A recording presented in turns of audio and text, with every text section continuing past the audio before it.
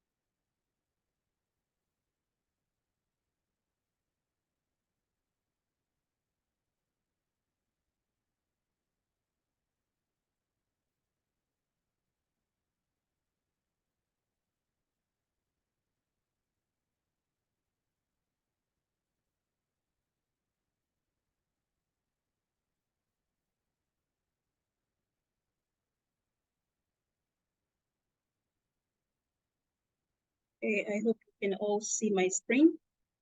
All right, so before we introduce the first trainer this morning, we'd like to take a few minutes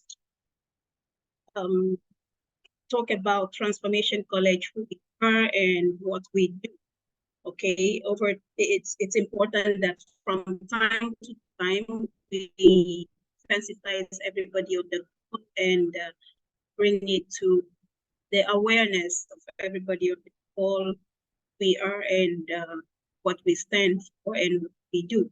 All right, so Transformation College of Business and Technology is an online NGO college that offers National Innovation Diploma certificates on several courses to SSCE graduates, NYSC members, university graduates, and even professionals in other fields of study wish to diversify their skill set and knowledge within Nigeria and beyond.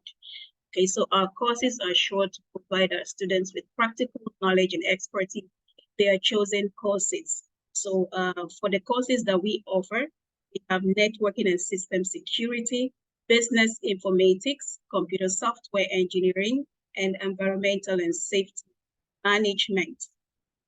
Okay, so these are 4 carefully selected courses, and we utilize a hybrid method of study. So we have online studies, and we can still have things or options to take classes, the case may be. All right, and our mission is raise a generation of highly skilled professionals. And the cause of our trainings so far, those of us on the call already can tell the kind of quality, especially from the student excellence program that we're running. That is the first sessions of our classes. Can admit that it is always quality packed because are very passionate about the kind of quality that imbibe in our students. Okay, we wouldn't want to have a software engineer who does not know how to groom himself in terms of appearance, dressing, and all, or how to put himself in public, like we did the last time, etiquette and decorum. So it was quite interesting and can already understand why we are passionate about not just the knowledge itself, but the quality of graduates that we would produce from Transformation College. All right, so our vision is to be the #1 educational institution in West Africa with regards to equipping people with transformational knowledge, skills, and capabilities. Now, our core value our knowledge, excellence, and skills. So we call it a short CAST. Right. Now, why would you choose to study? Why choose to study at Transformation College? Number one is, of course, to obtain a National Innovation Diploma. It's a year study course. And then Transformation College is also affiliated with Microsoft. And that means that our students, as they are studying at Transformation College, we also expose them to Microsoft courses for them to take certification exams and also Microsoft certified. So as they are graduating after 2 years, not only are they having National Innovation Diploma, but they are also having a Microsoft certification. Okay, and also, while our students are studying, we engage them with our industry partners to solve or to handle real life problems related to their fields. So as this is going on, at the end of 2 years study, they would also be graduating with a 2-year work experience, right? So we discovered that there's a dysfunction in the Nigerian educational system, and we want to introduce a difference. We want to make the difference, right? So while not have our students at the end of their 2-year course and then they get into the world, now they do not have the skills or they do not have the experience, right? And that at that time they tend to, go search where they can acquire one skill or the other, but have it all inculcated in this 2 year so that when our students are graduating, they are complete and they can compete favorably with any graduates elsewhere, and they can be confident of what they can offer and what they are. Okay. And the extra is after your 2-year course and study with us, because you've already tried your hands working with our industry expert, it's very easy for you to get full-time employment. So we recommend you for our students to industry partners as they are graduating full-time employment. Because while you are studying, you were working with them and already proving your worth. So it's very easy for you to get employed. All right. So today we'll be looking at today is 4th September, and we're looking at the first session, resilience. Okay, and we will be dealing more on grit.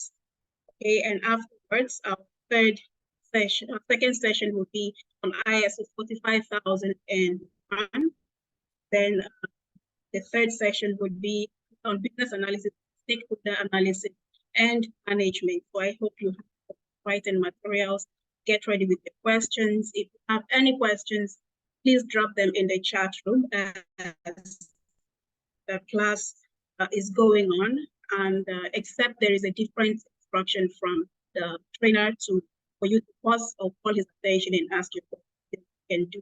Otherwise, please drop your questions in the chat and we will definitely attend to them when it's the Q&A session.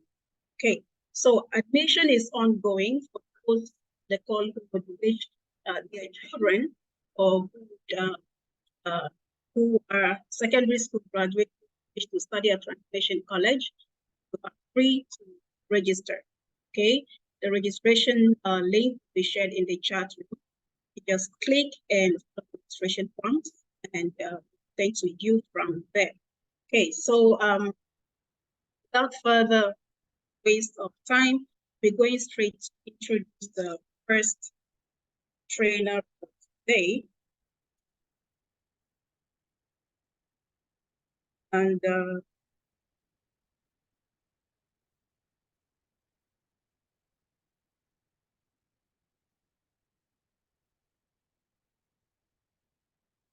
okay, we'll be introducing the first trainer for today.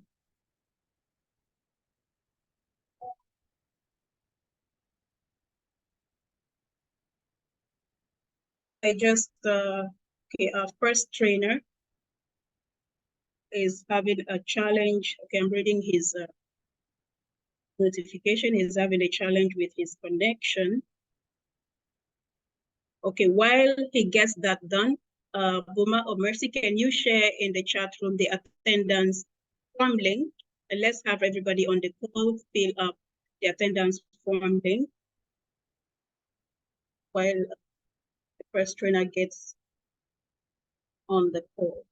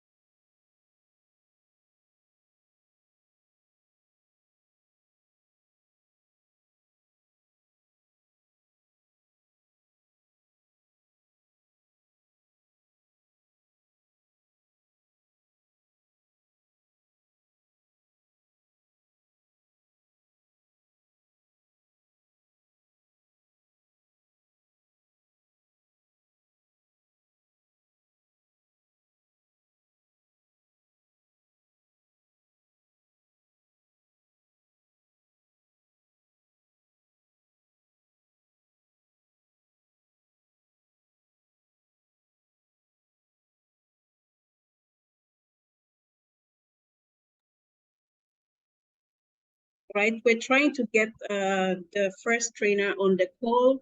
He's still having a challenge with his network connection. So please give us a few minutes. Give us a few minutes.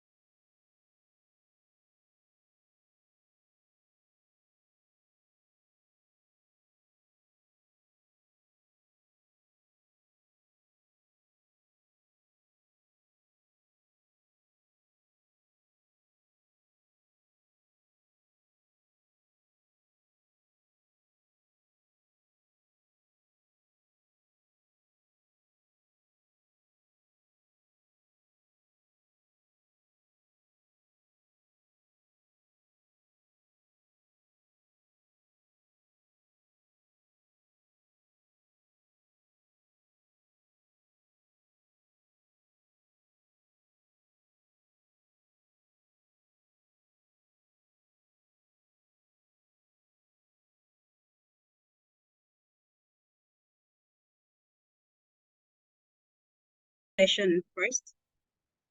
We're taking the business analysis session first in order not to waste any further time while we have the trainer for the first session sort his connections. So I see some people saying my video is blurry. I hope it's clear now. Please let me know if it is clear. I hope it's very clear and you can all hear me clearly. Okay, so we would go straight to introduce the first trainer today for the business analysis class. All right, I'll share my screen shortly.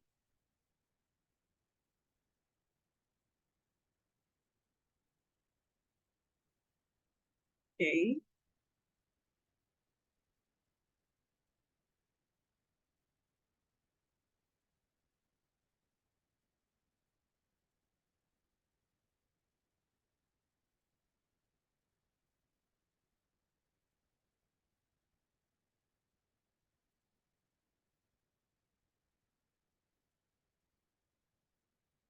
All right. So us on business analysis this morning is the trainer, Mr. Henry Ogunlade, and he has a solid foundation in information security and management. And with that, he brings over 4 years of hands-on experience in safeguarding organizational data and implementing robust security measures. His expertise extends to data analytics and customer relationship management, ensuring a holistic approach to security that aligns with both technical and organizational needs.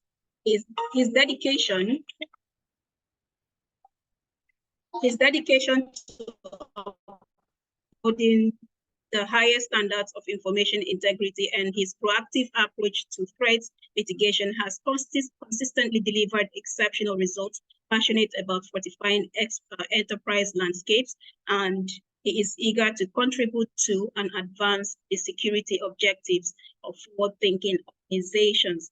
So ladies and gentlemen, let's put in the chat room applause as we welcome Mr. Henry Ogunlade. Henry, you can take it up from there as I stop sharing my screen. You're welcome to class this morning. Thank you very much, Edith. Can everybody hear me, please? Yes, you're very loud and clear. Thank you very much. Good morning. Good morning to each and every one of us in the class. My name is Adekunle Henry, just like she has said, and I'm taking us to stakeholders analysis and management in the business analysis track. Let me share my screen now. All right.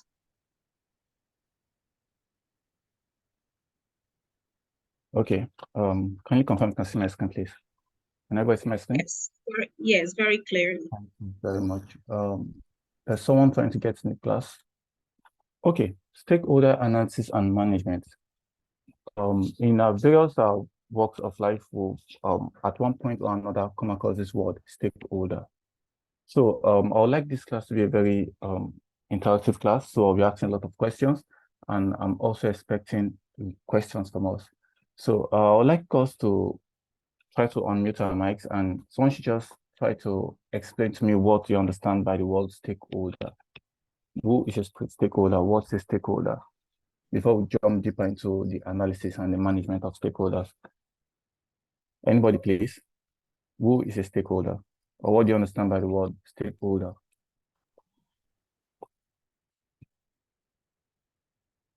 Anybody? Hello, class. Can anybody hear me, please? Who is a stakeholder? Who is a stakeholder? Or should I start calling names? Joyce, Miriam, Kenneth. Can anybody hear me, please? Who is a stakeholder? Okay, so good morning. Good morning. So a stakeholder is anybody who has a stake in the business of the company's objective, really. So stakeholders will include the government, directors, people like that.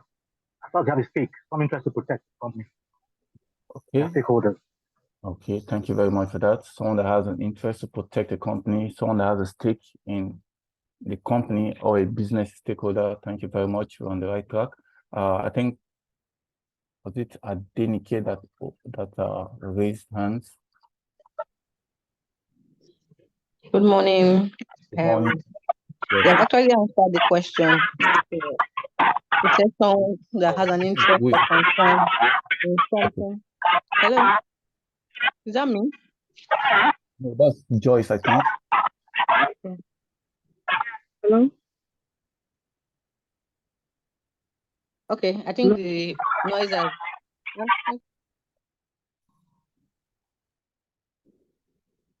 Joyce, you may proceed, please. Yeah, good morning. Good morning. Yeah, a stakeholder, to my understanding, someone who has an interest to make sure that the business goes well for you. Okay, to make sure that the business goes well. Okay, but Okay, there's a scrambling. If I may suggest, can they type their response in the chat room? Because I think there's a glitch in the Okay. All right, please kindly type the answers in the chat room. Kindly type in your answer with the stakeholder in the chat room, please. I'll be checking them out. Thank you very much. Those who have a share in the company, okay. Stakeholders are those directly or indirectly affected by the activities of a business. Great. That's from Hope. Thank you very much. Okay, I'll shoot from here. A stakeholder is any individual, group, or organization that can affect or be affected by a business. Okay, any organization, group, or individual that can affect or be affected by a business or the outcome of a business or a program. Okay, it's surprising to know that your competitors can also be stakeholders. We'll see that later in our lesson as we proceed. Yes, your competitors can be a stakeholder in your business because they can affect your business. Let's say you're all in a rush to implement or develop a particular application, for example, let's say, for a bank. And then let's assume, let me take the INERA, for example. Let's assume the central bank has already, rolled out the INERA and the adoption rate is increasing, and maybe you're working with bank A, I'm working with bank B. And bank B, we rolled out an update that does not support the INERA, while bank A, your update actually supports the INERA, and then thereby drafting in more, of the customer base to your application. Okay. One way or by that alone, it has affected my business. Okay, so you will be considered as an external stakeholder. Yes, your competitors can also be your stakeholder, can be stakeholders that you want to consider, in some, business processes within the organization. So that's a stakeholder actually.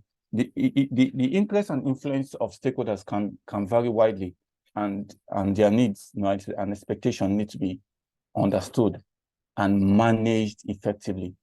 Yes, you need to really understand your stakeholders, you need to, put them together to communicate with them effectively. So we'll be looking at that in during this course. So let's proceed. Right here we have effective stakeholder management is crucial to the success of any business or any project.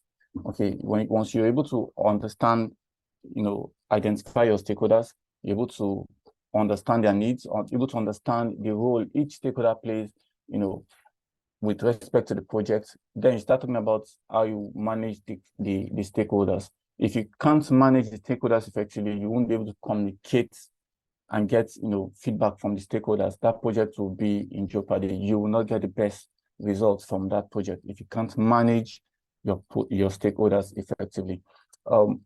One of the major reasons why business analysis projects fail or do not successfully is poor stakeholder management, and that's a fact. The project team does not recognize the importance or even the existence of the key stakeholders, and the team then finds that its plans are consistently frustrated. yes, one of the major steps, the first steps, in any project work is to identify the stakeholders. You want to develop an application for a bank, and then you start lining you're not in proper communication with the database team. I mean, then there's a problem, or probably the network team are not involved in the project. There'll definitely be a problem. Okay, all the security team are not fully involved in that project. There will be a problem, because I mean, once you're done developing, you need to start talking about the security. You don't need to even finish development before you start talking about security of the project. So they need to be in the pipeline, and you need to communicate the project effectively to them. Stakeholder analysis is a systematic approach used to identify and understand stakeholders in order to manage their expectation and interest. Okay, it involves the identification of stakeholders, assessment of their interest, influence, and impact on the project. So if you don't analyze, if you don't work with your stakeholders very well, you won't get the best influence on that very project. And once they can't participate well in the project, you won't get the best results from that project. So let's proceed. Introduction. On the other hand, if the right stakeholders are identified and managed properly, most obstacles can be cleared from the path. In fact, much of the groundwork for stakeholders management takes place before the business analysis project begins. Yes, like I said earlier, that's one of the very first thing a project analyst, a business analyst needs to do, within a project. Identify the stakeholders, get all the stakeholders' needs, listed, and be ready to work with the various stakeholders. If you don't do this, then yes, there's going to be a problem as the project or the business continues. The main responsibilities for stakeholders management rest, of course, with the project manager. Although in a business analysis project, this role may be assumed by one of the analysts. However, all team members have important roles to play in identifying stakeholders, in helping to understand their needs, and in helping to manage their expectation, from the project. For a clean, very good project implementation, there's need for you to communicate with the stakeholders. That's one major, very important thing that the project manager must do, to be able to communicate with the stakeholders at every point, at every stage of the project. Now, if you're unable to get the stakeholders together and communicate with them and get feedback from them, then yes, there's going to be a problem. The expectations will not be met. Sometimes back, I had this experience with one of the banks in Nigeria. So I received a text message from them that there's this update that they're doing, and then if there's any challenge, we should, try to communicate back to them. And just because of that text message, I took it upon myself to test, the features, or just log in, get into the application and just try to test the feature. And once I face any challenge, I'll just put it together and send it to them, to their Twitter, handle, in their DM message. And for 2 weeks, they kept releasing updates every 2 days. They kept releasing updates back to back until that application became stable. And that's a bank, considering me, the customer, as a stakeholder, and trying to communicate and get feedback from me, the end user. So it gladdens me to just know that okay, they're releasing an application, and then they're considering me to give them feedback from the use. That's interesting. So I just took it upon myself to test any feature they had to the application and then give them feedback.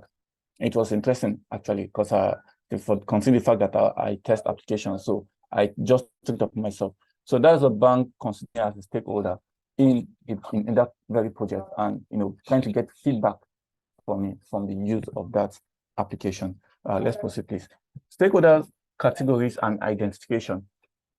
Okay, the different like I said in a previous data, we can actually have competitors as your stakeholders.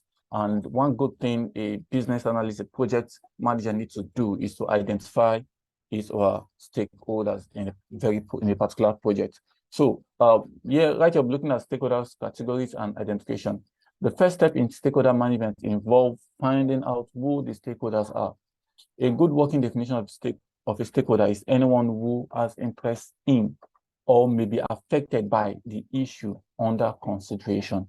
It may be a project, maybe a business process. Yes, anybody that has anybody that has an interest or may be affected by the issue under consideration should be considered a stakeholder. This means anyone affected by the project or who may be able to influence it. Of course, each project will have its own distinctive set of stakeholders. That's a fact, determined by the nature of the project and the environment in which it is taking place. However, we can identify some generic stakeholder categories.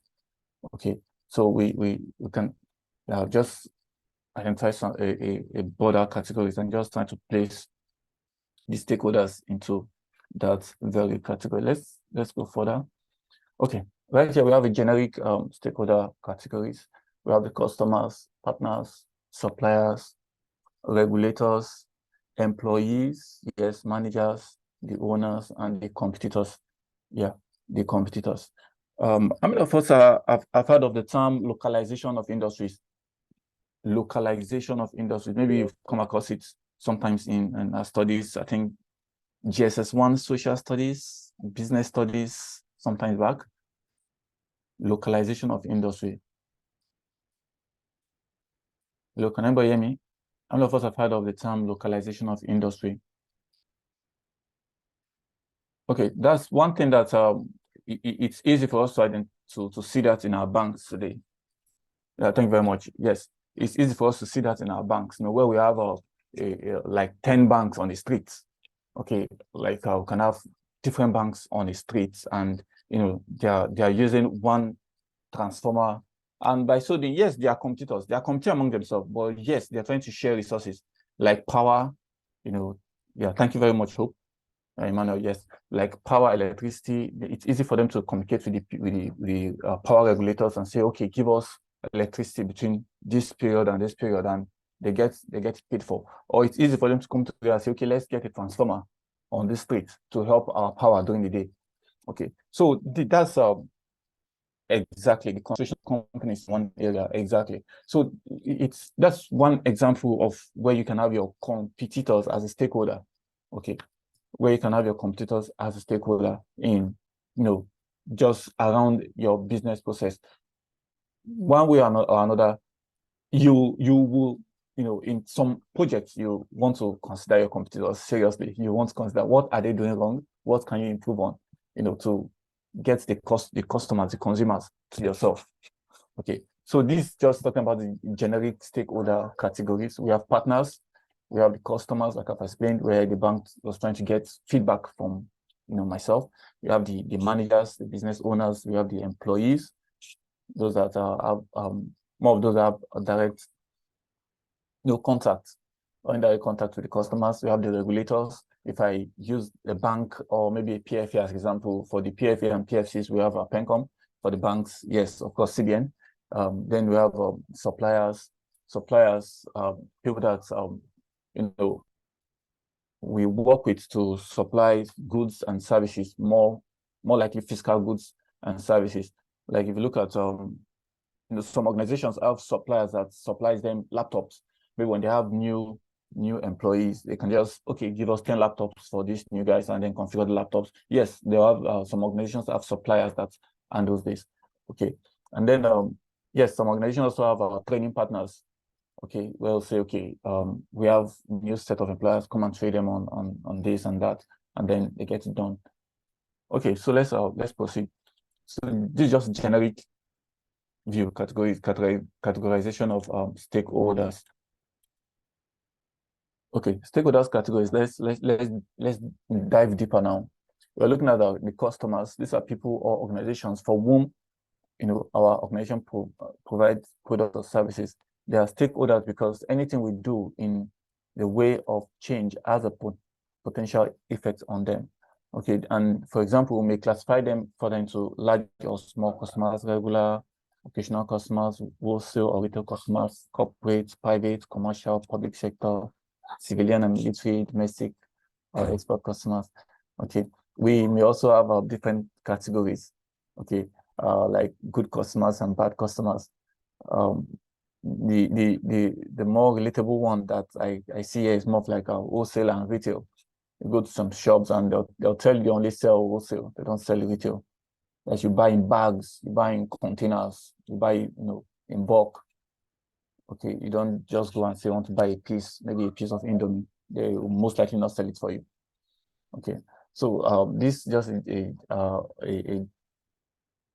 breakdown of the customer category of stakeholders, customers. So let's proceed to the partners. Partners, these are the organizations that work with our organization, for example, to provide specialist services on our behalf. An example of a partner organization may be outsourcing company that provides call center services. Yeah, one organization that provides call center services for MTN and Airtel, I think it's iSun BPO. Yeah, iSun BPO.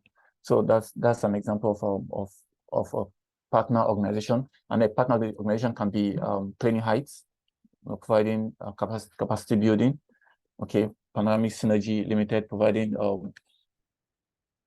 an enterprise solution for different organizations. So these are partners. The role partners can play in your organization.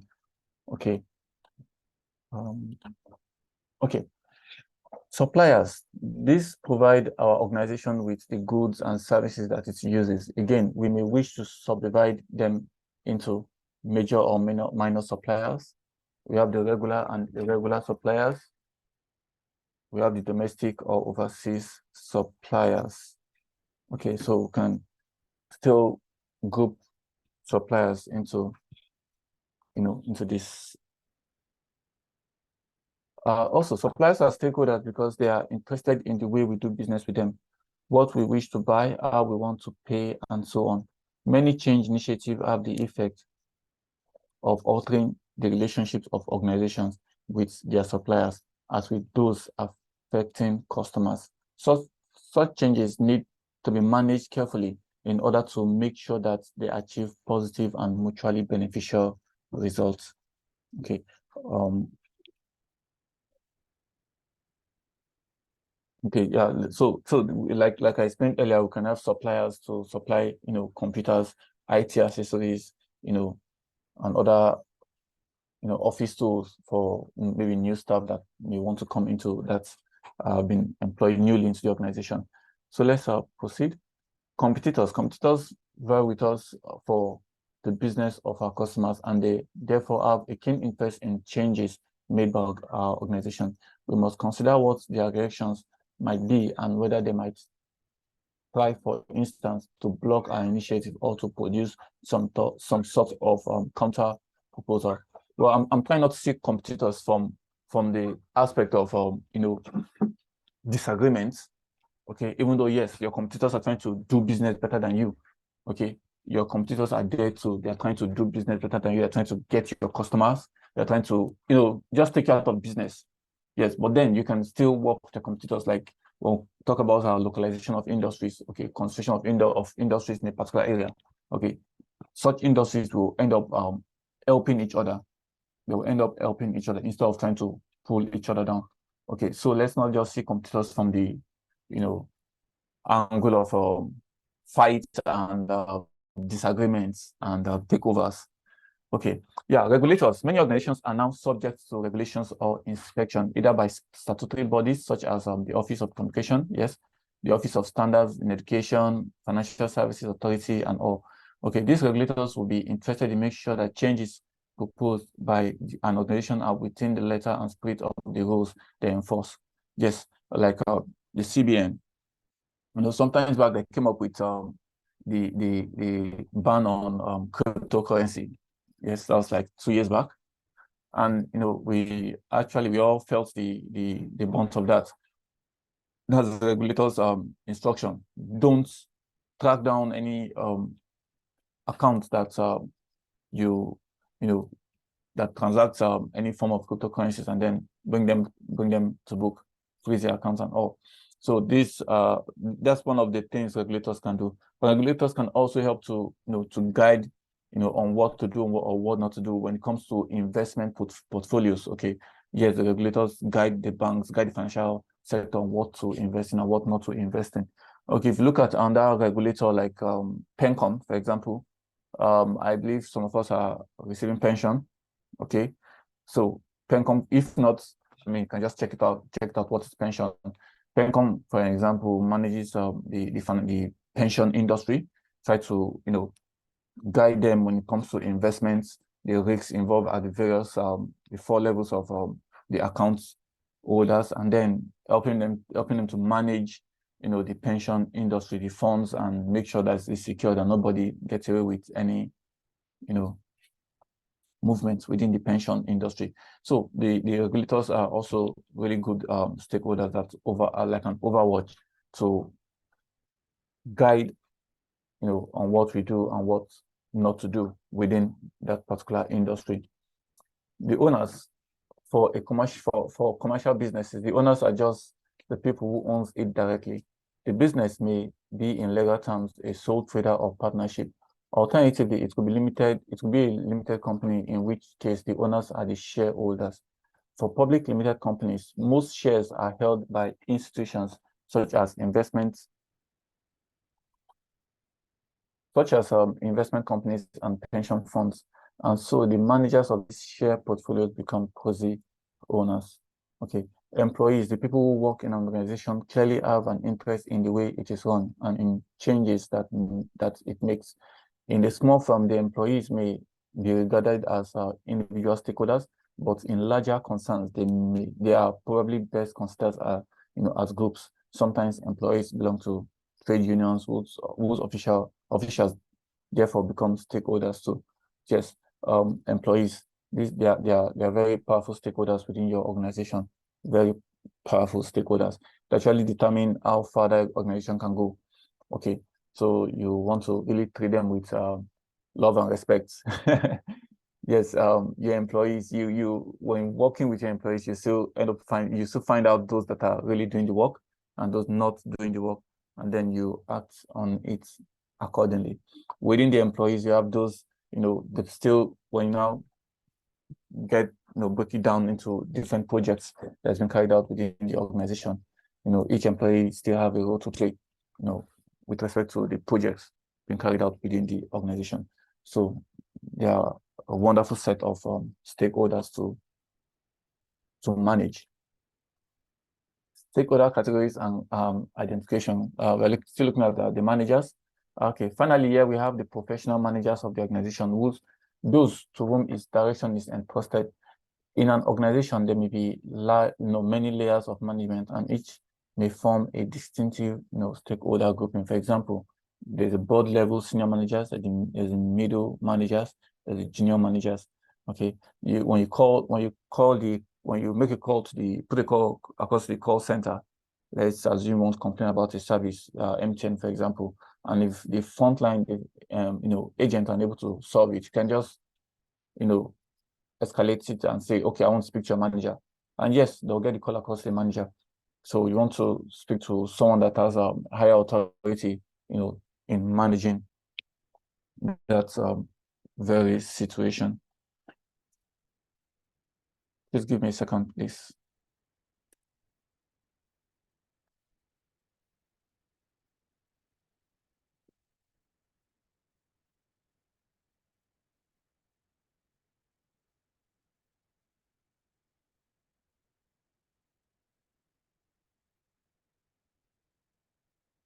Okay. Okay. So within the organization, we have the board level senior managers, you know, the middle managers, junior managers, frontline supervisor.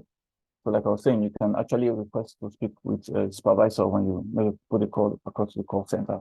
You want to complain about the service, and then, you know, yes, you will be granted that audience, and you will be able to speak with the manager or the supervisor, and then you get your concern across to them, which they will have they'll be in a better position to attend to it, you know, with a more, you know, in-depth knowledge and access to resolve whatever the challenge might be.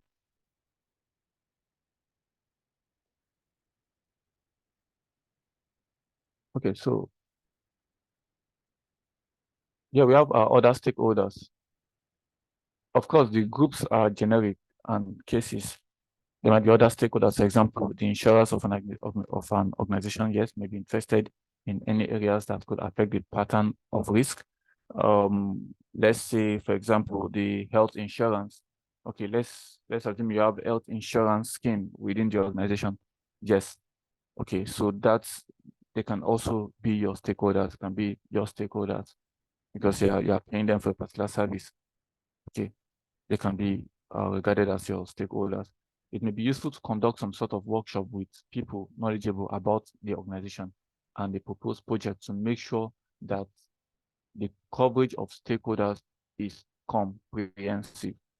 Yes, to make sure that the coverage of stakeholders is comprehensive. In some organizations, let me not say many, in some organizations, or let me say in some projects, okay, you may not want to consider the security guard at the gates as a major stakeholder, in that project. But, in the broader picture of things, the security guard, the gate man, they are all stakeholders in the broader picture.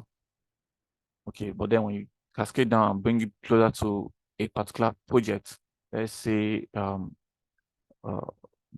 bank application, for example, I mean, you may not want to consider the security guard as a major, stakeholder in that project. Just want to keep them around, the project. They don't need to be informed. Then, in fact, even if they are informed, they don't have any major direct role to play in that project. But in the broader picture of things, yes, they have a very powerful impact in the overall working of the organization of the bank. Okay, let's proceed. Analyzing stakeholders. Okay, analyzing stakeholders. Having identified the stakeholder, the next step is to assess the weight that should be attached to their issues. No stakeholder should be ignored completely, but the approach to each will be different depending on their level of interest. Like I said, using the security guard as an example. Yes, the security guard may not be, there's no point bringing them fully involved in an application development within the bank. But in the broader picture of the bank management, yes, you must consider them. They are a major stakeholder when it comes to the broader picture of the running of the bank. So their influence. Okay, no stakeholders should be ignored completely, but the approach to each will be different depending on their level of interest in the project and the amount of power or influence they have, which determines their ability to either support or obstruct it. Yes, please. Mr. Daniel, it's possible to have multiple stakeholders for a project. 100% possible, very possible. Yes, except you are the only one. In fact, you can't be the only one. Let's assume you are the project. Okay, let's assume you are the project manager. Okay, you are the. Let me use. I mean, give us a project. Just give us a project. Let's type down the types of stakeholders that we should be expecting in that project. Mr. Daniel, can you hear me? Just type a project. Give us an example of a project. Let's use it as a case study and just break down the projects that's the stakeholders that we should be expecting in that project. Operation Feed the Nation. Operation Feed the Nation. Let's start with Operation Feed Abuja. Mr. Daniel, can you hear me, please? Let's start with Operation Feed Abuja. Let's leave the nation first. Okay, Operation Feed Abuja or Operation Feed the Nation. Okay, okay, let's we have different stakeholders. Okay, there's a Minister of Food and Drugs Administration, right? Okay, you want to keep them one place first of all at the federal level. Okay, let's keep them one place at the federal level, and then let's coming down. How do you want to feed the nation? How do you want to feed the nation? The farmers, right? You're looking at the farmers. Okay, you're looking at Dangote fertilizer, right? You want to get fertilizers from him in bulk and distribute to the farmers. Yes. How do you want to support the farmers? You want to support them with funding. Yes. You're looking at the banks. Are we correct? So you want to ensure that the funds that's going to the farmers, right? You're looking at the insurance companies. Come on, let's list them. Let's list them, please. Let's keep listing. Let's type our answers in the group, please. Let's list the stakeholders that want to consider in Operation Feed the Nation. Operation Feed the Nation. Let's type in the stakeholders that we should be working with. Godson, thank you very much, sir. Let's type in security, okay? Security. Yes, we're talking about security, but this really broad. You want to secure the farms? Well, I think I want to leave the security of the farms in the hands of the farmers. Because looking at the statistics of suppliers, you just mentioned Dangote, right? Transportation, beautiful, thank you very much. Look, transportation, suppliers, mentioned Dangote as one. Okay, transportation sector, okay, data analyst, yes. Yes, data analyst. You see, let me come in here. You see, data, when it comes to data, you can get that data from multiple sources. Okay, you can get data from multiple sources. Like from the banks, you get data from the number of farmers that have received funding. Okay. From Dangote, from the suppliers, you get the number of farmers that have received supplies of maybe tractors or what have we, the fertilizers that I mentioned earlier, and then put this information together. Okay. Yes. Okay. And those, yeah. Okay. You mean those that will collect the data of who and where the food will be distributed. We've not even come to distributing food. Let's produce the food first. Mr. Simon, let's produce the food, then we'll start distribution. Okay, let's produce the food.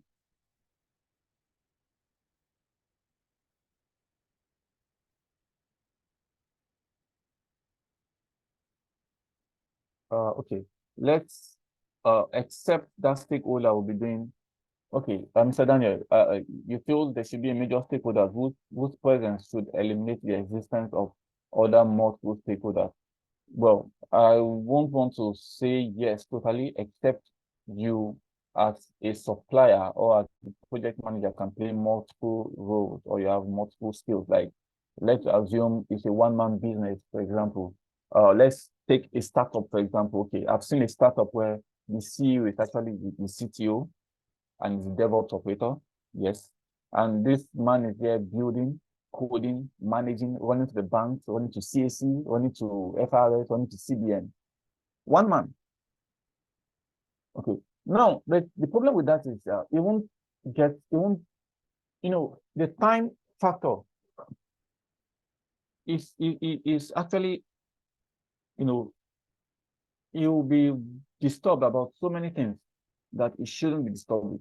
Like running to CAC for company registration. Then someone else handle that. You are the CEO and CTO. Focus on your coding and developing your product. Get someone to do the run around.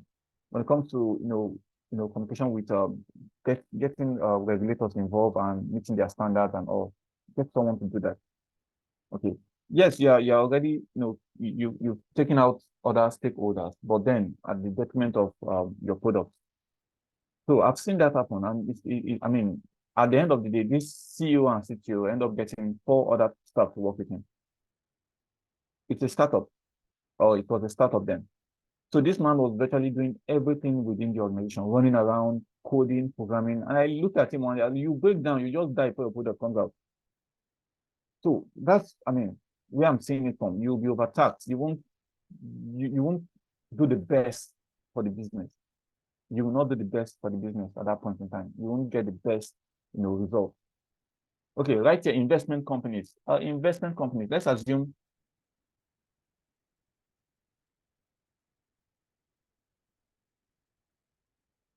yes, it will be good to credit people to their BVN, to CBN, but then CBN wants to pass that down to maybe one of these microfinance banks.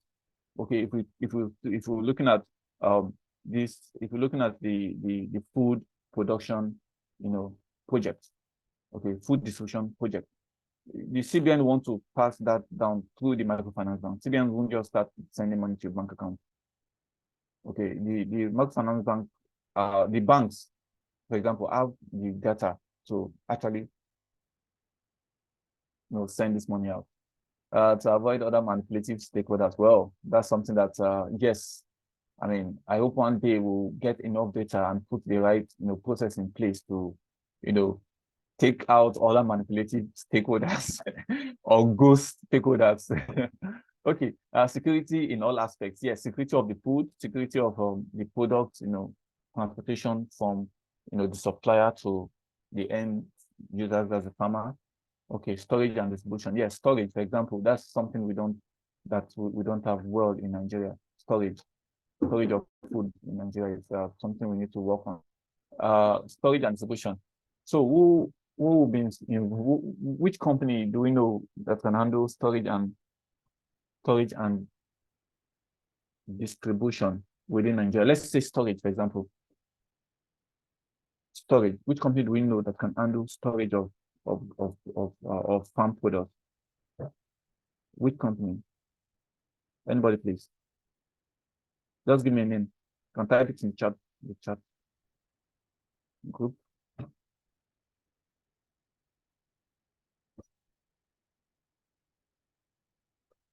Echo Tutu. I think I'll have to check this out. I've not heard of this name before. Okay. Let's proceed. Please. Let's proceed.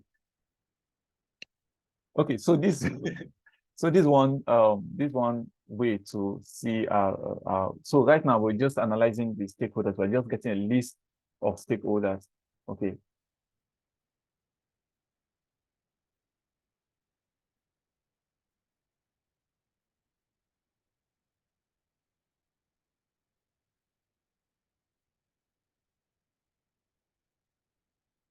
Okay, echo to agro storage facility. Interesting. Okay. I'm hearing this name for the first time. Thank you very much for that. Thank you for that, Mr. Simon. Thank you very much for that. Thank you for that. Okay, so right now we're just analyzing the stakeholders that we want to, get involved in the project, in the food distribution project. Okay, but before distribution, let's put it the food.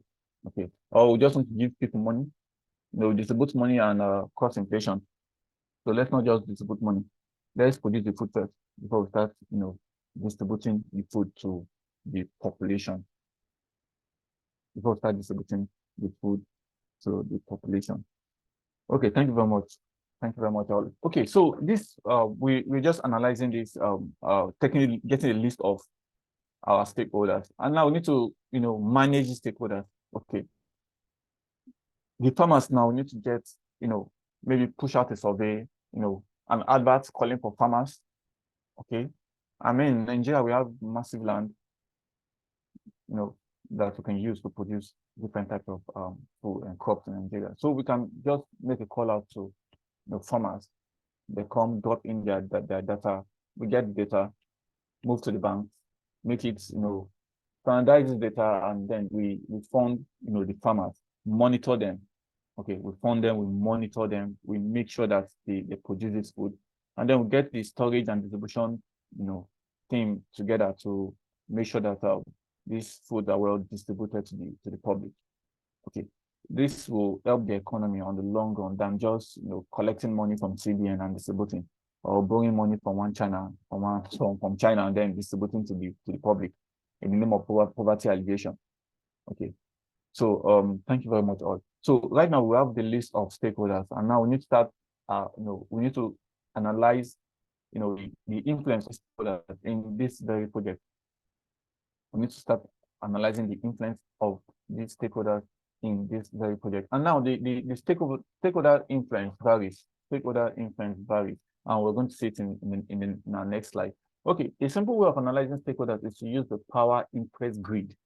Okay, power interest grid. It is important to plot stakeholders where they actually are, not where they should be, or perhaps where we would like them to be. We need to plot them and fix them where they actually are. Okay, we can then explore strategies for managing them in their position, or perhaps for moving them to another position that might be more advantageous for the success of our project. Please, we are still looking at the food distribution project. Our food distribution project is a very interesting project. Okay, stakeholder power interest analysis. stakeholder power interest analysis. This is the grid, and then we have power influence and interest. Okay, the power and interest grid. Okay, if the stakeholder is not powerful and not interested, I mean, you want them to be on this grid here. If the stakeholder has some power and maybe some interest, you want them somewhere here. And if they want to, if the stakeholders have higher influence or power on the project and higher influence, higher interest in the project, you want to put them up here. Okay. So we'll still go further. I'd like to share a particular image right now. Let me see, power influence analysis. Please give me a second, let me get this image for us.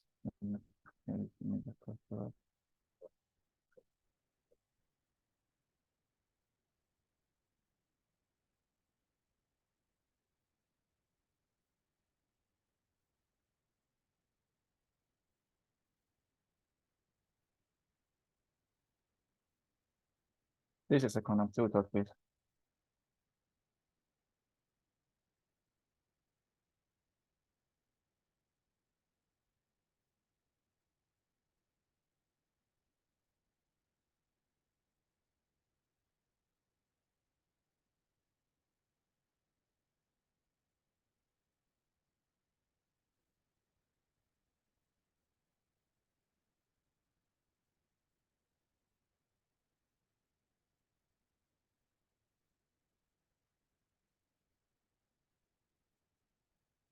Yes, please, I'm trying to get an image across for us. Just give me a second. Okay, so I believe you can see my screen. So right here we have the power influence, grid showing the impact of stakeholders. Okay, so we're saying that if the stakeholder is on this grid where it's not not very powerful or influential to the sort of the project and not very much interested in the project, we should have that customer somewhere here where we just want to ignore them. Okay, like for example, let's say I'm thinking of a stakeholder that will compete in this part. Okay, let's say a stakeholder that has some influence, okay, and some interest. Okay, keep on side. You want to keep the let's say the farmers, for example, want to keep them here, or you can even decide to bring them up here. Okay, want to keep them somewhere here, or even on this grid. Okay, but then if we look at our our food distribution project, okay, constant active management, we want to put maybe the banks, okay, constant active. I want to keep the farmers here too. We want to put the CBN, the financial support system somewhere here too.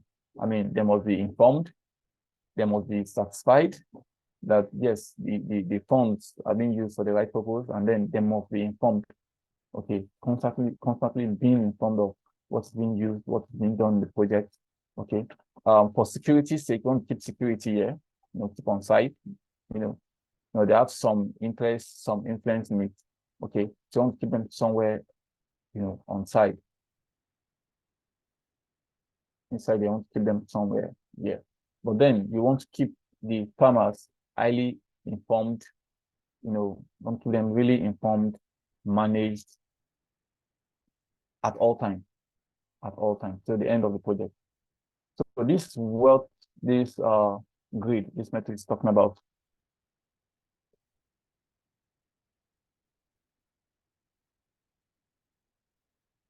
Okay, this is what this is talking about. Okay, stakeholder management. Okay, some or high interest, but okay, let's go back.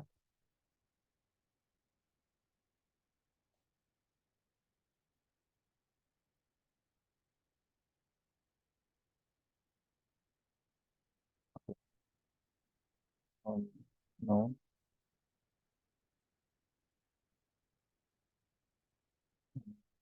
Second, please.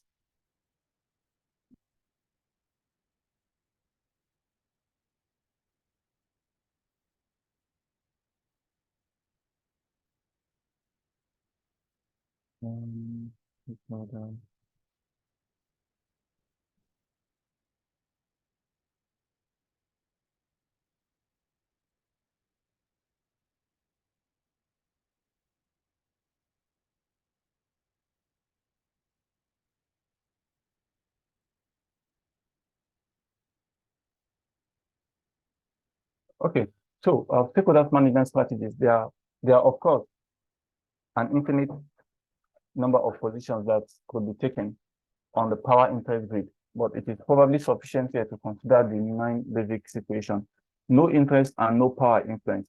These are stakeholders who have neither a direct interest in the project nor any real power to affect it. For practical purposes, they can be ignored as regard day-to-day issues on a project, and there needs to be no special effort made to persuade them of its benefit. However, as stakeholders do change position on the map, yes, it's probably wise to inform them occasionally about what is going on, perhaps through vehicles such as newsletters, emails, and the like. So right here we have the ignore page, the ignore grid. There are stakeholders that can actually put on the ignore grid totally, and maybe occasionally just send them updates on the project. Some or high interest but no power influence. High interest but no power influence. We have high interest but no power interest to keep them informed. These groups can be very difficult to manage effectively because although they may be very directly affected by a change project, they feel powerless to shape its direction in any way. This frustration can result in passive resistance to the change, which, although overcome by positional power, can lead to delay and less than optimal results. Okay, I don't know. How many of us work in maybe in a business application development process, a project that involves development of an application. Let's say a website, and then we have multiple team members like the UI, UX, front-end developers, back-end developers, the DevOps, the network guys. I'm going to put this. I'm trying to make an example from this. Are we still together, please? Okay. Okay. This, however, this is rather passive. Okay. Thank you very much, Dawson. Okay. Okay. Good. Okay. The basic management strategy here is to keep such stakeholders informed of what is going on and of the reasons for the proposed change. However, this is rather passive approach, and in most circumstances, more effort must be devoted to selling the project. This can best be done by being as honest as possible about the need for change, by highlighting the positive aspect of the change or the negative consequences of not making it, and by frequent or focused completion of progress. Yes, let's take for example, like you're in the security team of a bank, and then all of a sudden there's a project.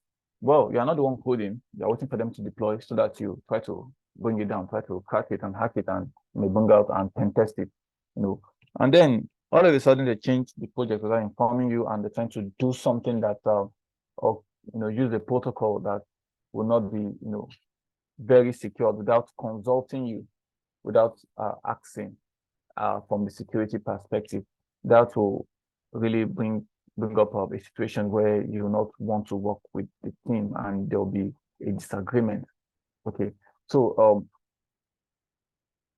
in a project, by all means, let's try to avoid that. By all means, let's try to avoid that. I've had some experiences in that aspect, and you see security teams complaining that we're not carried along, they just did this and they want to deploy and all that. Please, let's try not to do that. That's the project manager actually kept the security team in that space, in that grid. They kept the security team in this keep informed grid. And that brought some drawbacks, really do back the development process of the application, because after the change, they just informed them, and then these security guys came up and that's when they brought them into the bigger picture of the project, and we shouldn't be.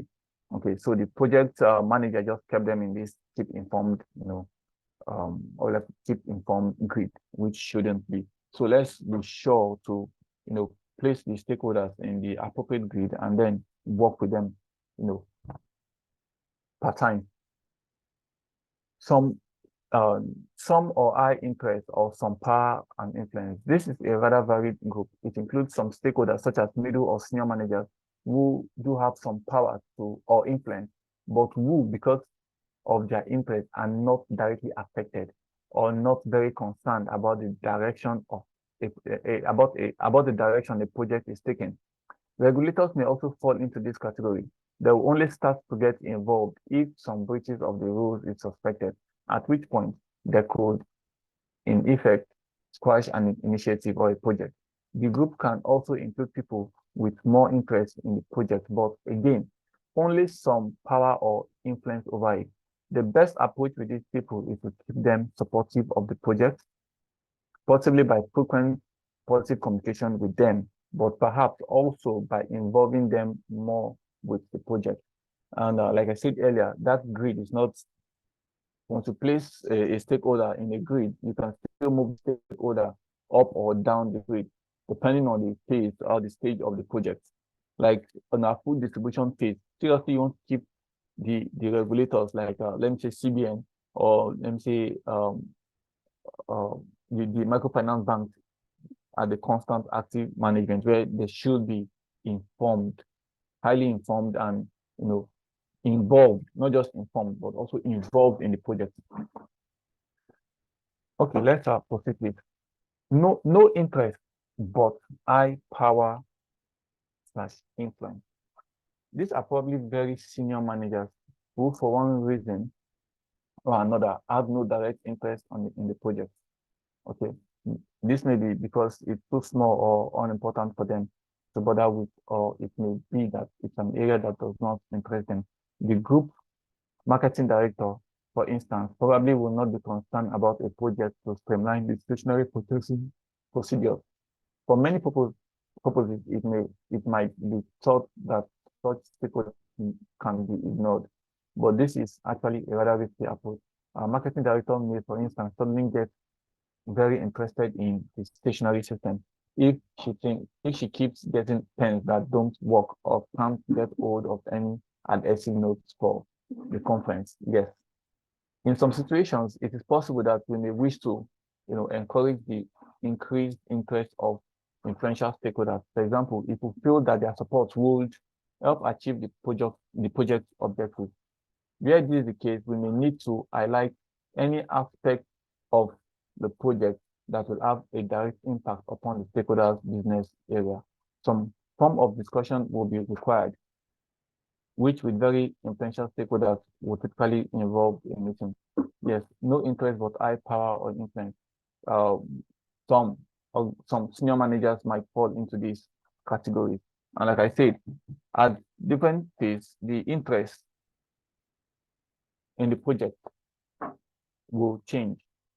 Like the stationary, like the example we have here now, once the stationary purchasing procedure, once she finds out that, yes, I'm getting pens that don't work, getting more pens that don't work and getting more complaints from the customers, yes, she now want to push herself up and make, multiple complaints, and then, okay, let me get feedback from the production team. What's happening? Why are my pens not working? Okay, so at that point, you want to drag her into a more involved grid. Stakeholders management strategies, some that are in some interest and high power or influence. These people have some interest in the project, probably an indirect interest caused by the fact that the project is happening within or affecting their part of the organization. Yes, let's say, for example, we want a CRM tool, okay, and you are the head of customer satisfaction. You are the supervisor or the manager of customer service. Yes, and you want a CRM tool. This is a project that you cannot be left out. This is a project that you cannot be left out. You must be in the project, for example, because it's directly, influence, what you want to achieve within the organization. The usual stakeholder management strategy here is to keep them satisfied so that they do not feel the need to take a greater interest in the project. Okay, let's say, okay, now not the head of customer service, for example, now. Let's say keep them satisfied so they do not feel the need to take a greater interest in the project. In other circumstances, okay, I'll get an example for this. However, the strategy may be precisely the opposite. To get a stakeholder of this kind more actively involved in the project. For example, if the finance director of an organization can be persuaded to get more actively involved in the project, this involvement will often be a powerful force for success, since the director can make resources available that would otherwise be hard to come by. Exactly. Like if the finance director of the organization can be persuaded to get positively involved in the project, especially maybe a project that has to do with the finance department. Let's say you want to create you want to get an accounting solution, an accounting software, for example. Okay. And yes, this director of finance finds out that yes, the accounting software will make my work better, faster, easier. Why not? The director will most likely be highly involved in the project and be able to influence how fast the resources will be released for the implementation of the accounting solution. Stakeholder management strategies, high interest and high power influence. These are the key players, the people who are interested in the project and also have the power to make it work. Often the key players are the managers of the functions directly affected by the project. Initially, it's important to determine whether individual key stakeholders are positive or negative in their attitude to a project. If they are positive, then their enthusiasm must be sustained, especially during a time of difficulty. Okay. They need to be kept informed at all stages of the project so that none of the recommendations comes as a shock to them. Those key players who are negatively inclined towards the project can be managed in various ways, depending on circumstances. By far, the best approach is to find some personal benefit for them in the proposed course of action. Alternatively, a more powerful counterforce must be found to outweigh their negative influence. This might mean engaging the interest of someone in one of the high power areas of the grid. So these are still on stakeholder management strategies. Okay, we are talking about those with high interest and those who have the power to directly influence a project fully. Okay, now let's say someone that at the top management that's monitoring the customer relationship management, and then you want a CRM tool, for example. Yes, you have the power to influence how fast this project will be delivered. You have the power to influence. You are fully interested in the project because to help the team, the customer relationship team, to work with customers more. And then yes, you're in top management, and then you're able to influence the management to sign the check needed, the support, financial support that will come with the implementation of the project. So these are stakeholders that you don't want to play with actually within the project. They can really influence the project positively to make it work or not. Okay, so these are, imagine going to a bank and someone is saying that we don't have a CRM tool, and software developer is saying that, but we built one for you. And the customer, the head of the customer relationship management team is saying that we don't have a tool, the tool is not working. Okay, so I mean, this way you want to really have to manage the stakeholders effectively. So let's see what's working. Let's see what you have. Okay, what do you want that's not here? What do you want that should be? What can you do to add these features in the tool that you said is available? So management stakeholder is very important in any project. Are we together, please? Are we together? Are we still together, please? Anybody in the chat room? Okay, individuals and groups of stakeholders. An individual customer may not be much. Okay, thank you very much. An individual customer may not be of much concern to, say, a big supermarket chain. However, if such customers write to newspapers, organize petitions, or perhaps make a lot of complaints to trading standard officers, they can increase their apparent power considerably. A lot of people power can damage even large concerns considerably. Now, you know what this test paragraph is just talking about. You know, there's something called reputational risk. Reputational risk. Some of us have heard of reputational risk. Reputational risk. Some days back, I saw a video where a lady, you know, she tests food in Lagos, and she went to a restaurant, very beautiful restaurant, and then she ate their food and gave very terrible review. So that can cause that's a reputational risk for that that particular restaurant, for example. So that's one customer with our money and our phone with a camera. She recorded everything and posted it online. Yes, that's how powerful an individual can be in that very project. You may think, yes, let me just ignore my customers and then, you know, get done with the project. But at the end of the day, you have one customer there with a good camera, you know, destroy your business. So, yeah, like we mentioned, we saw earlier, you should at different point in time, excuse me, be able to move a particular stakeholder up the grid or down the grid at different point in time. Okay, so this one person with a camera and ammonia went to a restaurant, ate their food, paid, and then came online with a bad review. Okay, so that's how the people power can play within the organization. On that way, the example I gave earlier, where, you know, I took it upon myself to test the bank application just from the user endpoint, just test it, download it from Play Store. I make sure I update the application. Like, I mean, they release update every 2 days, and I install it, try to make transfer or pay for something online or just do something.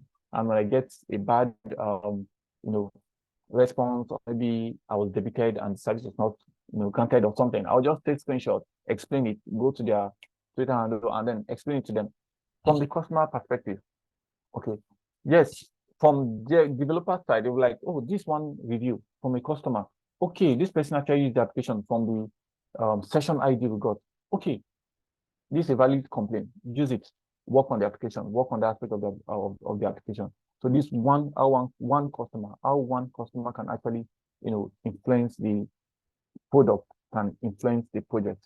The classic example of this is the mighty Coca-Cola being forced to introduce its traditional Coke in the face of a massive worldwide customer revolt against a new formula. Similarly, individual employees can be marginalized by an organization, but if they are members of a trade union, their power is greater. Yes, a single civil servant who objects to a policy may be relatively powerless, of course, but if such people blow the whistle to national newspapers, they can cause considerable difficulty. All of these examples illustrate the dangers of mistaking individual weakness for collective weakness.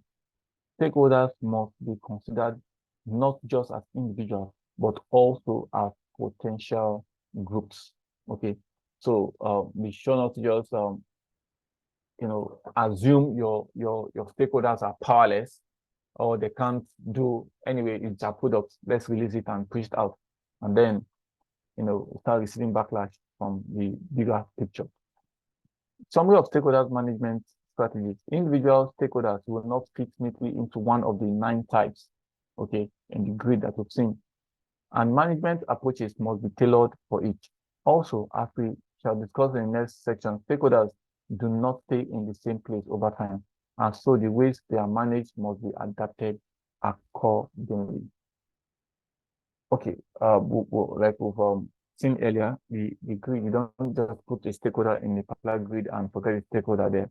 Okay, depending on the various level or influence of the project, they move, there'll be changes. You keep changing their position. Okay, So stakeholder positions do not necessarily stay in the same place during the life of a project. At most obvious level, a manager may get promoted from a high interest, low pass station to one of being both interested and powerful. Alternatively, a manager who is promoted into a job with a wider remit may lose interest in a project. The circumstances of an organization may change, so that, for example, senior managers begin to focus more on IT projects. Yes, senior managers are now focused on IT projects. Okay, the circumstance, for example, might change, or a scandal within a competitor may cause a regulator to take, a closer interest in all companies in a sector. For example, like what happened earlier this year when CBN, we do the licenses of about 120 microfinance banks and the rest, about 130 on the list. That's a step the regulators can take, and we put everybody on their toes and try to because of their works, because of what they have been doing in the industry, they just want to withdraw their license and then monitor what is happening closely. Once stakeholders initial positions have been plotted, a plan should be drawn up for what to do with each of them and how to approach it. A one-page assessment can be made for each stakeholder. Yes. Or if you want to be able to see all stakeholders briefly, set up a spreadsheet with columns that have the following, list. You can have a spreadsheet that have the name of the stakeholder, the power influence level on the grid, okay, the current interest, issues and interests of the stakeholder, the current attitude of the stakeholder. Here we need to devise a classification scheme, perhaps using either champion, supporter, neutral, critic, or opponent. Okay.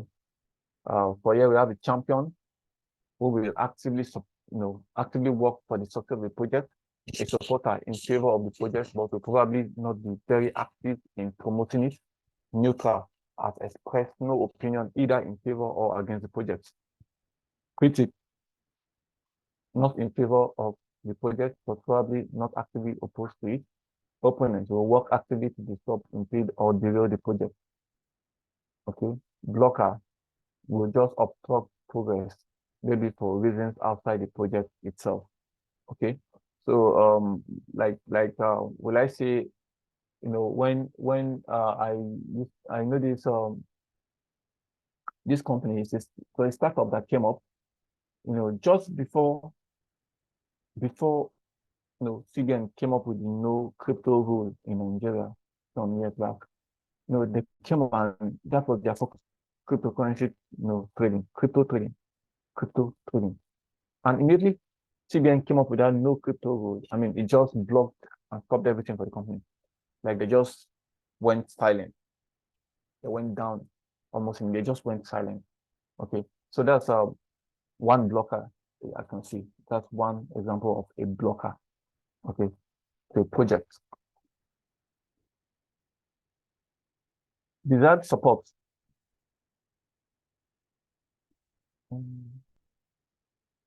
Okay. Desired support. Yeah, we record what we would ideally like from the stakeholder. Okay. Perhaps using a simple scale of high, medium, or low.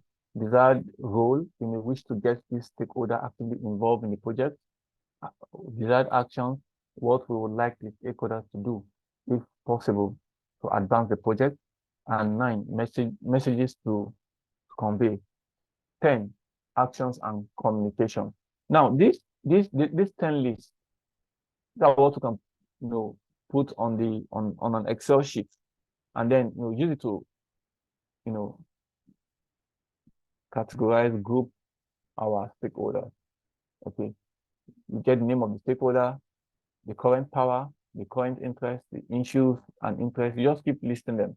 Okay, the current attitude of the stakeholder. Okay, desired support. Okay, what we like to get from the stakeholder. All right, we want to build an application, one database team to create the database and give us access to it. The desired role, okay. We may wish to get this stakeholder actively involved in the project. What will the stakeholder be playing in the project? Okay, desired actions. Okay, what we would like the stakeholder to do, if possible, to advance the project. Okay, messages to convey. The emphasis of this way we emphasize on communication. What kind of messages are we sending to the stakeholder? Are we sending these messages to the stakeholder? Okay. Now, depending on the project, let's say you have a stakeholder that only have a phone number, and then, I mean, you can only communicate with stakeholder by text message. Okay. How will you shorten the message you want to communicate with stakeholder compared to an email or a newsletter where you can type a whole lot of information and send?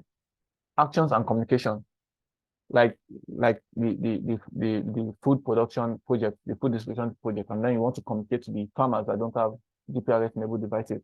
Okay, so you want to make the message really short as possible. Okay, actions and communication. This is the most important part of the plan, where we define exactly what actions we'll take about the stakeholder.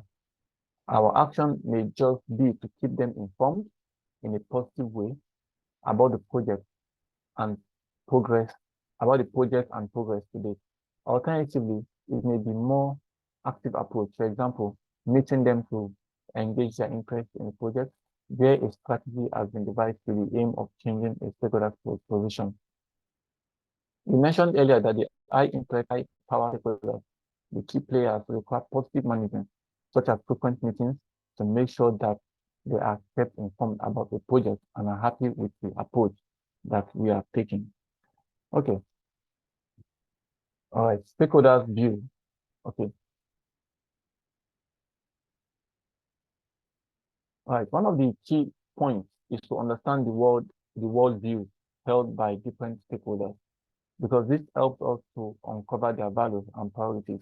It is useful to expand upon this by analyzing the business perspective in greater details. Okay, and this comes in after we've identified and analyzed different stakeholders that we can, that can think about. Once you analyze the stakeholders, list them out, we've, gone out their various interests. Okay, you can now begin to think about their views, about the business, about the system. Okay, it is likely that the stakeholders will have different perspectives on the situation and will feel that the focus should be on different areas of priority. We need to consider the stakeholders' business perspective, since they can have such a significant impact on the project and can lead to conflict if they are not addressed. Okay, let's define stakeholder involvement using the RASI and RASI chart. Okay, apart from deciding on the management strategy for various stakeholders, it can be very useful in a business analysis project to consider the tasks or deliverables involved and ask what the involvement of the stakeholders will be for each. A simple and effective method is using the RASI chart. So this is the RASI chart. Okay, so this RASI chart is a type of responsibility assignments matrix. It outlines the roles and responsibilities of individuals, stakeholders in a project. Okay, RASI, it stands for responsible, accountable, consulted, and informed. Okay, who is responsible for the project? Who is accountable? Who is to be consulted? And who is to be informed? Just informed. So for responsible, we have is a person or people who are responsible for actually doing the work. Okay, they must complete the task or objective or make the major decisions. There can be multiple individuals responsible, but it's important to have fair communication and understanding of each person's task. Okay, that's someone or the people that are responsible. Okay, the people that are responsible. And then, as you can see on this chart now, if you look for R, you can see that right here for the project managers and the project and the business analysts, they are more responsible for the project. Okay, for the business case, you have the project manager. For the project initiation document, you have the project manager that's responsible for it. Okay, accountable, more on the project manager, side. Consulted, we have the project the senior user, the business actor, and the domain expert. Okay, and then for those that should be informed, they're looking at the project sponsor. Okay, just inform them. You've released the forms for the project. Yeah, we've done this. We've developed A, B, C, D API. I mean, we've developed the API. Just inform them. That's all they need to know. Okay. Then the business analyst is responsible for almost everything about the project. Okay, so yeah, we have accountable. This is a person. Okay, we have explained responsible. Accountable. This is a person or role who will carry the can for the quality of the product or task. The project sponsor, for instance, must ultimately be accountable for the business case.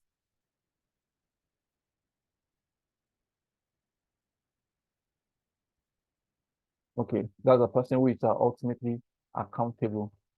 Okay, it can be a person, it can be, a group of persons. And this is the role that ensures the priorities of the tasks are met and who delegates the work to those responsible. Okay, that's one that's accountable. Delegates the work and say, okay, Mr. A, you do this, Mr. B. As you can see, we have the project manager in this very accountable side. So that's one that delegates responsibility. Okay, consulted. These are people who need to be consulted before a final decision or action is taken. Okay, let's say the domain experts, for example, okay, want to build an application for a bank, and then the database team, you want to consult them. Okay, what programming language are you using for the backend? You need to consult them also. Okay, for the application, for the mobile app, how do you want to build it? Flutter, or you want to use native languages? Yes, you need to consult them. You need to consult the developers for that. Inform the group that should be kept informed of the task progress and with whom there's one-way communication.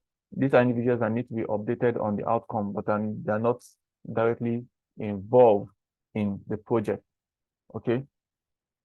These stakeholders are informed about a product or task, although they may not have contributed directly to it. For example, the project sponsor has the right to be kept informed about any of the products created during the project.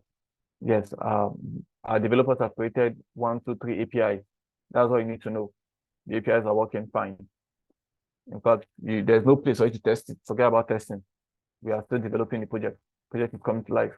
So that's all you need to know for someone that is informed. So the last chart, there's an extra S, and this S is for supportive. Okay, this is used when the person or role will aid and sometimes resources to whoever is responsible for the product or deliverable. For example, the business analyst is supporting the product manager in the creation of the project initiation document, and the database administrator supports the business analyst in developing the class diagram. Okay, so this how support comes into the RACI chart. Okay, this where support comes into the RACI chart. So as you can see here, all right, right now we have an assessment. Any question, please? Hello, any question, please? Can anybody hear me? So this is the last slide. We come to the end of this class. Please, I'm taking questions. Anybody, please? Any question? All right, if you have any questions, feel free to chat in the chat room. And if you want to speak, please unmute yourself and ask your question.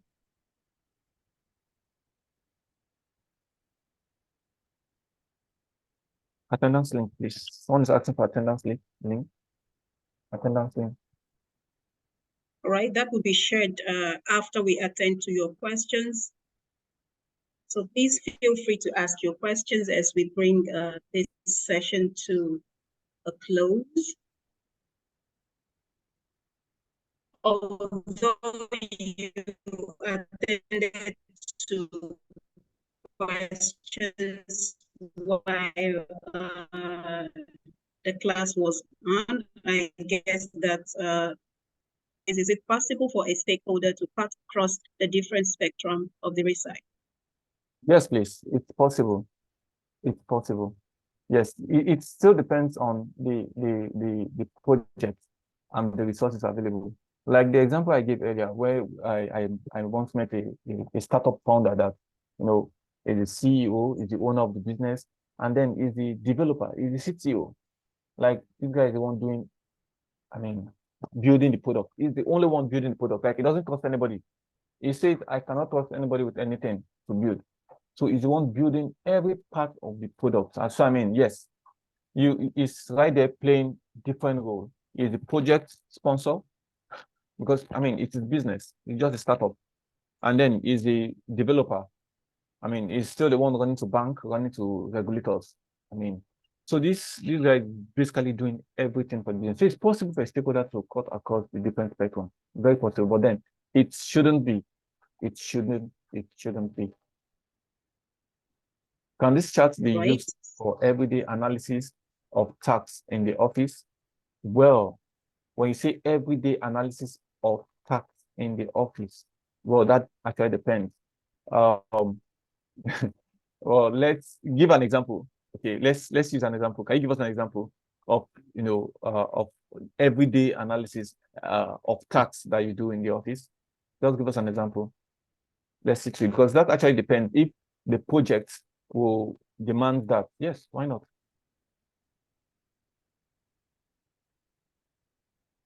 Environmental monitoring. So what are your stakeholders when it comes to environmental monitoring? Your stakeholders, sir?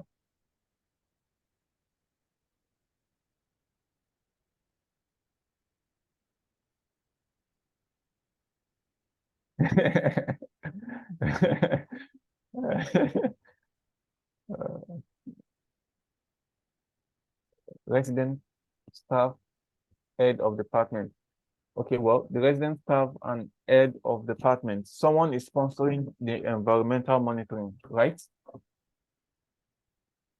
Yes, you just listed residents, staff, and head of department. So I'll take these three stakeholders. Let's stop at these three stakeholders. Okay, let's assume we have just the three stakeholders right now. So you have the residents, you have the staff, and then you have the head of department. So someone is sponsoring this project when it comes to environmental monitoring. Who is sponsoring the project? Is it the head of department? If it's the head of department, that head of department, head of ministry. Okay. So the head of ministry is sponsoring the environmental monitoring project. And then we have the head of department who assign roles and responsibilities. So where do you have the project manager? Is the project manager the head of the department? It should be. Yes, it should be. Well, if you have the project manager as the head of department, then we should have the project manager and the business analyst there.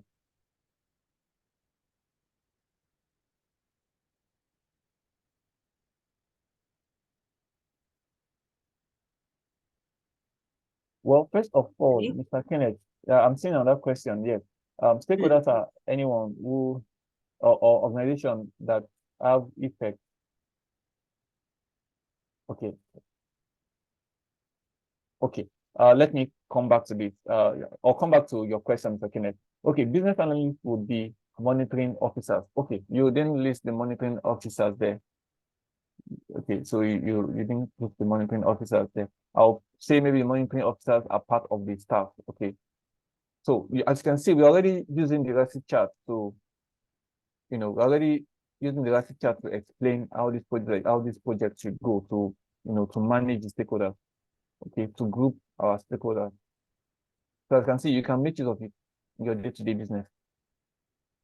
Stakeholders are anyone or organization that have effect or is affected by organization, by projects, by business or a project. Okay, if we have someone or organization that have negative effect on an organization, okay, or are they also regarded as stakeholders, or it has to be a positive effect before we regard them as stakeholders? Okay, Mr. Kenneth, I don't know when you joined the class, but look right here, we had this slide.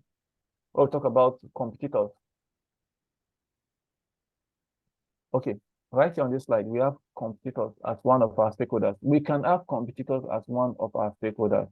Yes, we can have competitors as one of our stakeholders. Your competitors really want to take over your business. Yes, we know that. Your competitors, they want to take over your business. But at the same time, what are you doing wrong that you need to correct before they correct it from their own side? Okay. And also, your competitors can, in as much as they want to take over your business and they want to take your customer base, yes. But what about you working with your competitors, like I explained, using localization of industry, for example, where you have very different various banks in on the street, and then they are there, different buildings, and they're using the same power line, okay, the same electricity line, the power regulators, PHCN is supplying them power during the day. Let's say they ration it and give them light from 6 a.m. to 6 p.m. every day. Okay, they can create an agreement to the power generation, or probably have a power plant that supplies them power during the day. So this is something that computers can actually do together. So it mustn't be, your competitors may not necessarily be people that want your business to collapse.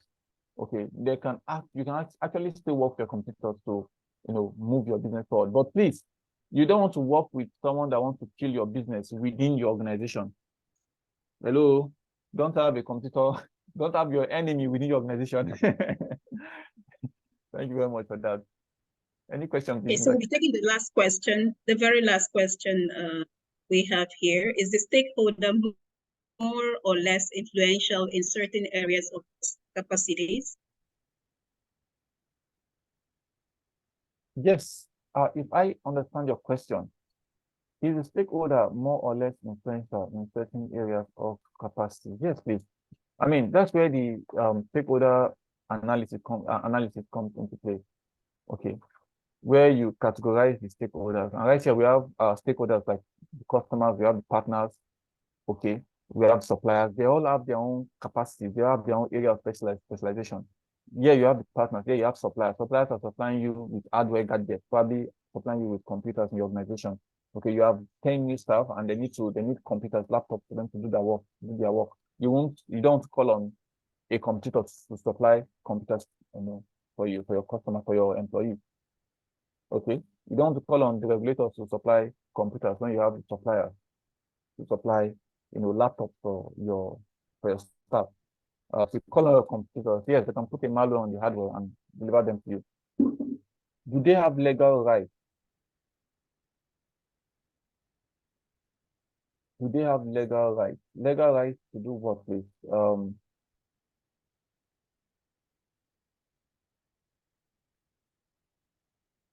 Please, can you still probably rephrase this question? Do they have legal rights?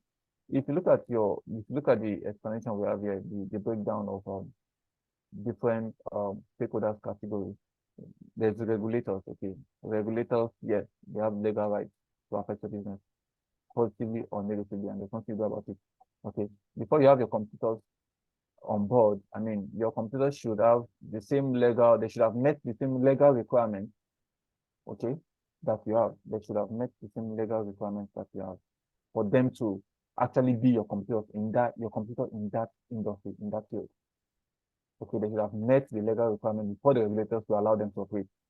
So, I mean, your suppliers, yes, there are companies that actually want to see the legal documents of their suppliers. Okay, there's the suppliers due diligence form that most organizations feel that the suppliers must attend to before they do business with them, before they take them in as major suppliers for their business. Okay, so these are things that you want to look at. So yes, they may have legal rights. They may have legal rights. All right. I think that would be the last question we'll take in this session. Thank you so very much, Adekunle Henry, for your time and for this knowledge-packed session. We are very grateful, and I think he deserves a round of applause. So please give a round of applause as an appreciation to Adekunle Henry for his time. Thank you very much. We are very grateful. Okay, so Mercy, you can share the attendance link again in the group chat, and also the assessment link. in the group chat while we proceed to introduce the next trainer for the next session. So once again, thank you very much, Adekunle Henry. Okay, so straight away, we would be introducing the second trainer we have this morning.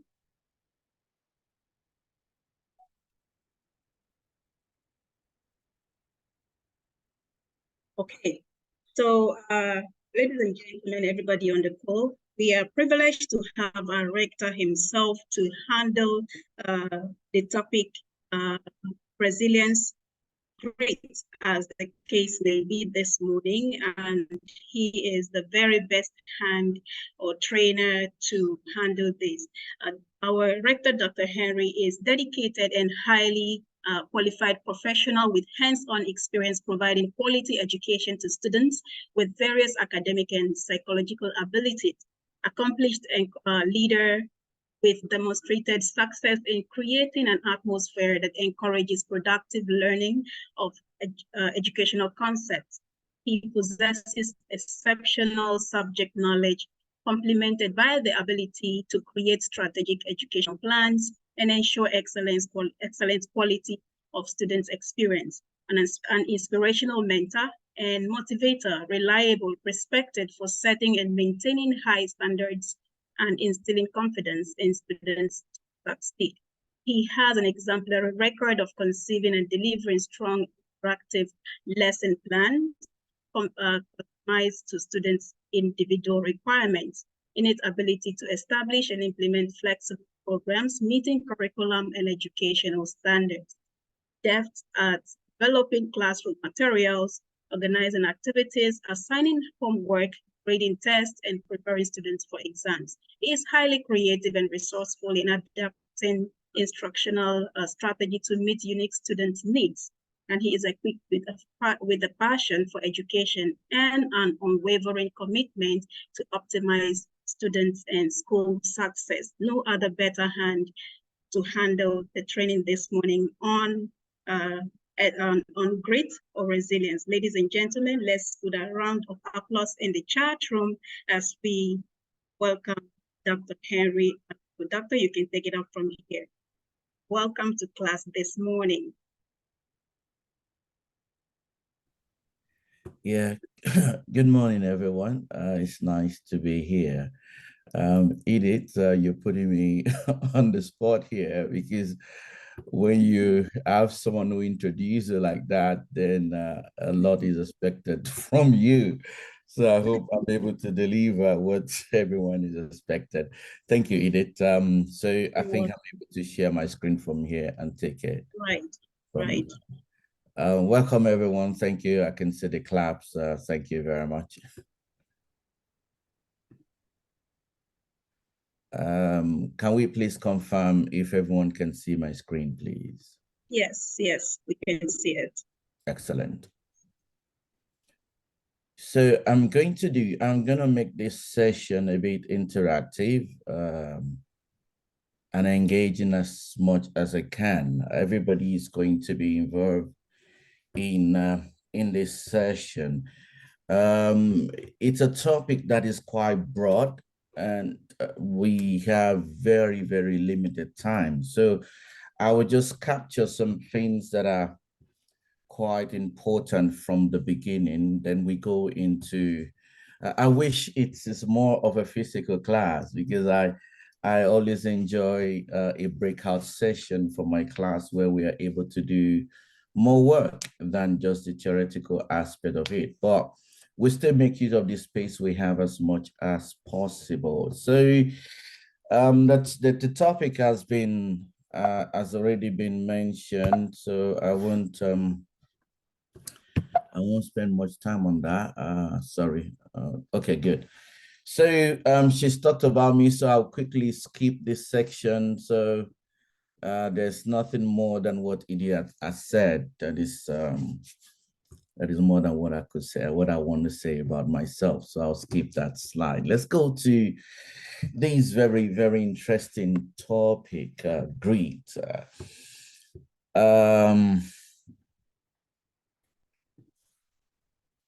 let's start from here. What exactly, because I know everybody has got different understanding, different notion about the word greed. I'm looking at it as a word now. I'm not looking at it as let me say, as a verb or anything that you want to talk about. I'm not a grammarian. So let's look at greed as a word. What comes to your mind when you hear the word greed? It's just a quick one. Is it possible for anyone who wants to speak to quickly unmute themselves? Is it a system, or they have to put in the chat room? They would have to put in the chat room so we can maintain decorum in the classroom. Excellent. So I would like to read your understanding about the word greed. So please let it roll in. I want to read as much as I can. Yes, so I'm waiting. Someone said a personality trait, Mary Jane.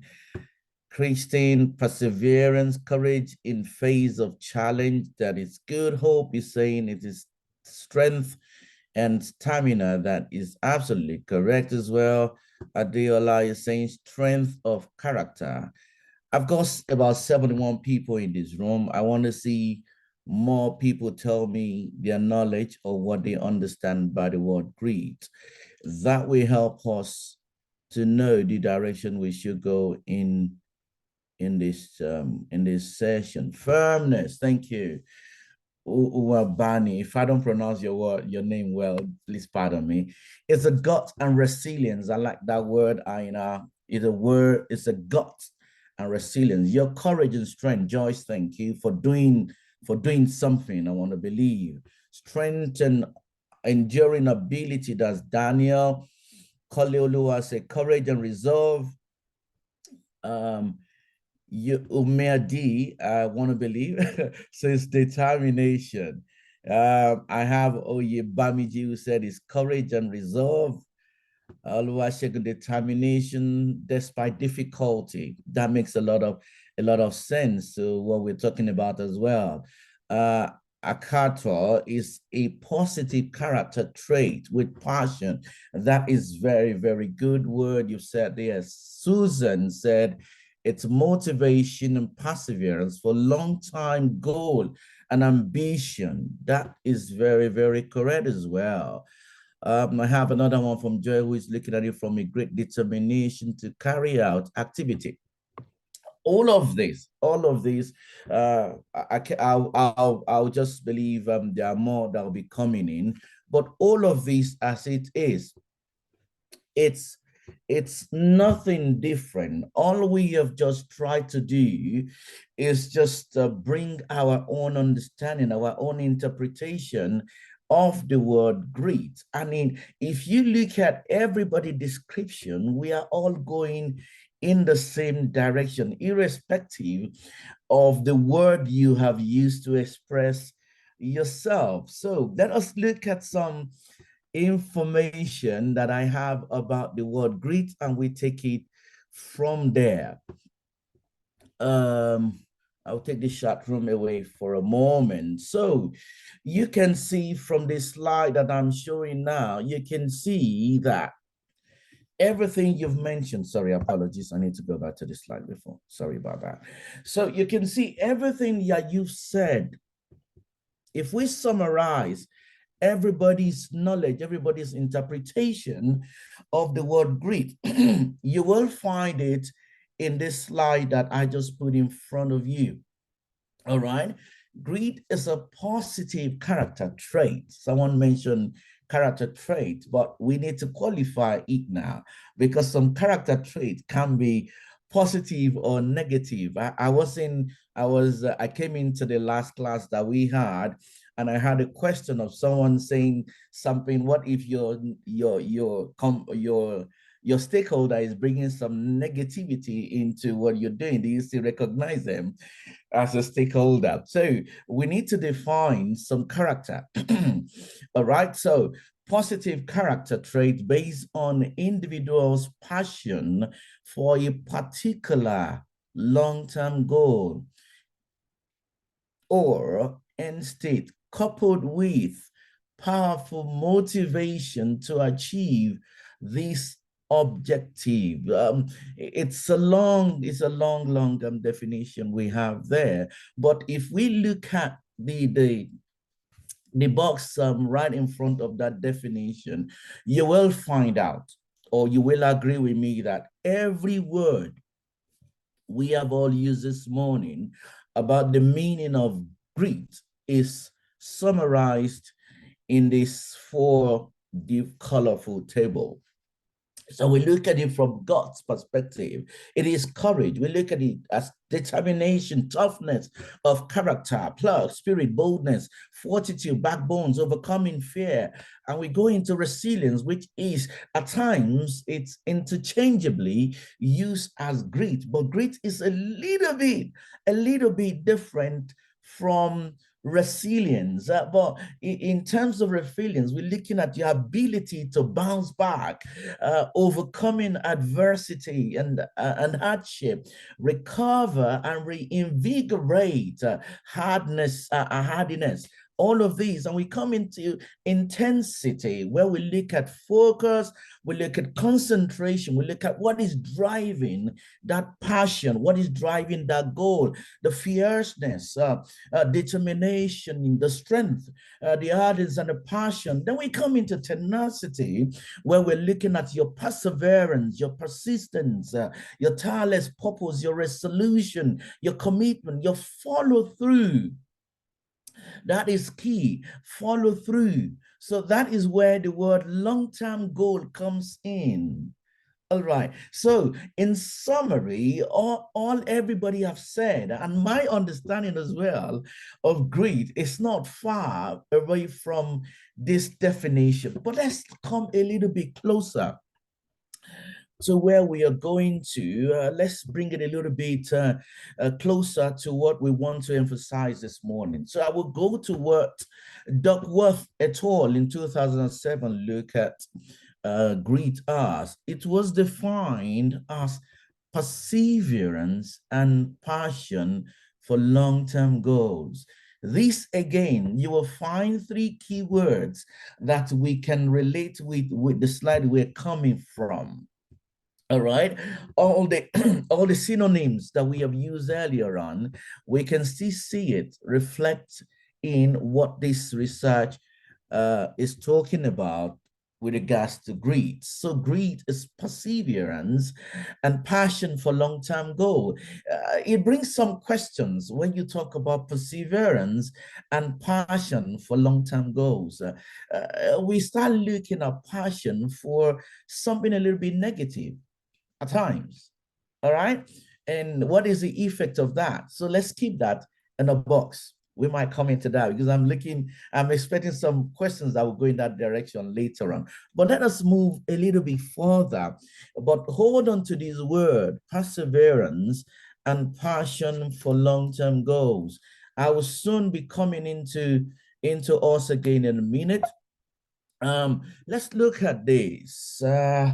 When tragedy strikes, okay, I want to get it a little bit personal now, because if we go back to where I am coming from, you see the definition I have here says individual passion for a particular long-term goal. Individual, okay? Could it be collective? Of course, why not? It could be collective, but there are some, again, let me go to that question where you're looking at stakeholders' negative contribution, the impact of their negative contribution. So we're looking at greed in this context of team, then it becomes another definition, all right? So let's bring it into an individual perspective, all right? As it has to do with you as a person. So I'll go back to my question, and I'll soon like to be seeing your perspective in the chat room. So when tragedy strikes, so I want you to look at tragedy here as a disappointment, disappointment of your goal, disappointment of your expectation, all right, disappointment of the result of an exams, okay, disappointment of your inability to get that promotion, all right, disappointment in your business of your inability to hit your target. All right. So disappointment in this case is not talking about something that really, I mean, tragedy rather. It's not looking at something that is really damaging. All right. I want to look at it from all these terms that I've just mentioned. And so we find out, or research rather, from the Scientific American, have found out that most of us ultimately rebound surprisingly well. We react, okay, surprisingly very well. Our ability to manage crisis and to recover from it, it's alarming. It's very interesting. So if you look at the story or your story of where you have been, things you've been through in your business and personal life, you find out that you have been able to manage a situation even beyond your imagination, beyond what you think you can do. Or if anybody come into, just walk into you and ask you a question, are you able to do this? You may think, I'm not that sure I'm able to manage that situation. I may lose my mind, or I mean, I don't know what's going to happen. But the research found out that our response, our ability to recover is quite surprising. So where do you get this strength from? Where do you get this gut from? Where do you get this ability from? Okay, so I want you to think about in just before you respond to this particular question. I want you to think about something that has been very devastating, something that has really struck you, like all within the terms that I've mentioned earlier on. I want you to respond to this question based on an experience that you've had, what you thought you could achieve. For students that are with us, what you think you could achieve, but unfortunately you didn't rather.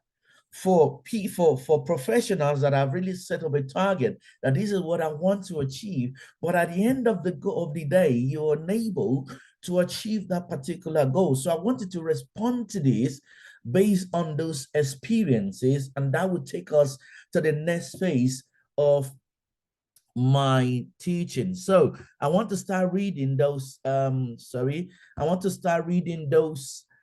feedback in the chat room. Looking at my question, I wanted to have a minute of thought through an incident, all right, that is so touching, an incident that really broke you down. How were you able to recover? Looking at yourself, you don't think. Okay, Hope, thank you for that. I know, I understand your point. Your quite is quite lengthy, can't really type it out. So I want to see, okay, you may not be able to tell me the story, okay, we never be able to tell me the story.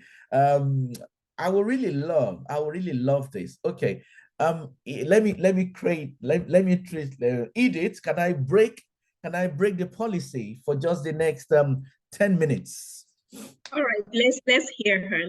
All right, so let me break the policy for the next 10. Okay, let's do this for the next 15 minutes maximum. So I'm just going to be timing everyone. When I think the time is up, I will say Edith should mute you again. So let me start from Hope.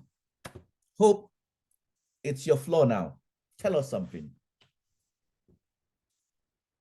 Can we unmute Hope, please? Hope Makay Oyitso.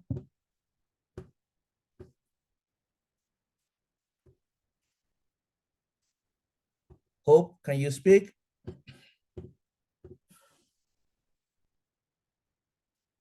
Let me look. Is she unmuted now, or is she still on mute? Edith? Have you unmuted? She can unmute herself. She can Okay. unmute herself and speak. Hope, can you unmute yourself, please? Because you're saying you were muted here. If possible, Edith, did you try to? She cannot from our end. That's what she said. So can we try? Okay, I've been able to now. So okay, good morning. excellent. Thank you. Good morning, Hope. Yeah, good afternoon, everyone. Okay. And thank you so much for this very opportunity. Yeah. So I'll just dive into the story. Okay. Mine happened years back when I registered for an MSc program in one of this prestigious university. I don't want to mention name. Okay. So I was working and equally going for that master's degree program. All right. So unfortunately, I was unable to meet up with some courseworks and all of that makes up part of the assessments and grades and all of that. So at the end of the program, I was told that the Senate couldn't approve my result because the feedback given by my profs were like, I didn't meet up to the attendance criteria. Okay. Yeah. So they told me that either we had to come another year and pay another money or just forgo the whole thing. And this was what I put in so much effort in. But I couldn't argue the case because I was working and they told me the program was meant for full-timers, that I was supposed to be, at lecture, like meet 70%. And I knew I didn't. So what I did, I went to another university. Yeah. This particular one, I did MSc in operations research. So I went to another university and I registered for an MBA instead. So this time around, it wasn't an MSc. Okay. So I made sure that I do my findings thoroughly and everything. So I went there, registered for an MBA program. So I was on it, almost close to, towards the tail end of that MBA program in another university.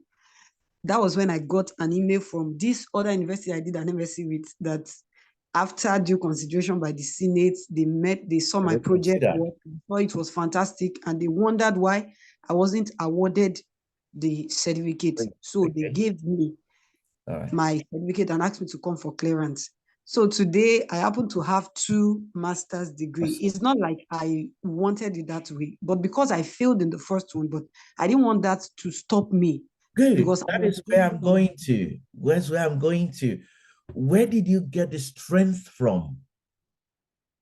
Because if I'd asked you, if I ask a question that, okay, if you have gone all the way in a particular course and it gets to the point where they said, sorry, we cannot offer you a certificate after you've done everything, and you still did not let us stop you, you move on to the next one. Where did you get that strength from? Were you born with it? Or you just had to figure out something before you totally leave? Do you want to drop now in the chat room where you got that from? That is what I want to, what I'm really looking for. Thank you so much. Oh, that was interesting.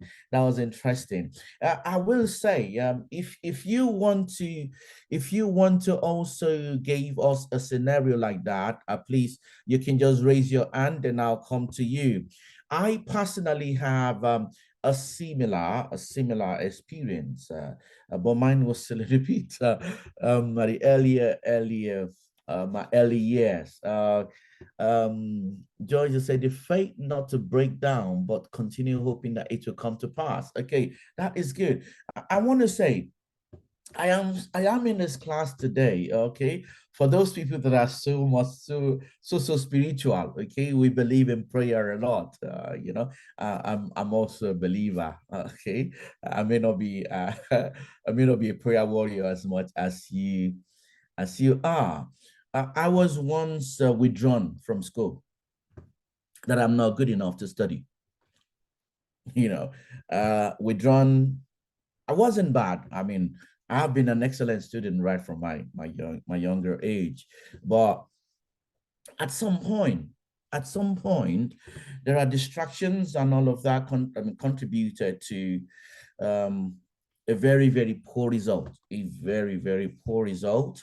And it resulted in my family having a decision to make that we don't think you're fit enough to continue this journey. So we will advise you that you quit at this point, because we're not looking at you fit enough to manage education. And I was devastated, because this is something that I wanted.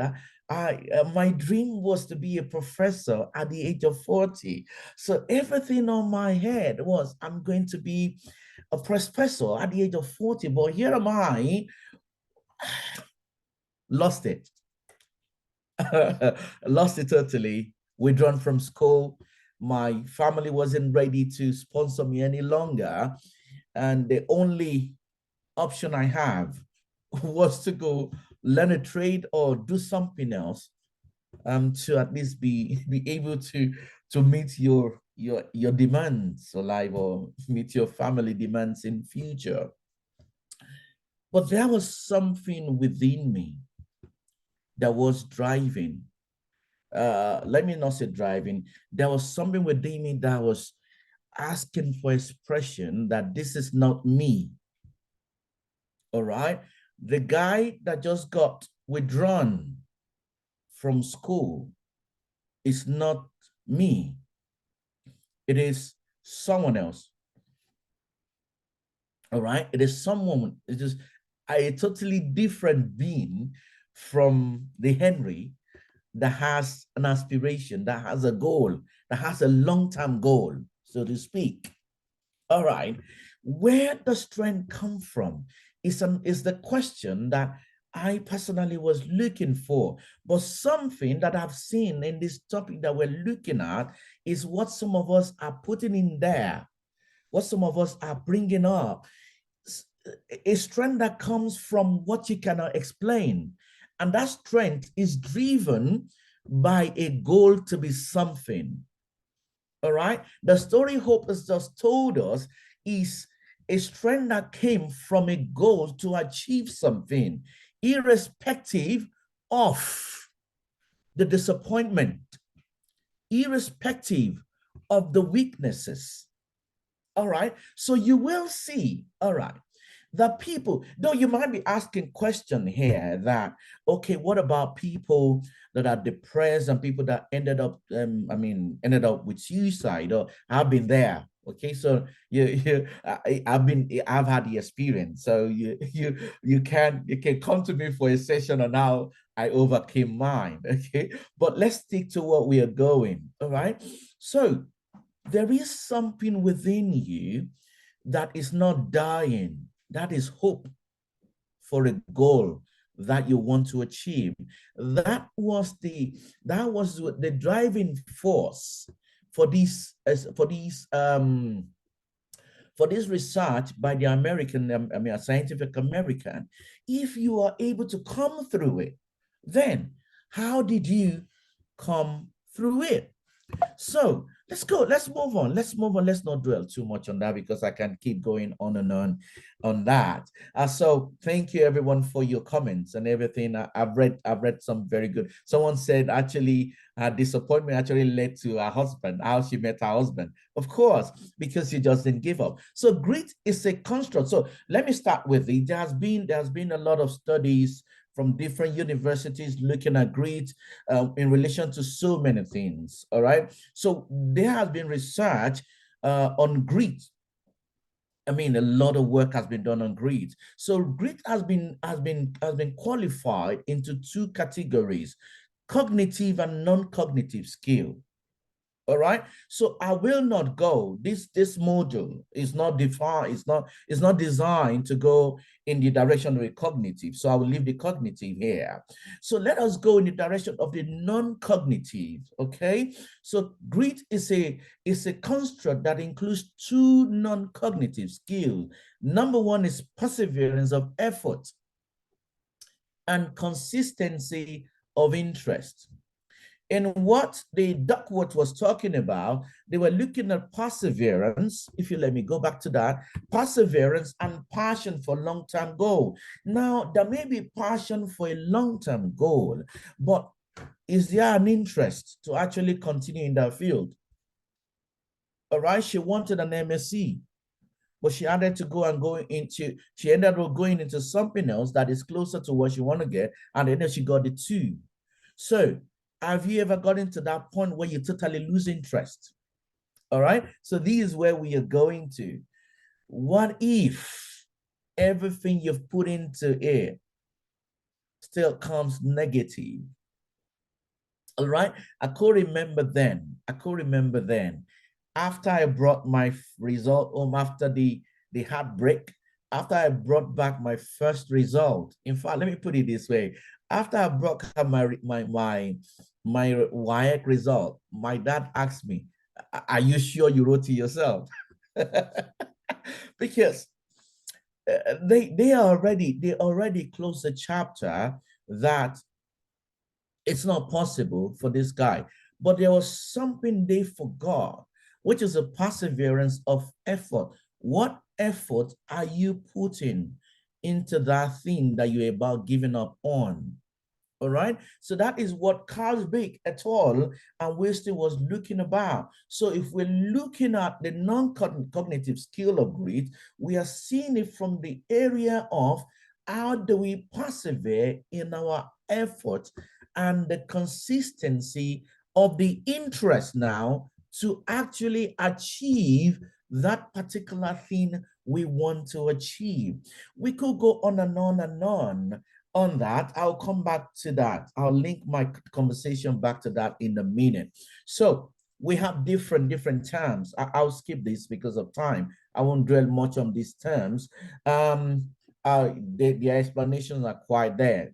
It's associated with persevere, resilience, and all of this, ambition, and conscientiousness. All of these are some things you can just read on your own, and it's not far from what you said earlier on. So let's move on from that. Okay, so let's start diving a little bit closer to where we are going to. So why in your opinion is this word grit important to my success? If I need to persevere, if I need to put on more effort, if I need to wake up in the middle of the night and look into it, Orlando is not on this platform, so I can quickly say this story, but he can relate with it. I was on a job, and 3 months into getting into that job, I was not, as a business development consultant, I've not sold a dime. I've not sold anything. And I was placed on a 3 months probation that if you don't deliver, you will have to leave the organization. And I know what it's cost me to get into that job. Then it became a pain, and I was in between. I could remember I spoke to 1 or 2 people because this is totally a new field for me. I came from a background of management, okay? And I found myself in a technology industry, which I have no knowledge of. Okay, even during my interview, he looked at me and like, oh, well, you've talked from a layman perspective. I'm not sure, but I want to believe that you can do it. So 3 months into the job, I was not delivering anything. I've not sold nothing. Then I was at the verge of, I don't think this is the right career for me. As much as the money looks so interesting, so, I mean, come on, the money was so captivating that we will think about the money first. But at the same time, I wasn't driven by the money. I was driven by my, is it the right place for me to excel? Is it the right career for me? Or I should start looking elsewhere. And I spoke with 1 or 2 people, and that is why at times the motivation speakers are not the people you want to speak with. I tell you, because they complicated my situation by telling me all manner of things. This is a guy who is not selling and who is under pressure to sell within 3 months. But there was a day I sat down, I was like, I can't do this. And I sat down, I started reading about the company values. I took time to read about the company values, the way we do things, and every training that I have been through. And I built up this confidence on a Monday morning that I am going to change my look. I am going to change the way I speak, my approach to things. I am going to focus more on talking to people that make decisions rather than talking to people that don't make decisions. And within 2 weeks of making that decision, I sold my first 6 million then. My first 6 million. And selling, and within that period, again, I extended the same 6 million deal that was signed, I extended it to an additional money. All right. So that is how important grit is, perseverance of our effort, and not just perseverance now, but the interest in what you are doing. Interest in what you are doing. I met, there is one of my clients, I'm a certified mentor and coach. I met a parent of someone who is trying to read a study for his master's in the UK. And while we get talking, they were in between, what course do you want, do you think my son should go for? He's coming from an accounting background and he's thinking of, no, he's coming from an accounting background and he's thinking of changing into something else. Then we went on, I looked on and I read their disappointment of how he has been faring, where he was coming from, compared to where he wanted to go. Then the point is that what is his own determination in what he wants to go to? Because I found out that it was more of the man that is paying the fees. It wasn't more of the guy that wants to study the course. So grit comes in here because it is a personal thing. It is a personal effort that I'm going to put into what I want to do. And again, I go into what were those people, what the research is all about. It is not just a personal effort, but it's now the interest in the thing. Okay? You put an effort into something you don't have interest in, you will end up in disappointment. So that is where grit becomes important. So my question is, why do you think, as I'm speaking, I can see some people are dropping some things. So keep dropping those things and let me just keep speaking because there is so many things to talk about. So it is about interest. So I want to know why you think grit is important to you. It's important to you as a student, it's important to you as a professional, it's important to you on your job, it's important to you even as a family man or a family lady, okay? It's important to your relationship. Why do you think it is important to you? I want to see all those comments in the chat box. So we are looking at grit here as something that has to do with your tenacity. It has to do with your not giving up. But the question again will go to, it is not about not giving up. It is about my interest in what I am doing.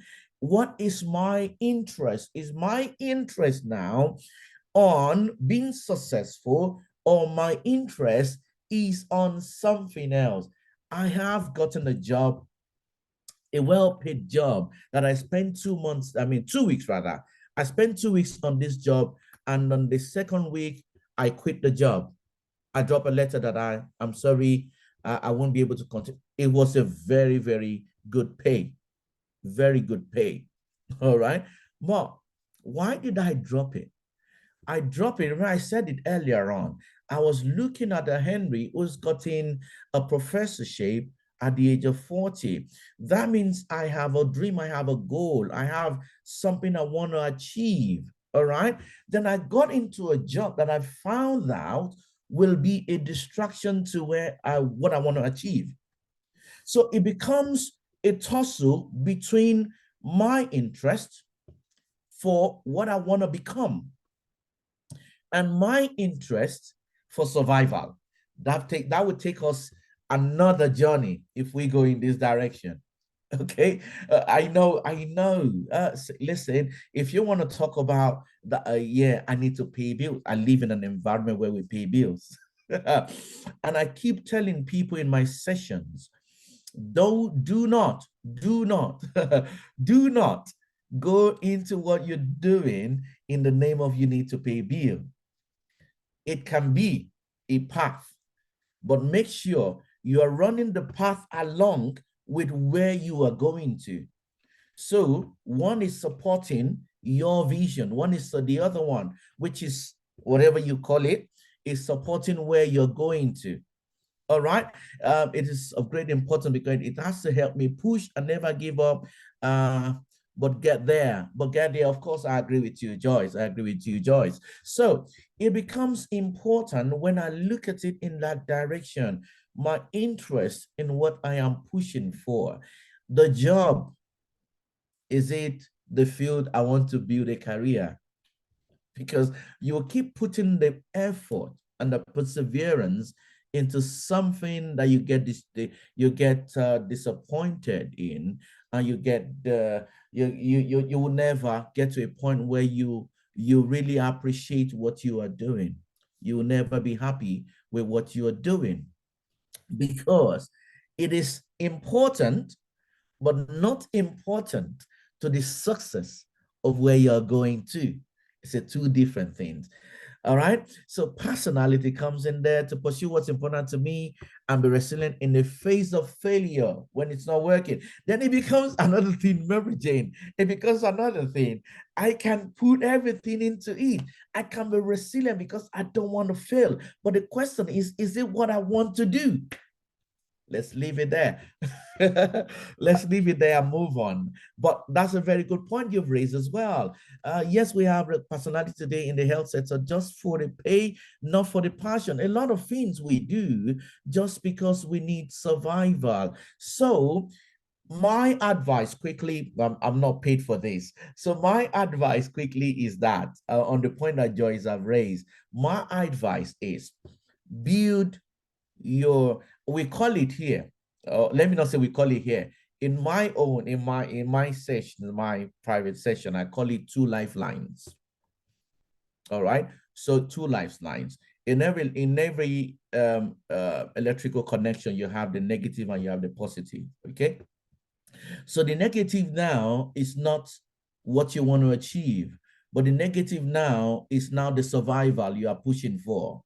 All right, it's a survival you're pushing for, so you keep it there. But the positive now, all right, is now the vision you are pursuing, the success you want to achieve. So the negative is fueling or is feeding the positive. You need to have the power or the strength to push these simultaneously. One must not go without the other. Just like you need the negative for lights to come on in your living room. Okay, when the negative is not there, then you're looking for a disaster. All right, so it has to be a 2 lifeline in this regard. That is when we look into what interests me, what am I building. Okay, so make sure you are pushing for what is right. Don't say, because one of the things that we learned during our study at Transformation College is that we should be perseverance. We should put more effort because we want to achieve success in the long run. No, guys, what we need to consider here is something of interest, because something of interest makes you keep running. It makes you keep running for what you want to achieve. When others are giving up, you are going to keep pushing for it and looking at it that I think I can do it. Then in the midst of survival, I have to have those 2 lines. So grit is important because it helps us to be focused and centered, concentrating on the now and where I am. But Again, that looks a little bit contrasting to the definition of the Duckworth. We're saying it's a long time. Yes, you want to achieve something tomorrow, but it has to be the now. You have to lay the foundation for the now. And that is why I am talking of the lifeline. Okay, I will keep pushing for it and I will find a way. Okay, I will find a way. It is important because it gives you the ability to deal with adversity and bounce back. Even when they told me that you cannot be an academician, just don't bother about it. You know, it's not your call. You know, our parents back home, they're good at doing this. We don't think God wants you to be that. Okay, so go and be this so you can survive. All right, so it helps us to bounce back. It gives you that that shield, that energy to be able to now believe in your own self and bounce back. That comes to the integrity values. All right, your values. So you now understand your own belief and what you value in, and you're able to push for it. You're able to bounce back. The business is going towards liquidity, but you're still seeing something in there that can work. I have opened business that collapsed, but I have opened another business that is trending because I chose not to give up on that. I believe I can do it in a totally different way. The tenacity, the passion, the drive, the determination to do it did not let me give up, but help me in finding a new way to do it, a new approach to do it. That is why grit is important. Grit helps you to sit down and think. It helps you to sit down and have those critical analysis of what you can and how you can and which way you should go. Who do I talk to? It's funny when some business people are talking, and when you ask some question about, do you know you can use soft loan to recover from this, and they don't even have knowledge of it. How can you run business and you don't have an idea of a different kind of loans that exist in the banking industry? Then I cannot define you as someone who is looking towards a long-term success. It's not possible. How can you, as a student who want to study anything you want to study, do not know your weaknesses and your strength for all the list of courses you put down? I don't see how that become. I was, during that period that I said I was withdrawn from school, my dad took me to, I remember my dad took me to a counselor. And while the counselor was speaking, it was a session, he had to pay for the session. Well, the counselor went through on and on and on. My dad was seated and I was seated. And at the end of the day, I told the counselor, this is what I want to do, which is totally opposite of what my dad was saying at that point and opposite of what the counselor was saying at that point. All right. I was so definite. This is what I want to do. And I think this failure has helped me to redesign my approach to things. And I think I will be able to approach it this way, that way, that way. I will achieve my aim. And after an hour of talking back and forth, the counselor summoned me and said, I think leave him alone. He knows what he wants. All right. Because your failure should help you. We call it you fail for you to make it or something like that. So your failure is not because you're not good enough. Your failure was because your approach was wrong. So now let me put the right approach into it. Okay, I have someone who is in this training course who I personally was trying to help to achieve something, and at the end of the day, it didn't work out, and she was really devastated. She was depressed. And I told her, I said, calm down. Hey, don't go too far into that direction.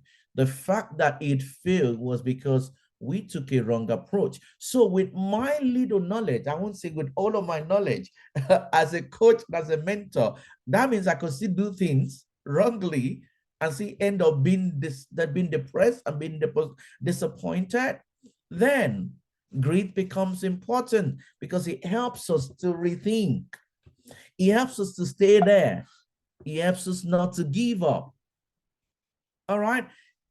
The dark word, this Angela was one that led this this research on greed, which say it is important because it is a driver achievement and success, independent of and beyond what talent and intelligence contribute. There has been a lot of research again that is looking at greed with regards to overconfidence, which also leads into failure. Let's not go into that. That is another topic entirely. So being naturally smart and talented are great, of course, but to truly do well and try, we need the ability to persevere. Without grit, talent may be nothing more than unmet potentials. It is only with effort that talent becomes a skill. With effort, and it takes us to where we are coming from. The definition, it is a perseverance of effort, all right, and interest, combination of two things that leads us into success. And that will make someone start thinking. That will make someone start thinking. I was having a very interesting discussion with I just trained some guys from Saudi over a week on something on brand management. All right. Then we got to a point where we are having a conversation. It has to do. So we used Messi as an example and other footballers. What is different between the two of them? I know if I throw the discussion open in this on this call or in this session, we're going to have different opinion. We're not going to end that today. What makes him exceptionally good than the rest? Someone is saying he was born with it. The other people, are you saying they're not born with it? I don't want to agree with that philosophy. Because Plato in his theory says everybody was born with something, but the environment determines how we develop. The environment determines the expression, okay? So we have people that think, well, I'm not doing well because I don't naturally have the ability. I don't agree with that. I failed. Not because I wasn't good academically. All right. Let me quickly say this, though it's a thing of pride. I mean, so I'm not trying to hype myself. When I started my PhD in 2012. When I was doing my PhD, the work I delivered, I did it from Cardiff University. The work I delivered, I got an email from the university that says, can we henceforth use your work as a template for every PhD student? That is how good it was, because if it wasn't good, they will not send that we want to use your work as a template. This was the same person that was withdrawn from school. That is not good enough. So there is nothing that sounds like I wasn't born is because I'm not good at doing it. I always tell people I'm good at doing everything. I may not be 100% excellent, but I can do it.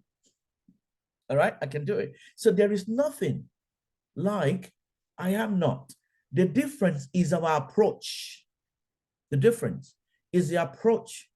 How many times I know I have to look a concept over and over again, different from a brother I've got who can look at the concept in the next 1 minute and it's there. So I have looked at the definition of me. So it helped me to design the way or the time I need to put into what I am doing. All right.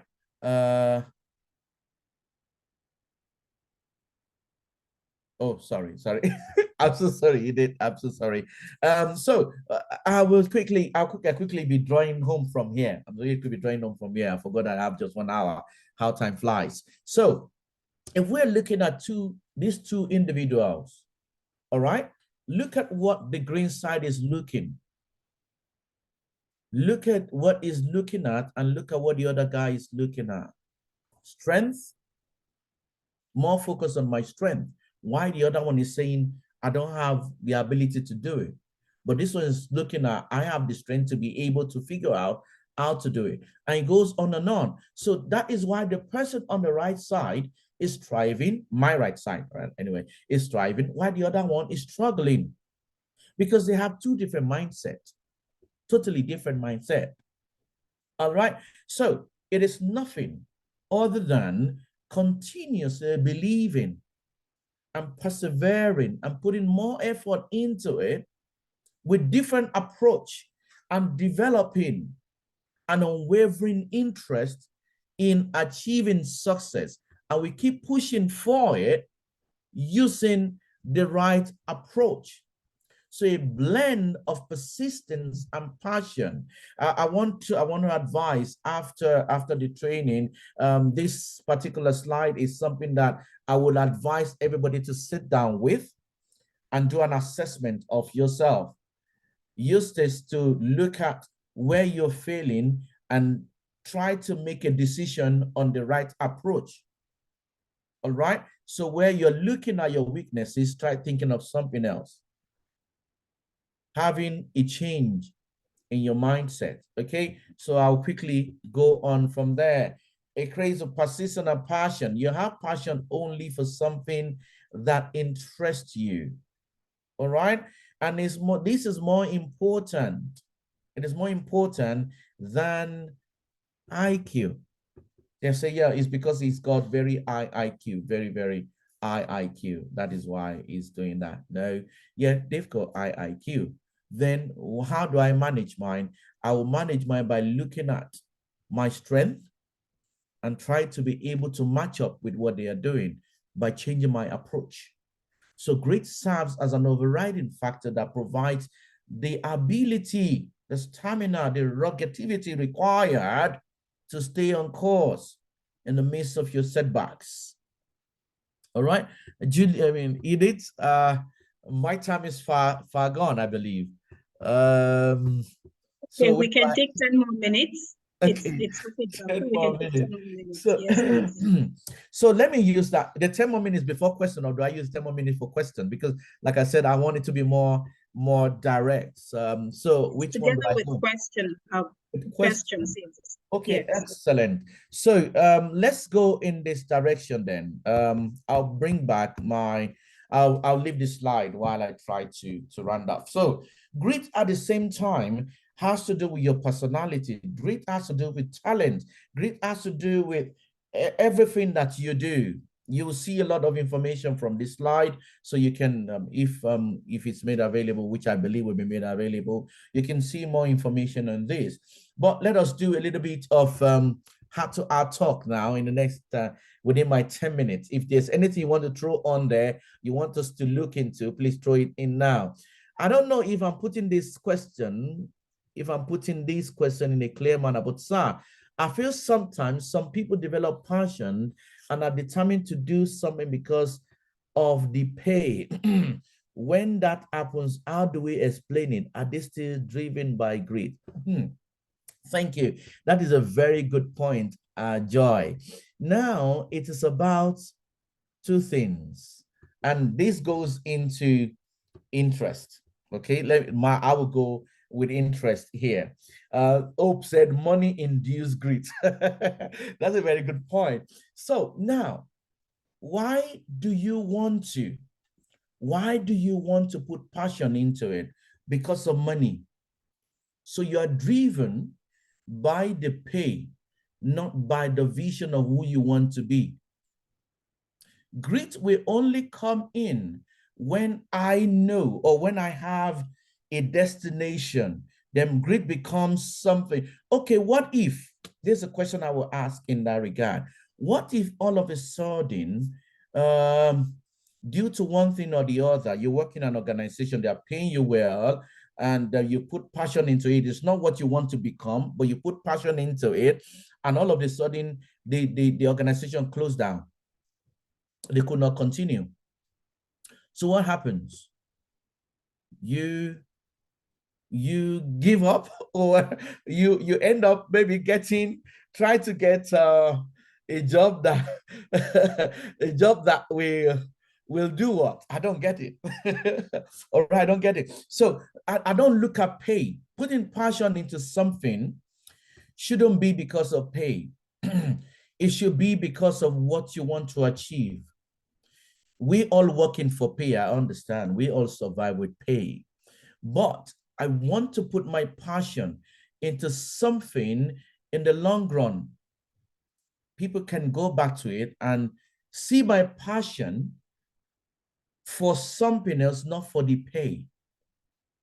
Let me quickly say this.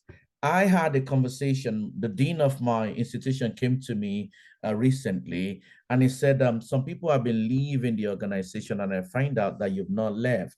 I said, because I don't want to leave now, but I will leave when it is time for me to leave. And she was like, what do I mean?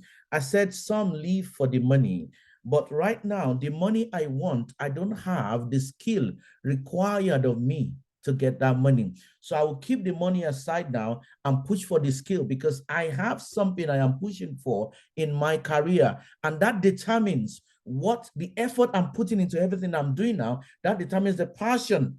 My interest is in what I am driving at. My interest is in the career I am building. All right. So when I get that skill, I believe, I will say this quickly again. I've got attracted to 3-4 offers in the last 2 weeks. Very good pay. But I just quickly assess it. I'm going to struggle on this job right now. Let me go and do this.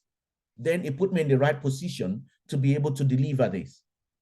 Because I have something that is driving me, not the pay. Pay will always come to you, but it may not stay with you. Good pay will always come to you in your career, but it may not stay with you, Joy. Please write that down. It will always come, but it may not stay. So what happens when it doesn't stay? You get depressed.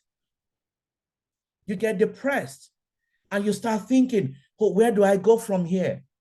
Then you're stuck. And that takes me again to when I say I have 2 lifelines. One is paying the bill. One is driving you towards your goal, towards your dream. So I'm putting effort in my dream and using the negative one, which is not my dream. Negative quote and unquote here, okay? Which is not my dream, to fuel the positive, which is my dream. All right? Not do it because you have to, not because you want to be paid. Yeah, I quite agree with that. I quite agree with that. So it is about what interests me. Where am I going? As a student, what course do I want to? Am I going for that course or that degree because my parents asked me to do it? All right? Am I going for it because my parents asked me to do it? Or I'm going for it because this is what I want to do. This is what I want to define. I want people to define me as. Okay? Because it will get to a point where your strength seems like it's fading off. Why? Because you are putting effort and drive into something that is not you. So, like, I got kids. What I do is I talk them into what they want to be, and I advise them. I talk them into it. All right. So I hope that helps you, Joy. I hope that is that settles that point that you've raised. Anyone, please put on your points in there and let that form the basis of my final minutes. So put your points in there, please, while I go on and emphasize on this. All right. Yeah, thank you, Joy. Thank you. So because it's what I want to be defined as. Yes, of course, that's what I want to be defined as. I don't want to be defined as anything. I want to be defined in the nearest future as a professor, not as something totally different from where I was coming from. I could have stayed in the IT industry because I was being paid well, but it wasn't where I wanted to go. That was why I said earlier on, I'm glad Orlando is not on this call, is not on this session. You know, that is, he taught me not to go, not to take the step I wanted to go to get to where I am today. He was like, Henry, are you sure? Because I was being paid well, I was doing well on the job. But I was looking at where I want to go. What is my dream? And I said, Orlando, you know what? I am going to quit because I have a dream. I have a vision that I want to achieve. And that was the thing that was driving me. I put all the effort that I have. I put everything that I've got into it. I put my time, I put my money.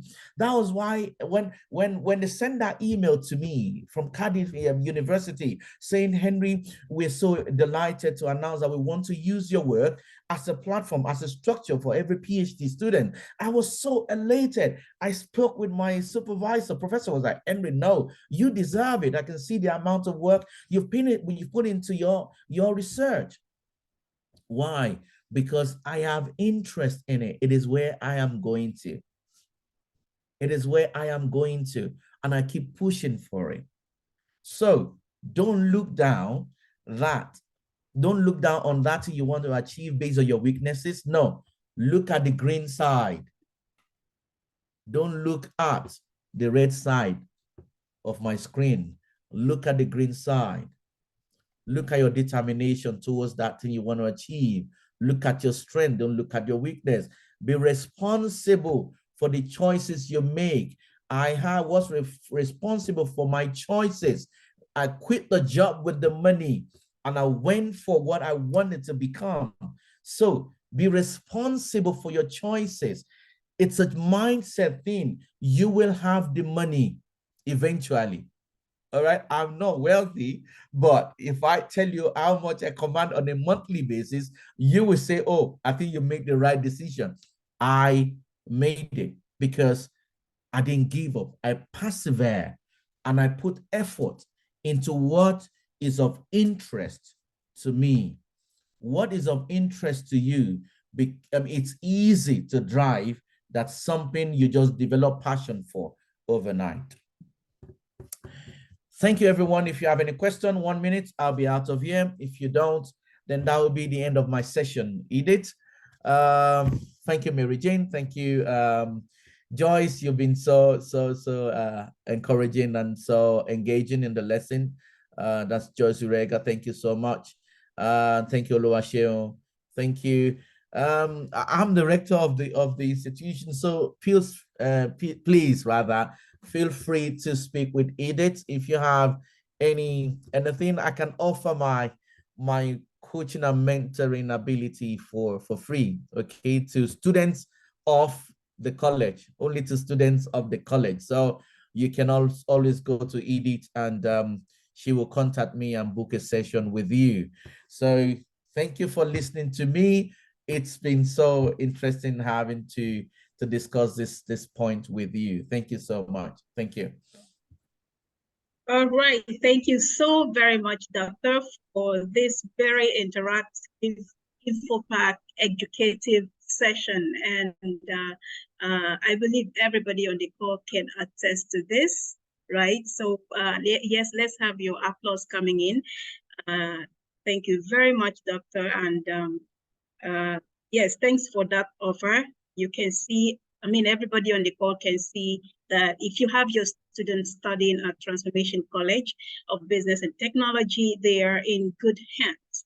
Okay, as much as we want to impact knowledge and let them get their certificate, the National Innovation Diploma Certificate, it's also very important that they develop the right skills, the right arsenals they deserve or they require to have to face life and to take life and move forward and achieve whatever it is they've set their minds on. And this topic today, Great Self, is one of the characteristics of an individual who never gives up.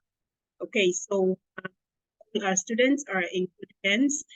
Please have your children enrolled or registered to study at Transformation College, and we assure you that your children or wards are in good hands. Quality education and life transformation.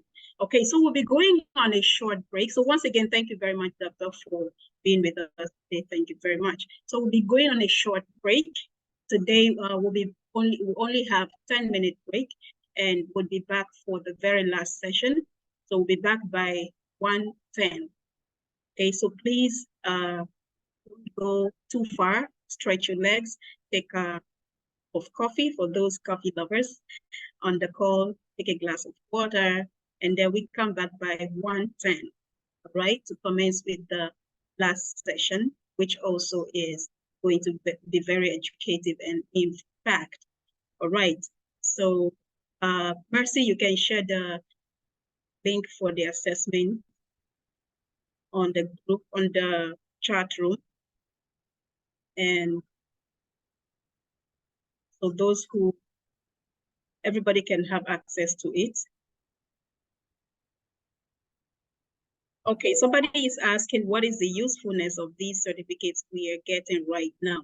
Okay, you are taking, especially for the ISO, you're taking as this serves as an assessment of your understanding of the sessions or the topics or courses in ISO, right?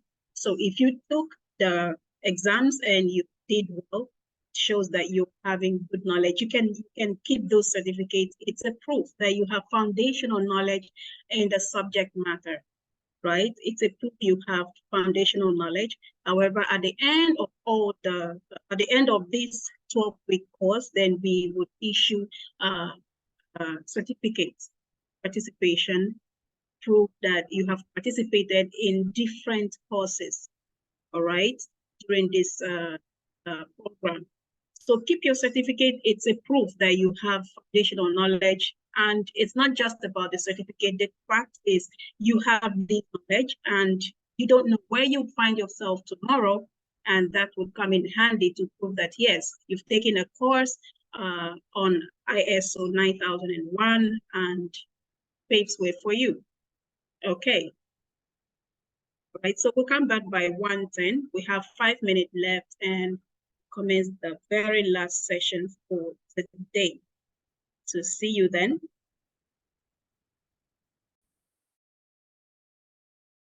Okay, so we will be introducing the next trainer we have this morning. I'll be sharing my screen in a jiffy.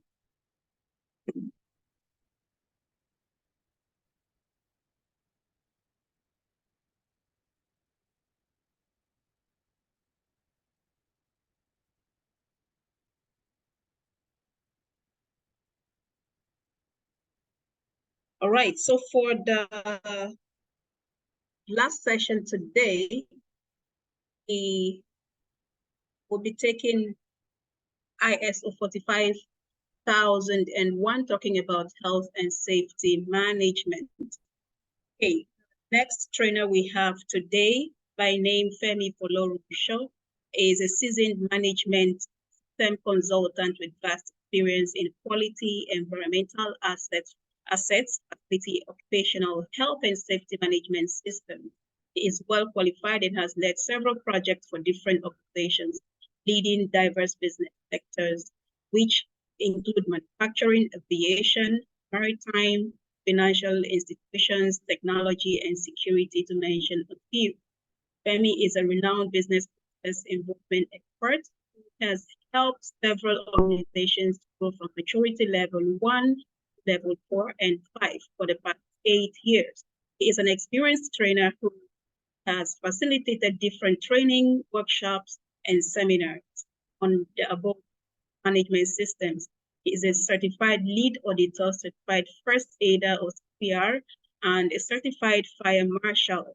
He also possessed certification in risk management, environmental impact assessment, facility management, HSE levels 1, 2, 3, and project management professionals, among others. Ladies and gentlemen, put your applause in the chat room as we welcome Femi Folorunse. Welcome to the class, Femi. You can take it up from here. All right, thank you, Edith. Good afternoon once again, everybody. All protocol duly observed. Edith, thank you for the introduction. And I had you guys have to have a very short break. Okay, so I don't take much of the time, and I will ensure I keep to time. So this is the last section of our study today. We're going to look at ISO 45001. I'm going to be anchoring two sections, section 1 and section 2 of the ISO 45001 aspect. So please give me a few seconds to share my screen, please.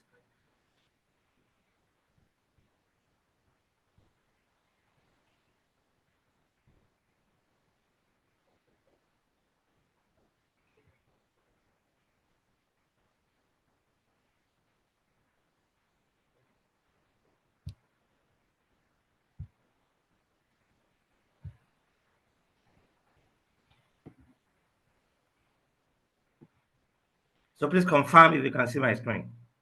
Yes, we can. All right.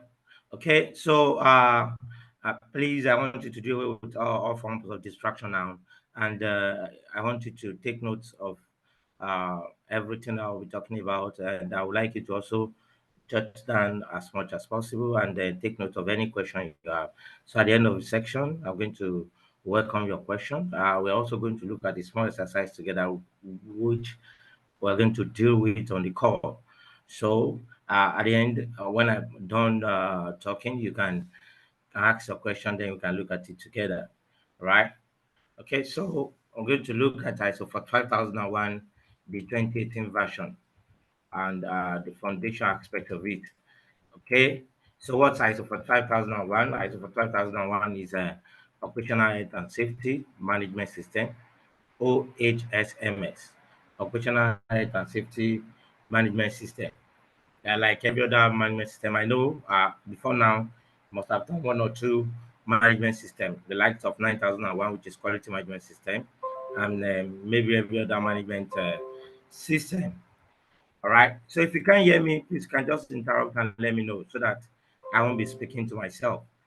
All right, so we have various clauses. I would not want to deal with this now at the beginning of the section. I think section 2 talks more about this. All right, so just like you have for every other management system, we have clauses for ISO 45001 as well, starting from clause 1 to clause 10. And of course, like every other facilitator and trainer will have told you, the core requirement of the standards are from clause 4 to 10. Clause 1 to 3 are more like the introductory aspect of the standard. So I won't dwell much on this now. I'll just go ahead and discuss. So in this topic, we're going to look at introduction to ISO 5001 and fundamental concepts and principles of OH&S. So when I say OH&S, I want to believe you already know what I mean. So I'm saying operational health and safety. That's what OH&S means. And if I say OHS MS, that's operational health and safety management system. All right. So I'm going to look at the definition, the purpose, and the benefit of OH&S, and of course, look at the principle of OH and S. All right. So, what's ISO? ISO is International Organization for Standardization, and some people will say International Standards Organization. It's quite the same thing. So, ISO is an independent body. ISO is a non-governmental organization, as its headquarters at Geneva in Switzerland. ISO, we have over 22,000 ISO standards. Like I said, this is not the only one we have. We have ISO 9001, that's quality management system. So no matter the sector, industry, or wherever you find yourself, trust me, there will always be an ISO standard for it. So that's ISO standard for virtually everything, almost every industry, right? So although there are common ones that we deal with in this part of the world, in Nigeria, and so to say in Africa. So the likes of ISO 9001, ISO 45001, the one I'm doing now, ISO 14001, that's environmental management system, ISO 41,001, that's facility management system, ISO 55,001, that's asset management system, ISO 55,000, that's energy, ISO 27,001, that's information management system, ISO 22301, business continuity, ISO 20,000, IT service management system, ISO 22,000, food safety management system, a whole lot of them. 19011, that's internal audit, 31,000 risk management, a whole lot of ISO. So a whole lot of it. So talk about your industry, talk about what you do. Trust me, there will always be an ISO standard for it. So for the standards you are looking at now, the vertical standard like this, the one that go in line with for 12,001, the likes of 9,001, which is qualified management system, the likes of uh, 14,001, which is environmental management system, and all that. Okay, so now to take time. So the beauty of ISO again is that you can implement more than one standard based on what you do. Like 9001 is more like the bedrock of all ISOs because every organization, please don't forget if you can't hear me, just call my attention to it. I'll appreciate that. So because of course, if you are raising up your hand, I might not be able to see you raising up your hand. Okay, maybe edit, you're going to help me. If there's anyone raising up their hand, if you have any question or any clarity, you can just call my attention to it because I'm sharing my screen. So I might not be opportune to see you raising up your hand or if you are doing any kind of reaction. Okay, so like I was saying, uh, there are several ISO, and the good thing for organization is that they can actually implement more than one ISO standard. You can implement more than one ISO standard, like the generic one now, the 9001. Of course, for 12,001 is generic because you want to have the safety of your staff and the well-being of your staff at mind, right? So 9001 speaks to quality, and I want to believe every organization that produce anything or render any service, we always want to produce quality products and services, right? So the good news is that you can integrate this management system together. Can integrate them together, and we call it IMS. That's integrated management system. All right. So, for instance, if you do ISO 9001, you do 14,001, you do 45,001, then we can call it QHSE. QHSE, that's Quality, Health, and Safety and Environment. Quality, Health, Safety, and Environment. All right, so that's an IMS. So you can integrate all this together. Why can you integrate it together is that there are some of the clauses and even some clauses of the standard that are the same. That they are the same. There are some of these clauses that are the same. So it's not going to make any sense if you start keeping different documents. For instance, when you talk about clause 4, context of the organization, the context will actually speak to more of the mission, the vision, the strategic objective of the organization, the internal and external issues of the organization, the interested parties of the organization, the partners, and all that. So all this, when you say organization is organization, irrespective of the standard. So this one, you can have a document for it if you have, even if you want to implement more than one standard. So that's the meaning of the integration that you're going to do. There are some activities that can be combined. There's some documentation that can be combined to ease stress, to reduce paperwork and all that. Right? So that's when you say you want to integrate management system together, right?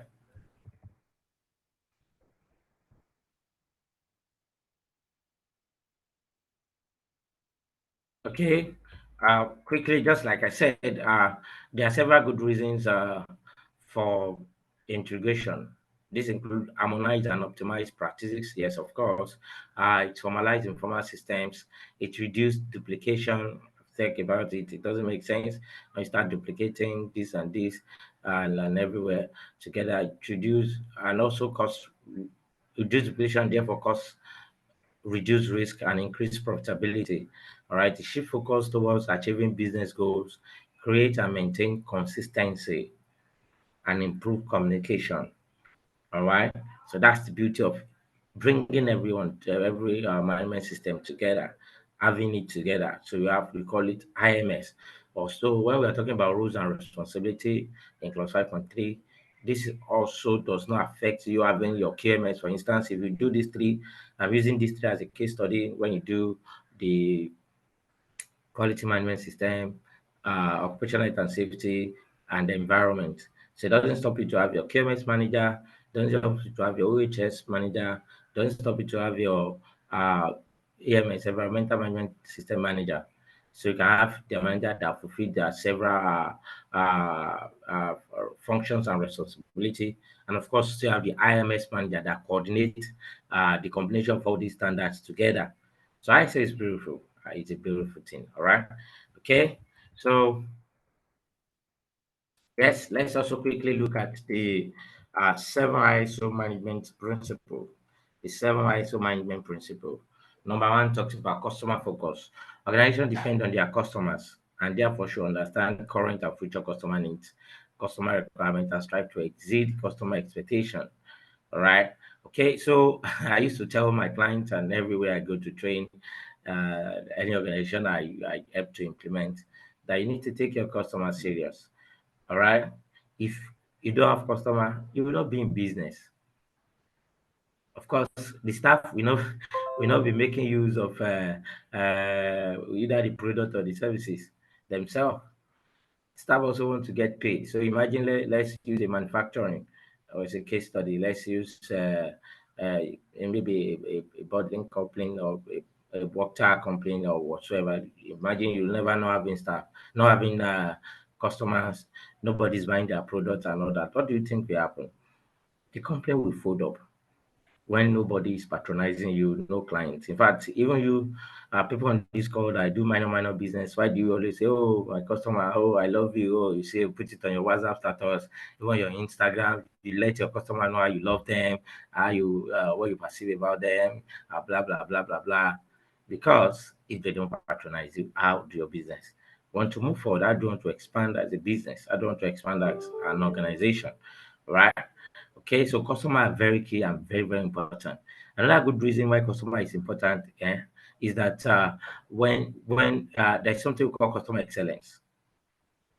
Customer excellence. When your customer are happy, you spend less on advertisement.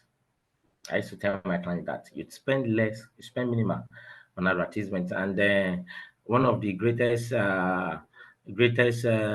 tool or greatest form of advertisement is mouth to mouth. Yeah, but it's more like you are not paying anything and yet very effective. On this call now, imagine if I should start convincing all of you about a particular product that, oh, this product I've used it before, I've told, oh, I love it. In fact, if you want to, or maybe you want to do your PPs in your organization, in several organizations, I tell you that, so maybe after the call, I told you and I recommend a particular organization for you that, okay, this organization, I've known them for over 10 years now. Their PPE kits are always okay, durable, they last, you enjoy it, they're comfortable and all that. Even whatever you want to buy from them, this. What do you think will happen on this call? Everybody, oh, our facilitator has recommended this, so okay, I think I'm going to patronize them. I think I'm going to get it and all that. They're not paying me, and I've done a great advertisement to them. Do you get? So when your customer are happy with you, these are some of the things you can get from it. All right. So another thing is leadership. Leadership is very important. I used to say that if any organization is going to move forward, if your management system is going to be successful and quite effective in your organization, leadership, the commitment of the leaders is very important and key. Very important. All right. And one of the way leaders can show commitment is providing 5 M's of management resources. 5 M of management resources. What are they? Money, manpower, material, machines, and method. Money, manpower, material, machines, and method. All right. Even when you see the PDCA cycle, the plan, the do, the check, and the act cycle. In the middle, at the middle there, you see that we have leadership at the middle, coordinating every other activities. So leadership is very important. The commitment of the leaders, they establish unity of purpose, they give direction to organization, they set roles, they assign roles and responsibility They make resources available. So leadership is key, all right? So I also want to talk about engagement of people. Any organization that does not engage its staff, its partners, and any way, they will not progress. But when you engage people properly, when people understand the vision, they will be able to flow and carry along with it. In all they do, it will be at the top of their head. The core values, what the organization stands for, what the organization represents. The people at all level are at the essence of an organization, and their full involvement, of course, enable their abilities to be used for the organization's benefit. All right. So there are a lot of talented, multi-skilled staff and all that. So when you don't engage them, you not get the best out of them. All right. So sometimes you even employ somebody, you see that when the person comes into the organization, they don't find out that the person is even over capable. The person has some other skills and abilities that can help the organization. You review the JD, maybe do some kind of promotion and all that, and so that I can actually get the best out of this kind of person. All right. So process approach, a desired result is achieved more efficiently when activities and related resources are managed as a process. All right. The interrelation of different processes of different departments brings out a great process. Nobody's an island of knowledge. Nobody can do it all alone. That's why you see in an organization, you see that every process are interrelated. And more reason why people also need to be engaged. You see, okay, in some organization, the when you raise a request and blah blah blah, uh, for instance, procurement raise a request after it has been approved by procurement, needs to go to internal control for vetting, needs to go to audit or finance for payment and all that process approach.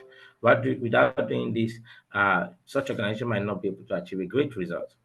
Improvement, continual improvement of the organization's overall performance should be a permanent objective of the organization. In fact, some of the strong point of ISO is continual improvement.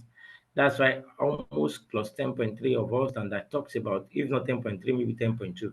You always see a clause in clause 10 that talks about continual improvement. ISO does not joke with continual improvement.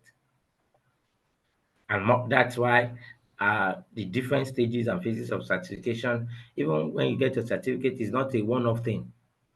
For both organization as implementer, for both you as lead auditor, lead implementer, or whatever career you want to pursue in ISO, you need to renew that certificate every 3 years. Even for organization, after they have been certified, there's need for them to do surveillance audit every year, an annual audit, to check whether they are still in line, all those procedures, processes, process manual, or whatever they are in line with it, and they still continue to ensure the optimization of their processes. All right. Evidence-based decision making. Wow, this is sweet. If anybody on this call have experienced IT audit, especially IT audit before, you understand this better. You've talk after times before you, and then you talk, they ask you a question, you try to bamboozle, you try to encourage the auditor with all what you have been doing and all that. At the end of your talk, at the end of whatever was said, the next thing the auditor is going to ask is that, can I see evidence of all this you have said? Why? Because it is evidence-based.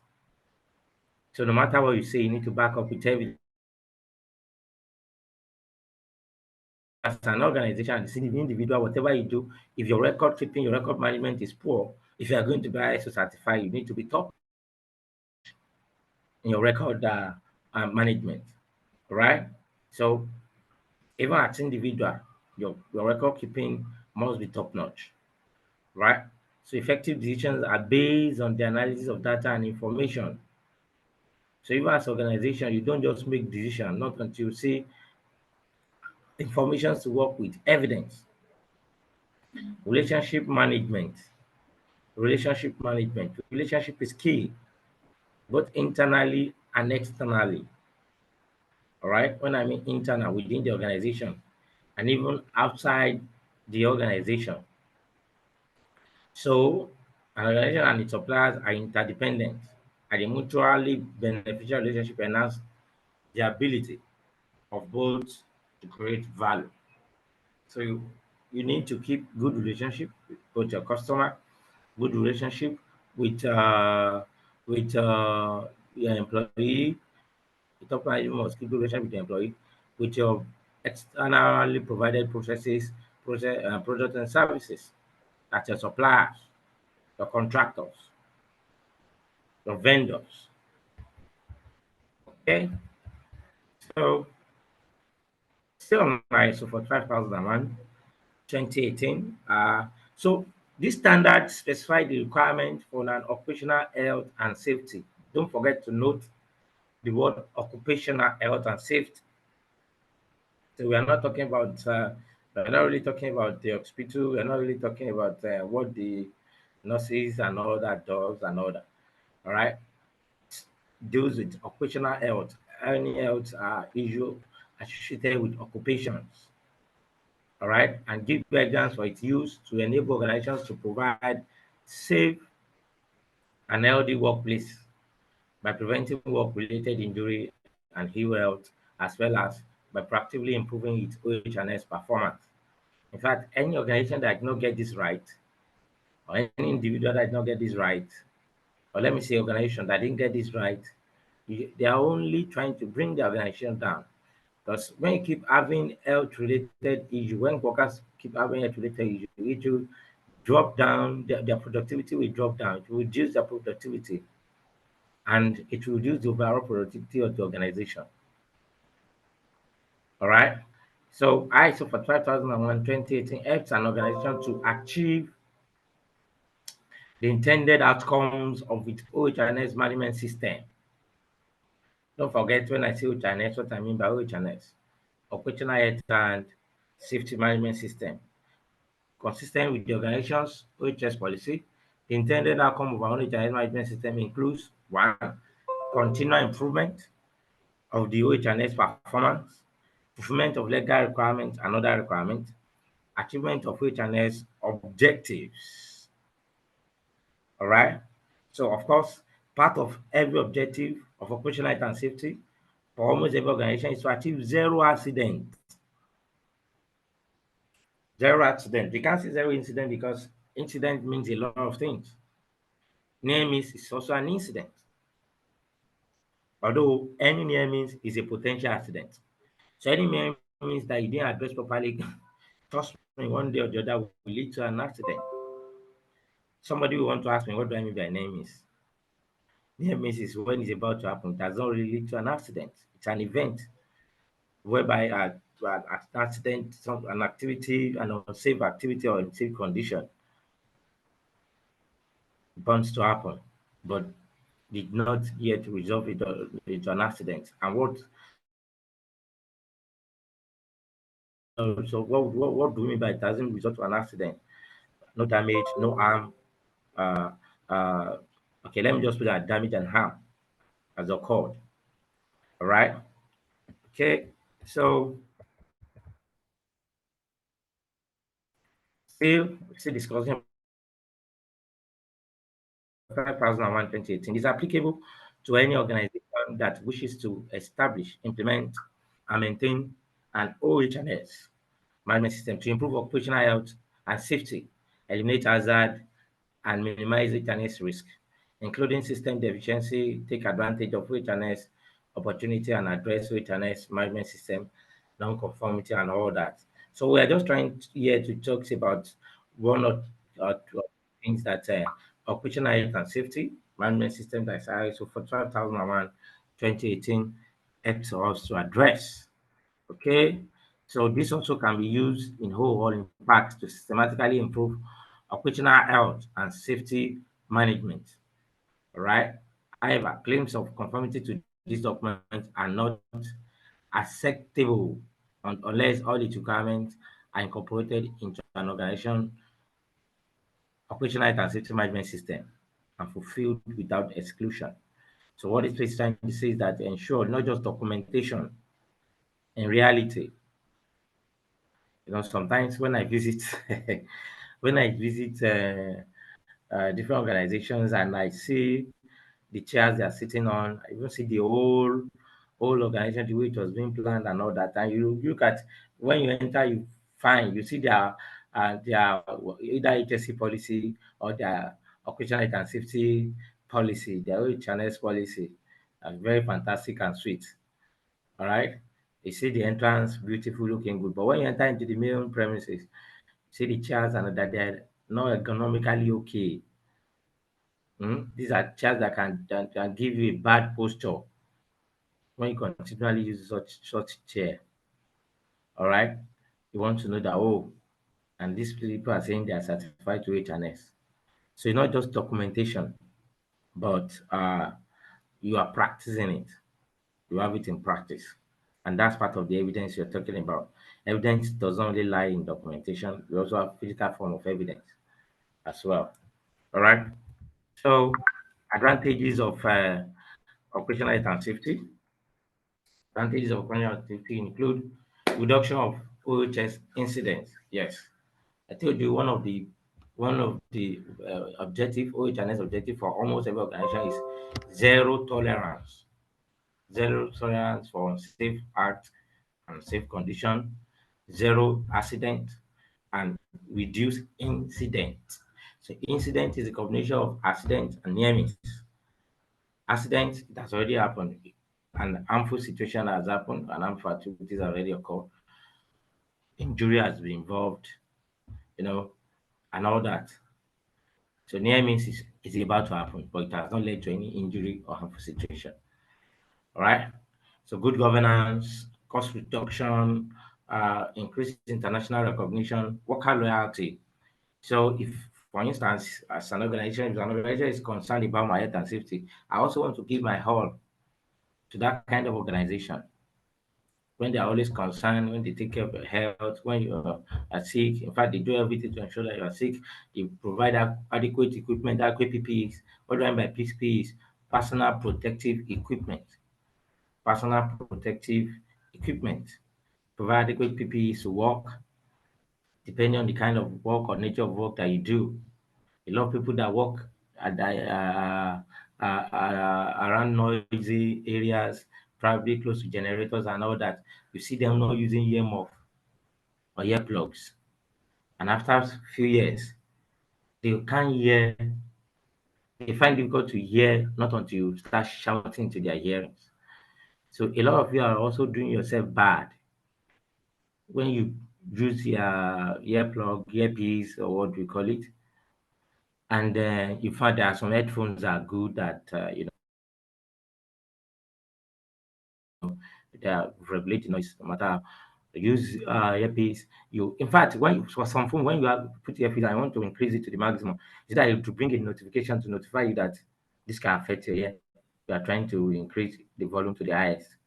Some people will listening to music, they will increase it in such a way that they're using earpiece. So you that you are even you are beside them or a bit far away from them, you can hear the sound of the music. You can hear the lyrics properly and adequately. This is dangerous. This is dangerous. Very, very, very dangerous. That's a digression anyway. So advantages of operational and safety. To continue, we talk about reduction of OHS incident. I think I've explained this. Define the OHS hazard and risk associated with the organization's activities. Make efforts to eliminate them. Blah blah blah. I've explained this. Good governance. Make certain workers to take active role in OHS matters. Retain awareness regarding OHS and risk.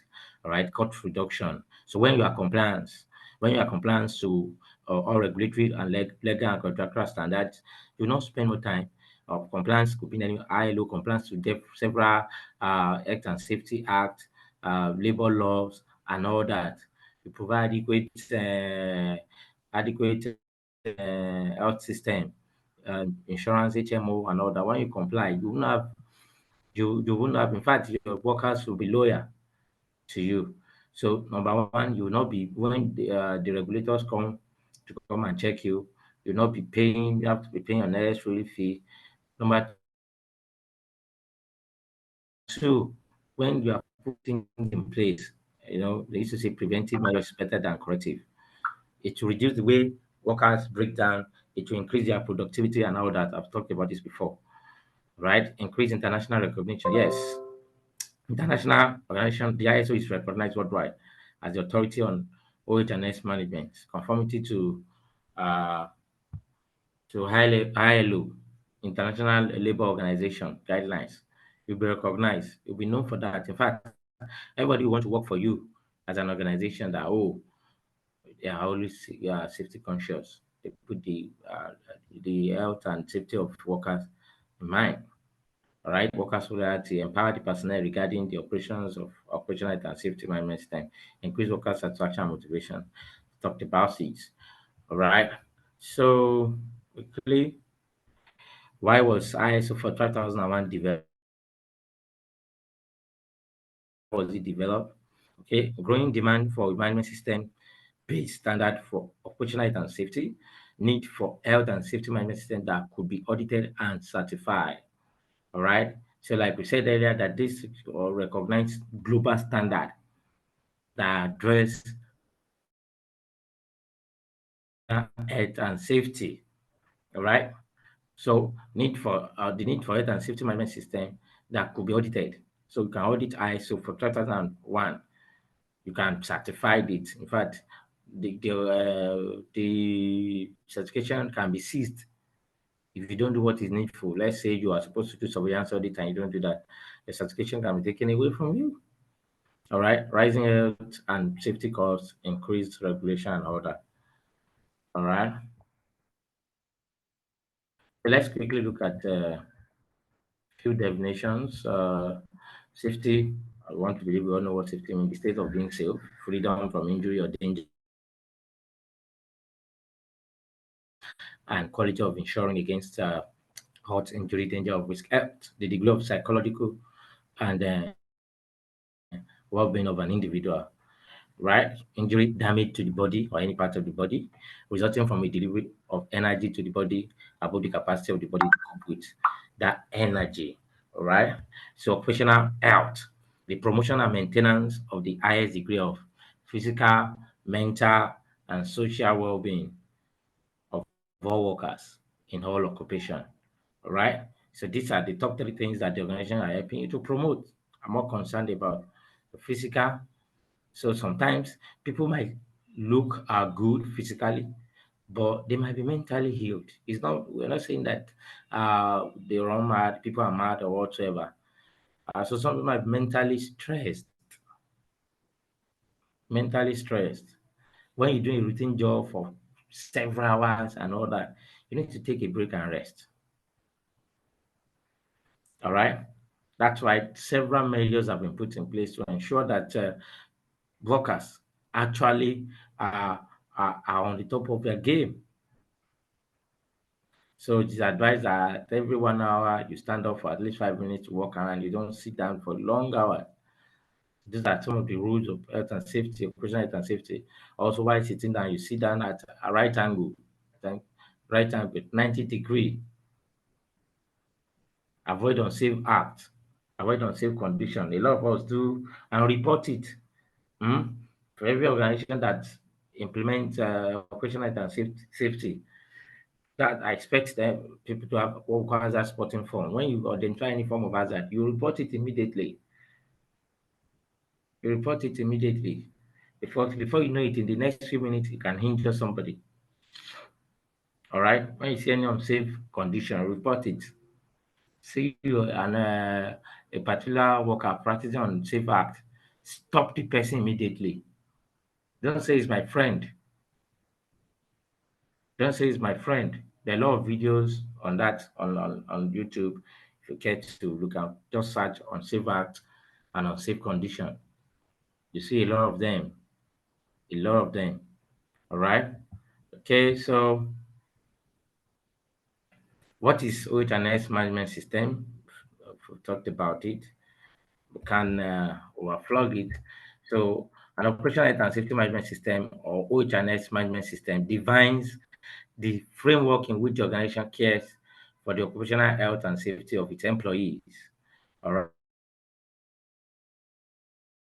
It represents a set of rules. I've talked about the policies, processes, plans, and practices for preventing operational health and safety that minimize risk in the workplace, and is unique for every organization. Unique for every organization. So you can see not just for one. So I said that, like I was saying at the beginning, that there are some of the ISO standards that they are bedrock and they are they're kind of necessity for every organization to have. The likes of 9001, the likes of operational health and safety. National 9001 speaks to quality. Operational health and safety speak to health and safety of personnel. 9001 deal more with processes. Operational health and safety will deal with personnel, human beings. All right. So, what is the aim of OHS management system? The purpose of the system is to provide a framework for managing OHS risk. Of course, the intended outcomes of the OHS management system are to prevent work-related injury and ill health to workers, and provide safe and healthy workplace. I've talked about this, and consequently, it is critically important for the organization to eliminate hazard and minimize OHS risk by taking effective prevention and protective measures. All right. When these measures are applied by the organization through its OHS management system, they improve its OHS performance. You do more preventive than corrective, PM than CM, preventive action than corrective. All right. Implementing OHS management system conforming to this document enables an organization to manage it. OHS risk can improve its OHS performance. So, as we're rounding up section 1, let's look at a few of the OHS principles. Yes, all workers have right, right? All workers have right. Operational safety and health policy must be established. So we are certifying, if you want to get certified as an organization to this standard, and as an auditor, if you want to go into the career of a lead auditor or lead implementer, these are some of must have in your mind. These are some things you look for when you go out to audit, and when you're also trying to implement for any organization. These are some things you look out for, right? System for operational safety and health must establish a national program on operational safety and health must be formulated. Social partners, operational safety programs and policies must aim at both prevention and protection. Continual improvement, yes, we talked about it. Information is vital for the implementation of effective programs. Information, yes. Give people liberty. Give people the ability to report any form of unsafe condition, any form of hazard. Report any case, and investigation must be done immediately. These are things that can that can enhance preventive measures. But when workers report so many things and action not be taken, it does not encourage. It's not encouraging. All right. Health promotion is a central element of operational health practice. Operational health services covering all workers should be compensation, different form of compensation, rehabilitation and creative services must be made available to workers who suffer from operational injuries, accidents, and work-related disease. There are some set standards. There are some things that the organization must do. Somebody is working while it's working, as a result of that, got injured. It is the responsibility of the organization to take care of such person and ensure that whatever is entitled to his salary and whatever are also being paid, even when the person is out of work. All right. Education and training are vital components of safe and healthy working environment. Workers, employers, and competent authorities have certain responsibility, duties, and obligations. All right. Policies must be enforced. Law of health and safety policies must be enforced. Is a force must be enforced on the top management and at the same time on the staff. every health and safety policy must be enforced. Everybody must comply because this is something that deals with human, deals with life. This with life, right? Okay, so that brings us to the end of the first section. Quickly, in 2 to 3 minutes, I would like to welcome for first section while we look at the second section. If you have any question, please go ahead. Before we go to the second section.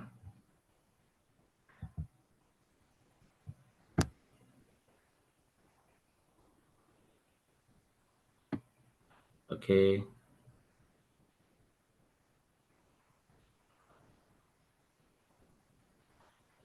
Okay, so we don't have, I think this is a class, so it's not, I'll, okay, somebody want.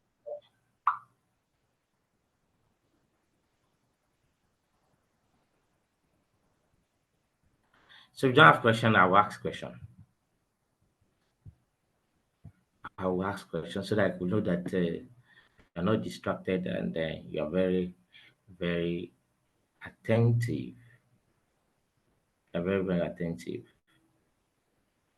Okay, so can anybody just tell me 3 ISO management principles? Three ISO management principles.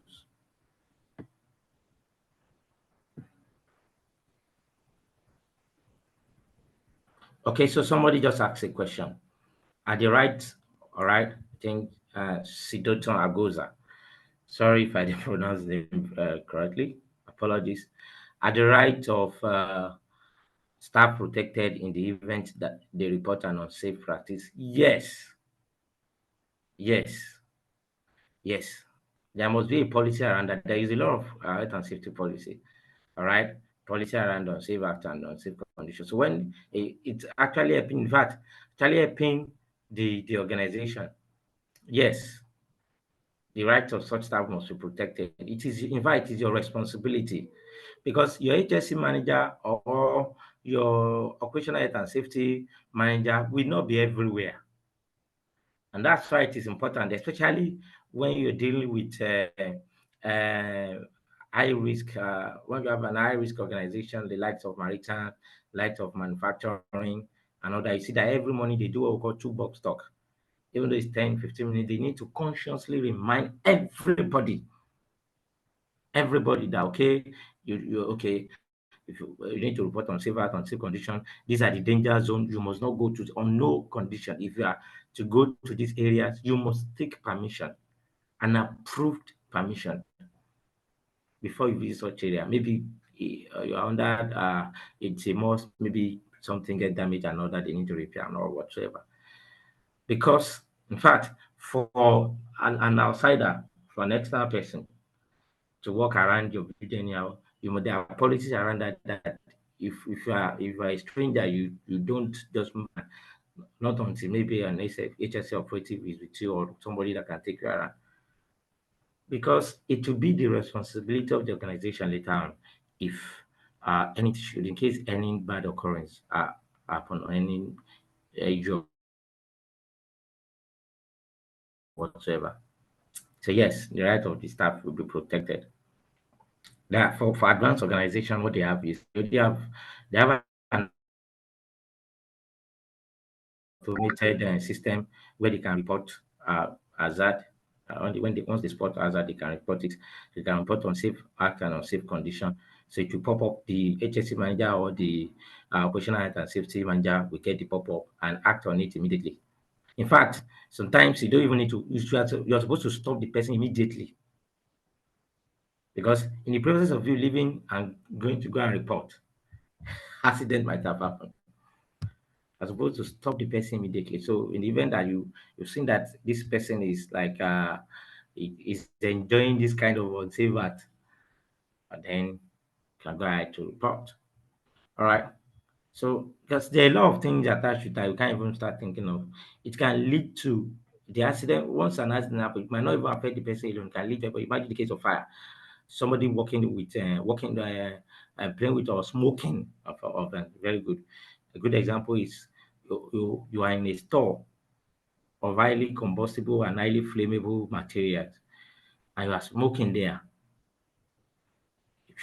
Should fire happen, do you think it will only affect him? It will affect every other person in that area. So more reason why you need to stop the person, and the person refuse into this thing. Okay. All right. Thank you. Process approach. Okay. People have answered my question. Engagement of people who have done decision making. Yes. Relationship management. All right. All right. It shows that you're listening. So I hope I've attended to our questions. All right. Thank you. Okay. So thank you. Thank you. Honestly, thank you, Adekumbi. Thank you, Mary Jane. Thank you. Thank you. Who else again? Agosa and Nikwe for that question. All right. Thank you, Joyce. Thank you. All right. So quickly, let's go to second section.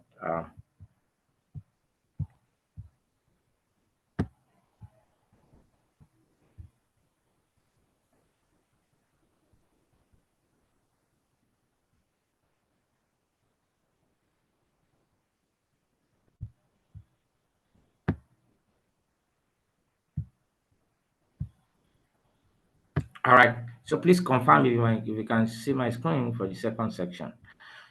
So section 2. Yes, we can. All right. Thank you. So section 2, we're going to be discuss more about the clauses of the standard here. What are the requirements of the standard for operational health and safety? The requirement. What are the requirements? That one is just like an introductory aspect. So quickly, like I said, for every other ISO, in ISO 5001, we have 10 main requirements, and of course, subclauses. So for clause 1, we have the scope that is talking about the scope of the operational health and safety itself, management system itself. Clause 2, we have normative reference. This is like different document, different whatever that will reference where that will come back together to write and form the standard. Different references that we make use of. And clause 3, terms and definition. All right. Of course, there will be some terminologies that we might not understand. So definitely it's essential that they need to provide the definition. So for the first 3 clauses, I call them the introductory clauses. The introductory clauses, because they don't really speak to anything, but the core requirement of the standard, is in clause 4 to 10. Clause 4 to 10, and that's where you begin to see different subclauses, and that's what I have on my screen of captured as well. Clause 4, which is the context of the organization. So 4.1, we are going to be looking at understanding the context of the organization. 4.2 talks about understanding the needs and expectations of interested parties. 4.3 talks about determining the scope of the management system. 4.4, management system itself. So let me just quickly use this opportunity to start explaining this, and then we'll go to the standard. We understand what the standard means. All right. So for 4.1, saying understanding the context of the organization, this is saying that you need to understand the vision, the mission of the organization, their strategic objectives. What does their strategic objectives looks like? All right. You need to know that implement, and if you're implementing, these are things that you need to understand with the organization. 4.2 talks about understanding the needs and expectations of the interested parties. Who are your interested parties? So the first thing you need to do in 4.2 is that you need to identify who the interested parties are. All right. So who are the interested parties in such case? Number one, I will mention like 2. I want us to mention 3. So for an organization, who and who, both internally and externally. So I always want my class to be very interactive. But it's quite unfortunate that you can chat. Who and who do you think I will be an interested party for an organization? All right. Let's just mention the generic one. We cannot choose a specific organization. Who do you think the organization will be interested on? We have some level of interest with both internally and externally. All right. Number one, I'll give you two examples. Number one will be the stakeholder. The stakeholder, of course, right? Stakeholder or the shareholders, those that put money in the business. Of course, the organization will be very, very interested in them. And we also want to know, well, I want us to identify first before we start talking about what will be their needs and expectation. All right, so quickly, I want to see number two that we mention. Oh, somebody is already talking here. Customers. Yes, thank you so much.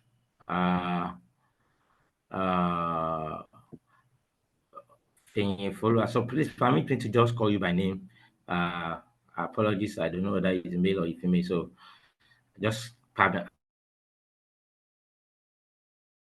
me to call you by name. So follower, yes. Customers, yes. Competitors, yes. Very great. Suppliers, yes. Employees, partners, yes, of course. Of course. Yes, yes, yes. That's great.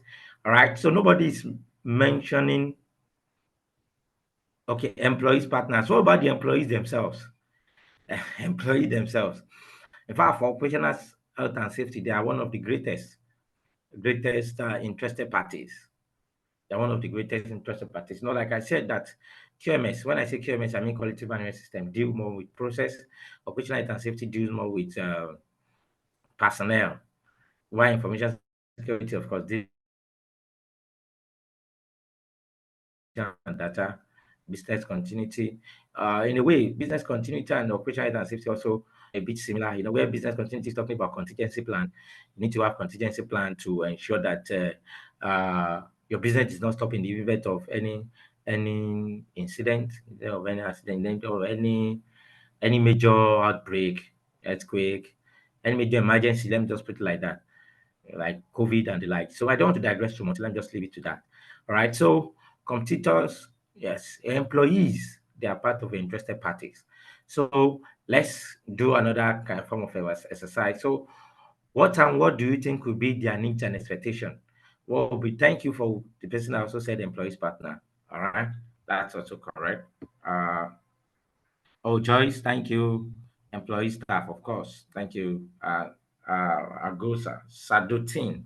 I mean, Sido, I don't know what I pronounce, so please, I'm so sorry. I'm so sorry. Apologies.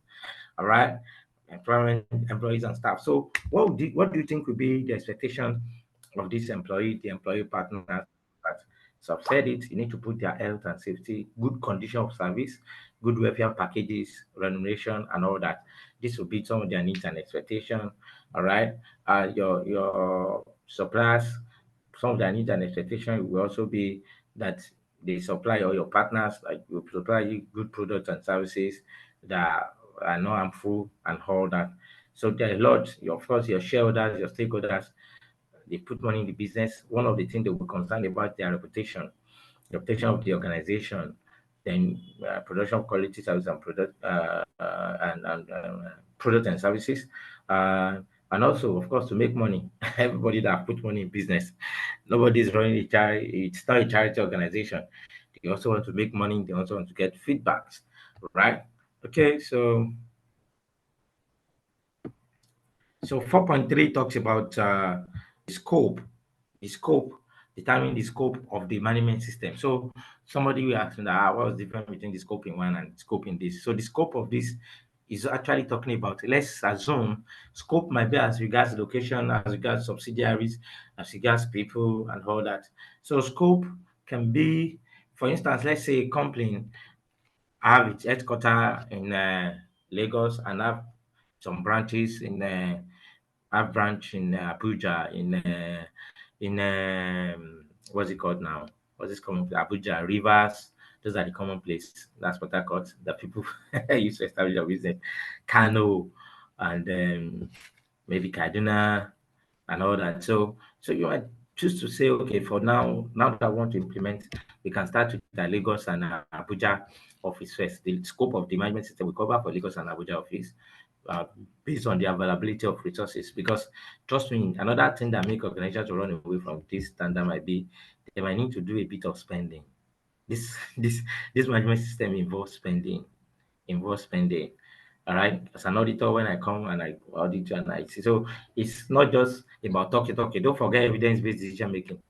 Once I enter, there are a lot of evidence that you yourself will cite for non-conformity as an operational and safety auditor. Once you enter the premises, you begin to see so many things that are wrong. One of the top things you are looking for is the signage, whether they have proper sign everywhere. Even without anybody directing you, convenient to direct yourself, like to move. Tell you, okay, this emergency exit. And people used to do one common mistake. They say fire exit. Fire is not the only emergency situation we have. The law of emergency situation. So you can have fire exit and as much as also have emergency exit. I want to look at muster point. Muster point where people will gather should in case of any emergency. That this muster point is a safe and secure place where people can leave the premises, leave the work and gather there that, okay, then the health and safety or the rescue team or the emergency team can now quickly to people there. All right. So different signages, I'll start looking out for it. I'll look at the first tick box, whether it's complete. Do you even want you to do inspection? Do you even know whether the items in the first tick box have expired? All right. So let me not go much into that. I don't want to digress too much of time. So the scope, you can design to say the scope will cover for Lagos and Abuja, and then subsequently you will include every other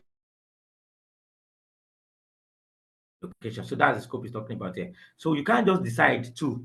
You need to provide adequate justification if you are saying that the scope will only cover for this and this. All right, for Lagos and Abuja, you need to provide proper justification for that. All right, 4.4 management. So he's talking about the processes involved, all the talk about leadership, and 5.1 talk about leadership and commitment. I've said this. That leadership is key if any management system in any organization is going to be effective and efficient.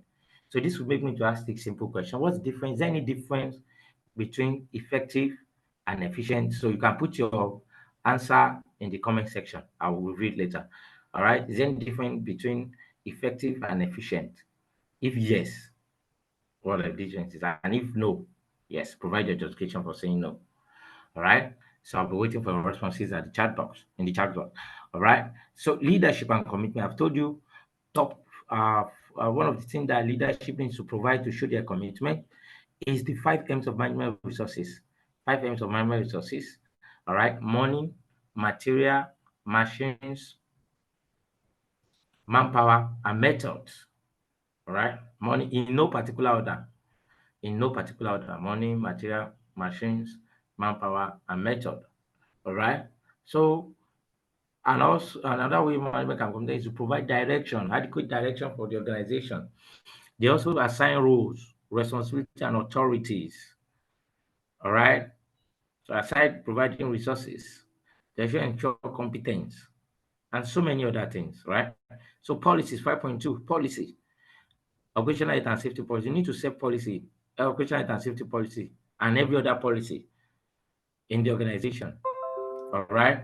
So the policy must evolve around your commitment to health and safety, your commitment to 100% compliance to all regulatory, legal, and contractual requirements.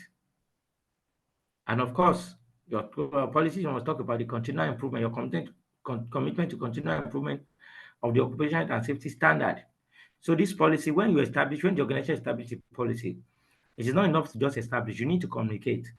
Some of the things the auditor, as an auditor, something you ask for is evidence of communication. And as an implementer, you need to ensure that the organization communicates this policy to everybody. And the third thing that is important is that everybody in the organization must be aware and must be able to summarize, must understand, not just calm, must understand this policy, what it stands for, what it means. All right. So 5.3 talks about organizational roles, responsibility, and authorities. Everybody have a role to play. Everybody have a role to play when it comes to health and safety. So roles can be from the steering committee, of which the OH&S steering committee. These are the representative of management. These are people that take any feedback from the OH&S manager and give feedback to the management in their board level or top management meeting. All right. The operational health and safety manager, of course, yes, It's also another rules. This is the one that coordinates every operational and health and safety activities in the organization. Most times, it's always the head of different team, maybe the investigation overseer committee, investigation health and safety investigation committee, first aiders, fire marshals in the organization, what again, response team, emergency response team, and all that. All right. You oversee so many to ensure that the operational health and safety objectives are properly established. After being established, they are monitored and measured. They also monitor the performance of the operational health and safety. All right. So 6.1 talks about action to address risks and opportunity. Risk, yes. Risk and opportunity. Risk and hazards. Right. So action. What are the actions in place? Have you identified potential risks, potential hazards? What are the steps? What are the control measures? Don't forget our hierarchy of control. Hierarchy of control for health and safety. I used to tell people when you say what's the say any this thing, they say PP any once you have any health and safety, you say PP. I used to say PP is the last in the hierarchy of control, last thing to resort to. One of the things that you should think of, should be at the top of your head is elimination. Elimination. That's the first thing. In the case of hazard, controlling of hazard, is that how can you eliminate this thing totally? It is in QMS, in business risk, business or process risk is what you might find difficult to eliminate because it might be reoccurring. Your focus might be to reduce. But in health and safety, your focus is to eliminate. Though. You are not reducing first, it's to eliminate. Then, if you can't eliminate, you can now start thinking of substitution. Substitution as one of the control measures. Substitution. All right. Substitution. Yes, of course. Can think about isolation. Isolation, administrative, and PPE. These I'll say explain for maybe class 8. Right. So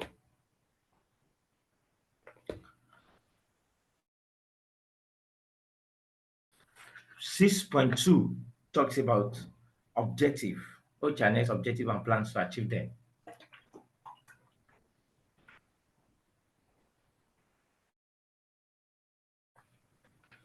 So when you are setting objective, you need to ensure that your objective are smart. What do I mean by smart? I want to set smart objective. Your objective must be specific. Your objective must be measurable, must be achievable, must be realistic, and must be timed. Specific, measurable, achievable, realistic, and timed. All right? When setting objective. So when you establish this OHS objective, you're also expected to communicate them. And not just communicate them, you need to plan on how you are going to achieve them.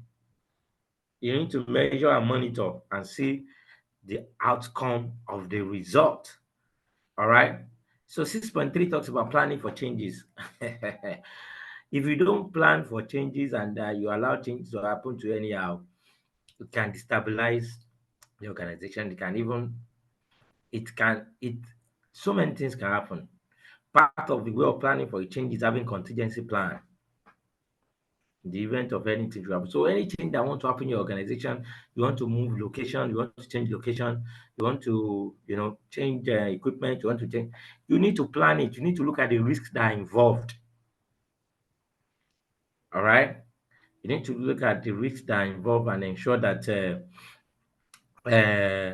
whatever the changes you are planning, it will not affect, and it will going to affect at what level. Okay, what are the controls I can put in place? All right. 5.4 also, there is a clause 5.4. This clause is kind of more generic for the ISO standard. There is a clause 5.4 that talks about workers' participation and consultation. So workers need to participate. Workers need to participate in OHS. So you need to engage them, just like engagement of people that we're talking about across all levels. Engagement can be a form of awareness, engagement can be a form of training, engagement in different level. So, like I said, like someone asked a question that reporting, that's also a level of participating. Consultation is smart reporting on safe acts and unsafe condition, because we are all going to do it together when it comes to health and safety. This is not, it's not about this is HSC process now. If accident or any emergency situation to happen, we all be in it together. So you are responsible for your safety and the safety of your colleagues. When you go to every organization have their slogan. Some organization will say safety first, safety always. All right, different slogan. Some will just say safety is first. Some will say safety first, safety always. So have safety in your mind, blah blah blah blah blah, and different thing. All right. So 7.1 talks about resources. So there needs to be provision of adequate resources, like I said. So for this kind of standard, you are going to spend a bit. You are doing economical check or inspection every month. And your economical check is not capturing the way people are sitting, or the chairs, their office desk. Must be suitable to work. All right. A lot of you that put your eyes, that you're always on your computer for 4 or 5 hours. You don't even take your eyes off it. You are sorry to your eyes. At least at 7:45 minutes, you take your eye away a bit. Don't stress the eye. That's why you see a lot of people having different kind of eye defect. Me personally, just know what works for you. The brightness on my computer now is not more than 2020, between 2026, especially when I'm in dark area. All right. Some of you don't like too much brightness like that, and you start increasing. Some people is it must be bright. All right, you can use some of the glasses too that are available, the Blu-rays and all that. So different safety tips that should be provided by your HSC coordinator, operational and safety manager. All right. So 7.2 competence. This is saying that, okay, before I go to 7.2, those resources that are provided must also be properly maintained. You need to have asset register and asset maintenance record. Must properly maintained. As an auditor, if you are going to audit, these are some of the things, if you want to pursue career in auditing, that's some of the things you look out for. Their generator checklist. Do they check for running hours? Do they maintain? First aid inspection. Do they do that? The inspection of the box. Do they check all those material? Are they not expired? The eye wash. Has it not expired? Fire extinguisher. Some organization for 2 years, they've not even serviced it. And you're supposed to service it every six months. Another thing is that there are different classes of fire. I will not want to go into that now because of time.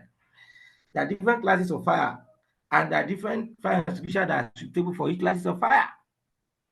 So you go to put a wrong fire extinguisher in a location where you think that, okay, these are the possible classes of fire that can come here. And in the event of fire accident, they apply fire extinguisher. Fire did not go down. You cannot even quickly quench small fire before it leads to something big. All right. So there is a lot that needs to be put in place. Okay. So yes, 7.2 talks about competence. Competence. You need to be competent. The staffs need to be competent. This where training comes from. I used to say that people are competent with 3 things: KSA, knowledge, skills, and ability, or experience. All right. So what you are doing now is a bit of knowledge. You're getting knowledge, and you're getting a bit of skills too. When you start practicing everything you've learned from here, then you become an expert, become competent in it. All right. So the organization is expected to provide different level of trainings and all that for this. So 7.3 awareness. Do enough. Awareness can never be enough for health and safety. Awareness, toolbox talk, safety tips, safety meetings, different forms of awareness, signages, awareness, send internal memo, different forms of awareness, and the communication, of course, communication both internally and externally. Your policy, you can put it on your website so that your internal people will know. All right. Communication, when external people enter your premises at the reception, or whoever comes to welcome them, we tell them, we explain, these are safety, these are places you can go, these are places you cannot go. These are danger zone. All right.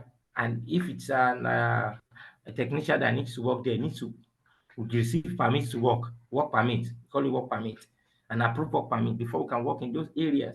There are some areas that you can't just jump into. If you want to work there, you need to receive work permit. And before you receive that, get that work permit, they must have done a proper job hazard analysis to check any form of potential hazard that are involved in that kind of work, and see can they actually give you go ahead to carry out the work. All right. 7.5 talk about documented information. Right? So your way of documenting information for this management system. The same logo, proper document title, control number. All your document must be controlled. All right. How do you control documents? You can use different language. The organization and the standard did not provide a specific way of controlling your document, but you must define the way of controlling your document. And whatever you define must be followed across board throughout the organization. For a document control, I want to use, let's say, the name of my company is, the abbreviation of the name of the organization is ABC. So it'll be ABC slash, maybe OHS slash, if it's a procedural document, you can say PRO slash the abbreviation of the document. Let's say uh, uh, internal audit procedure, IAP slash, what version is it? Version 101. What year was it created, or what year was it reviewed? It was created in 2023/23. So different formats. All right. So clause 8 talk about two things. So you can see the operation for clause 8 is different for standard. So for 2001, you have 8.1, which is operational planning and control, and 8.2, emergency preparedness and response. All right. So 8.1 is talking about you having operational procedures. In fact, down to journey management. I used to know of a particular organization. As a member of their staff, I try when they engage you, when it's an official engagement. Once it's 6 o'clock, cannot travel. That's what their journey management say. SOP, operational procedure for journey management. Once it's 6, in fact, any journey that will make you to travel, I won't get there beyond of 40 a.m. You should not embark on that journey, official journey. If you're your own, but for the company, why are they doing this? To prevent so many things. All right, to prevent so many form of hazard, because they believe that it's already getting dark, to avoid, and the way the whole country is and all that.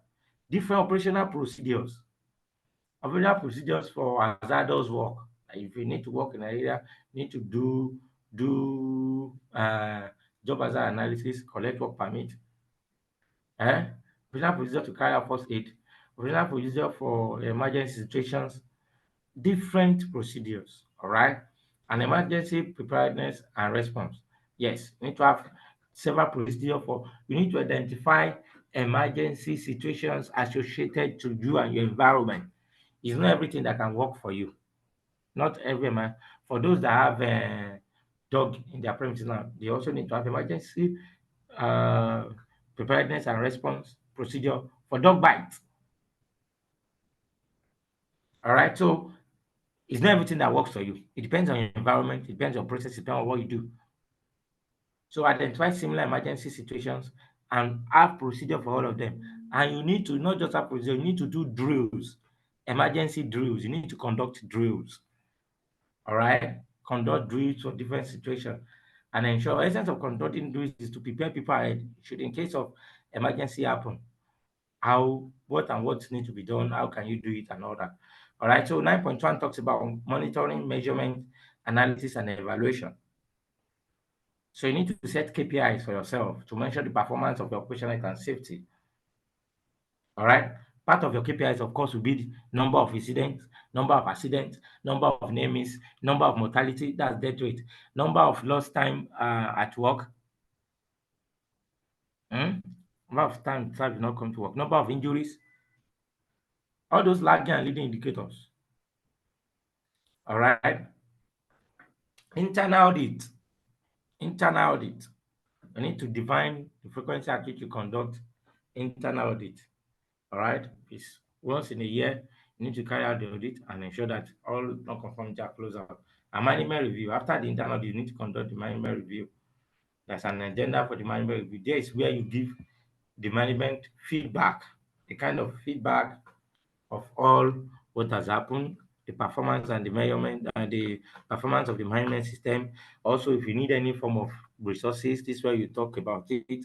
Wow, areas that you can improve, where management can also improve on the policy or set new policies and all that.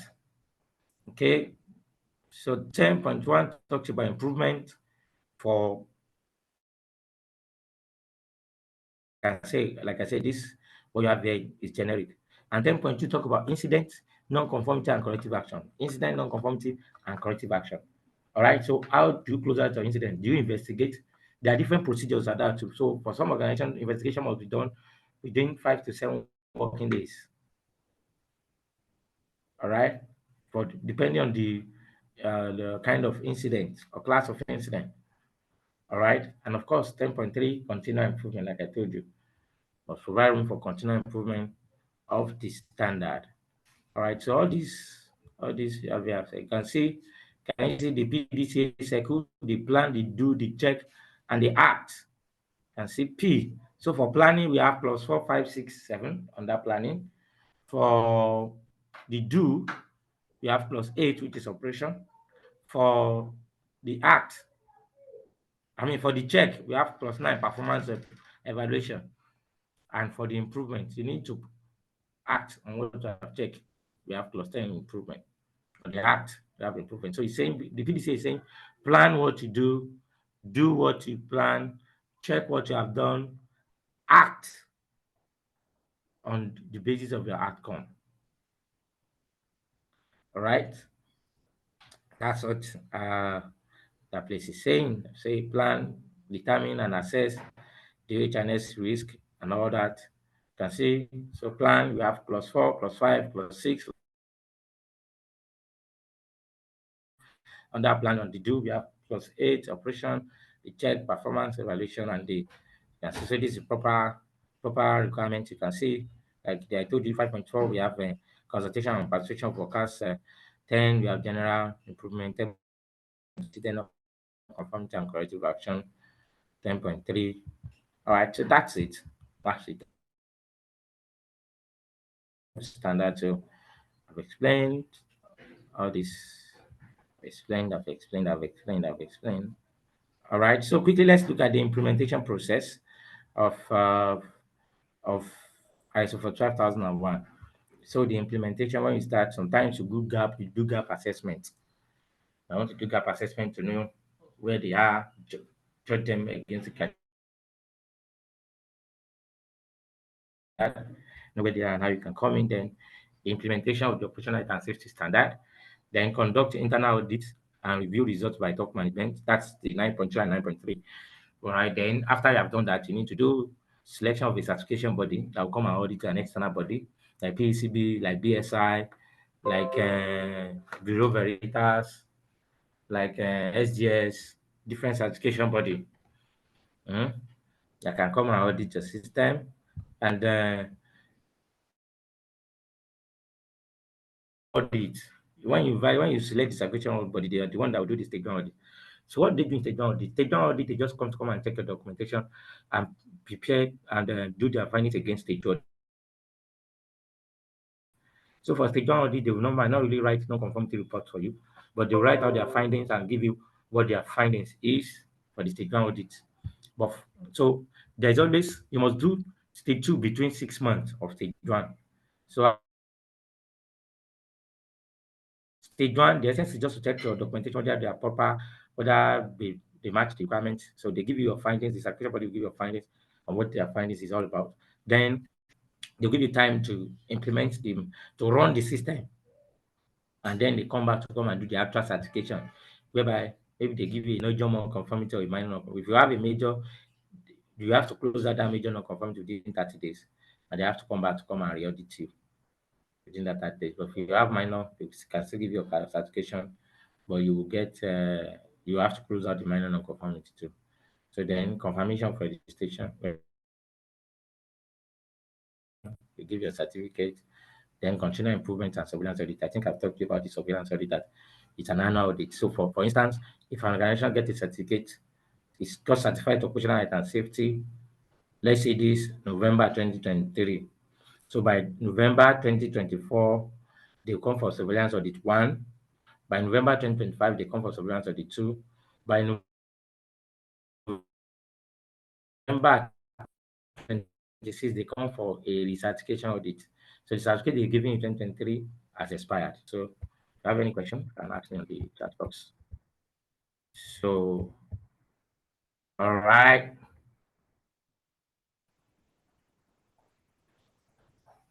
So let's quickly look at this exercise together and let's respond at the chat box. And if you have any question, you can start dropping them on the chat box too. Thank you so much. So quickly, let's look at, thank you for your time. Thank you for energy. Thank you for patiently waiting alongside with me. Thank you for attentiveness and all that. All right. So being the OHS manager of the DA construction complaint, you are assigned the responsibility to implement an operational health and safety management system based on ISO 5001. Determine and explain the 3 greatest advantages of implementing the ISO 45001 standard in this organization and how it can measure this advantage using metrics. All right. So let me check the chat box.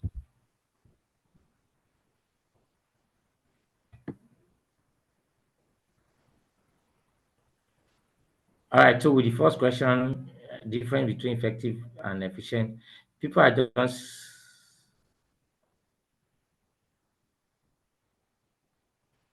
all right, thank you.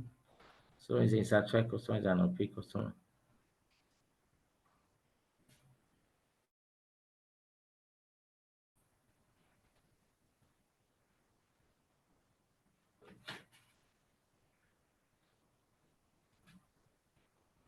All right.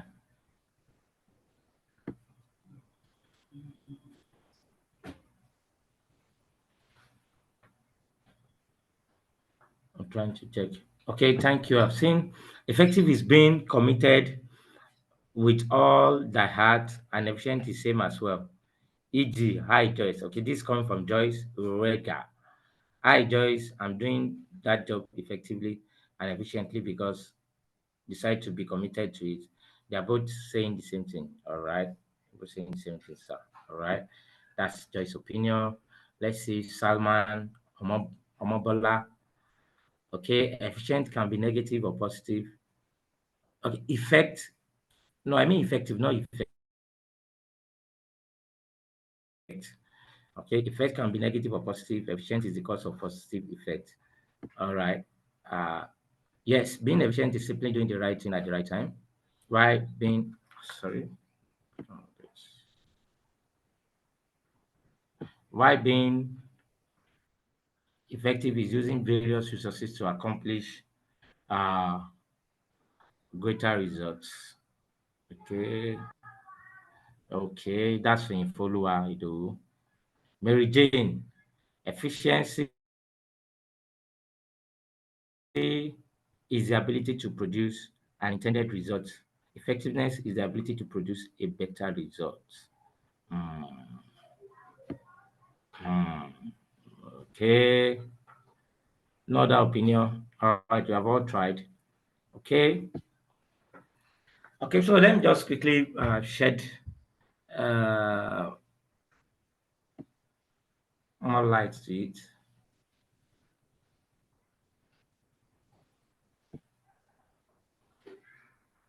I think the follower is a bit closer to the right answer. So efficiency and effective, we are still achieving the right result.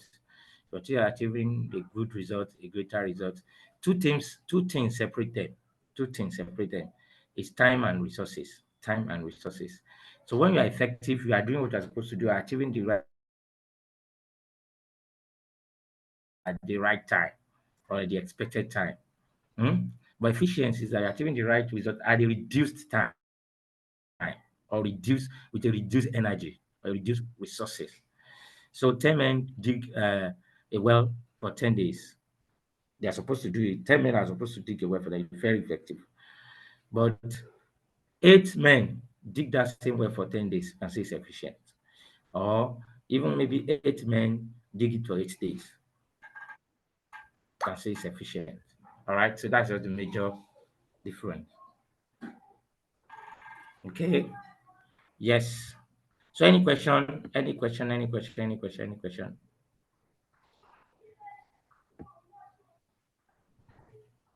Any question before we leave?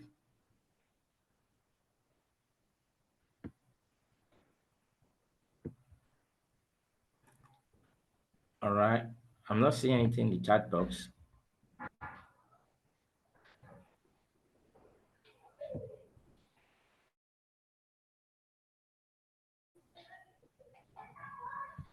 Hello, I hope you can hear me. Yes, we can hear you. All right, so I'm expecting a response. In the chat box.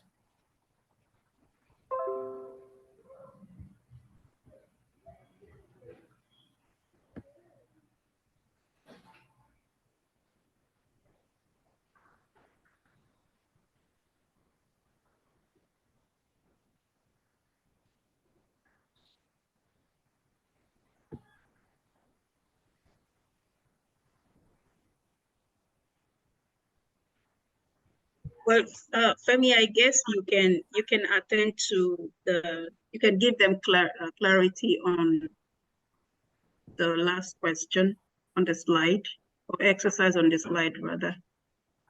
All right, so all right. Wrap up with that, yeah. All right, okay. Thank you, Edith. Okay, so so why are we now looking at?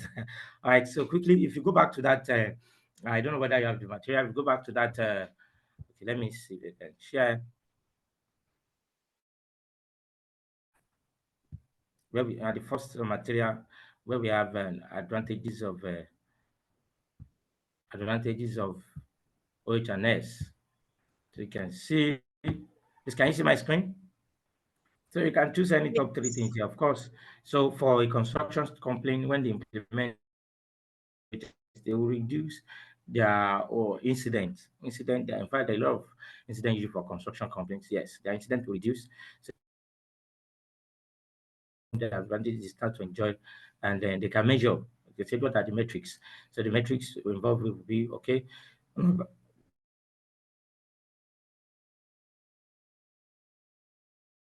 Incidents, number of injuries, number of near miss accidents, and all that. And of course, cost reduction. Reduce incidents, you are reducing money, because at every time when people have girls injured, you are taking them to the hospital, you are spending money. You are spending money. At the same time, your productivity is low. The work could be slow. So it's a project you are supposed to do, construction you are supposed to do maybe for 6 months. You end up doing 9 months. You spend more resources. All right. So that's it. And of course, worker loyalty. A happy worker is a productive worker. Well, they'll be more loyal. Can even reduce it can reduce costs too. You know, the project when workers are not missing work, no form of accident, everything's going on well. The health and safety top notch. Even work they are projected for 6 months can be done within 5 months. All right. So these are some of the There's a lot, and of course, increase international recognition. Every businesses we want to give such construction company more business to do. That's it. So that's what I expect us to say. But it's quite unfortunate that we don't attend that question. Okay, so like that, I think we have come to the end of the class. I want to thank everybody on this call for your time and your patience and for attentiveness. I want to believe we don't have any question about I'm not seeing any question in the chat box. So thank you so much, everybody, for your time. Oh, I can now see response. So like people are typing. So edit, just give me 1 or 2 minutes to read out the response. Okay, when employees tend to be more dedicated to work, therefore increasing service productivity. Yes. Thank you. Thank you, follower. I think quite same people have been engaging me. Okay, should an organization possess this ISO certificate to make them standard? Does it depend on the product of the company? Okay, like I said, quickly, let me attend to Agnes or Deyale. Yes, there's general ISO standard. Like I said, the QMS is a good one for every organization, irrespective of what to do. QMS deals with process. For 5,001, yes, also deal with personnel. So it's very, in fact, essential for whole organization. So some other ones you can say that depends is the environmental management EMS. That one now can depend the food safety. That one is organization specific for those that manufacture food products and all that. For IT service management, for those that render IT services and all that. So for what's it called now? For energy, ISO 50,000 for those that are into energy and all that. So there are some that are industry specific, while there are some that they are generic, the likes of 45,000 that we just discussed now. So I hope Agnes will be able to answer your question. And then, okay, everybody, thank you. Thank you, Erite. Thank you, Sedotan. Thank you, Hope Make. Thank you, Joyce. Thank you, everybody. Thank you, Mercy. Okay, assessment. Okay, so I think I'll hand over to Edith. So I'll handle the assessment as well. Thank you. All right, thank you so very much, Femi, for sharing your time with us and taking us through this class. Was very insightful, and we now have at least foundational knowledge and even more on occupational health and safety management. Thank you very much. And yes, we have appreciations from everybody, most people on the call with their applause, and thank you very much for being with us today. We're very grateful. Okay, so we have come to the end of today's class, and we want to once again inform everybody that admission is ongoing into Transformation College. We share the registration link on the WhatsApp for every parent here who have their children or what, and wish them to study at Transformation College, 23rd of December. So feel free to reach out to us and follow the admission process. Okay, so yes, we've come to the end of today's class and session. Thank you to everybody on the call who have been with us since morning till this very time. Thank you very much. And please take your assessments. And for the ISO certificates, please send your ISO certificates to the email address as directed. And of course, study through the videos uploaded on YouTube to relearn and listen to all recorded versions, okay, and study the training materials, which would also be shared later on the WhatsApp group for everybody to read through. At the end of this 12 weeks program, it is expected that you have this basic knowledge and more on the different courses and topics being handled by Asperger's Weekend ahead of you. Bye for now.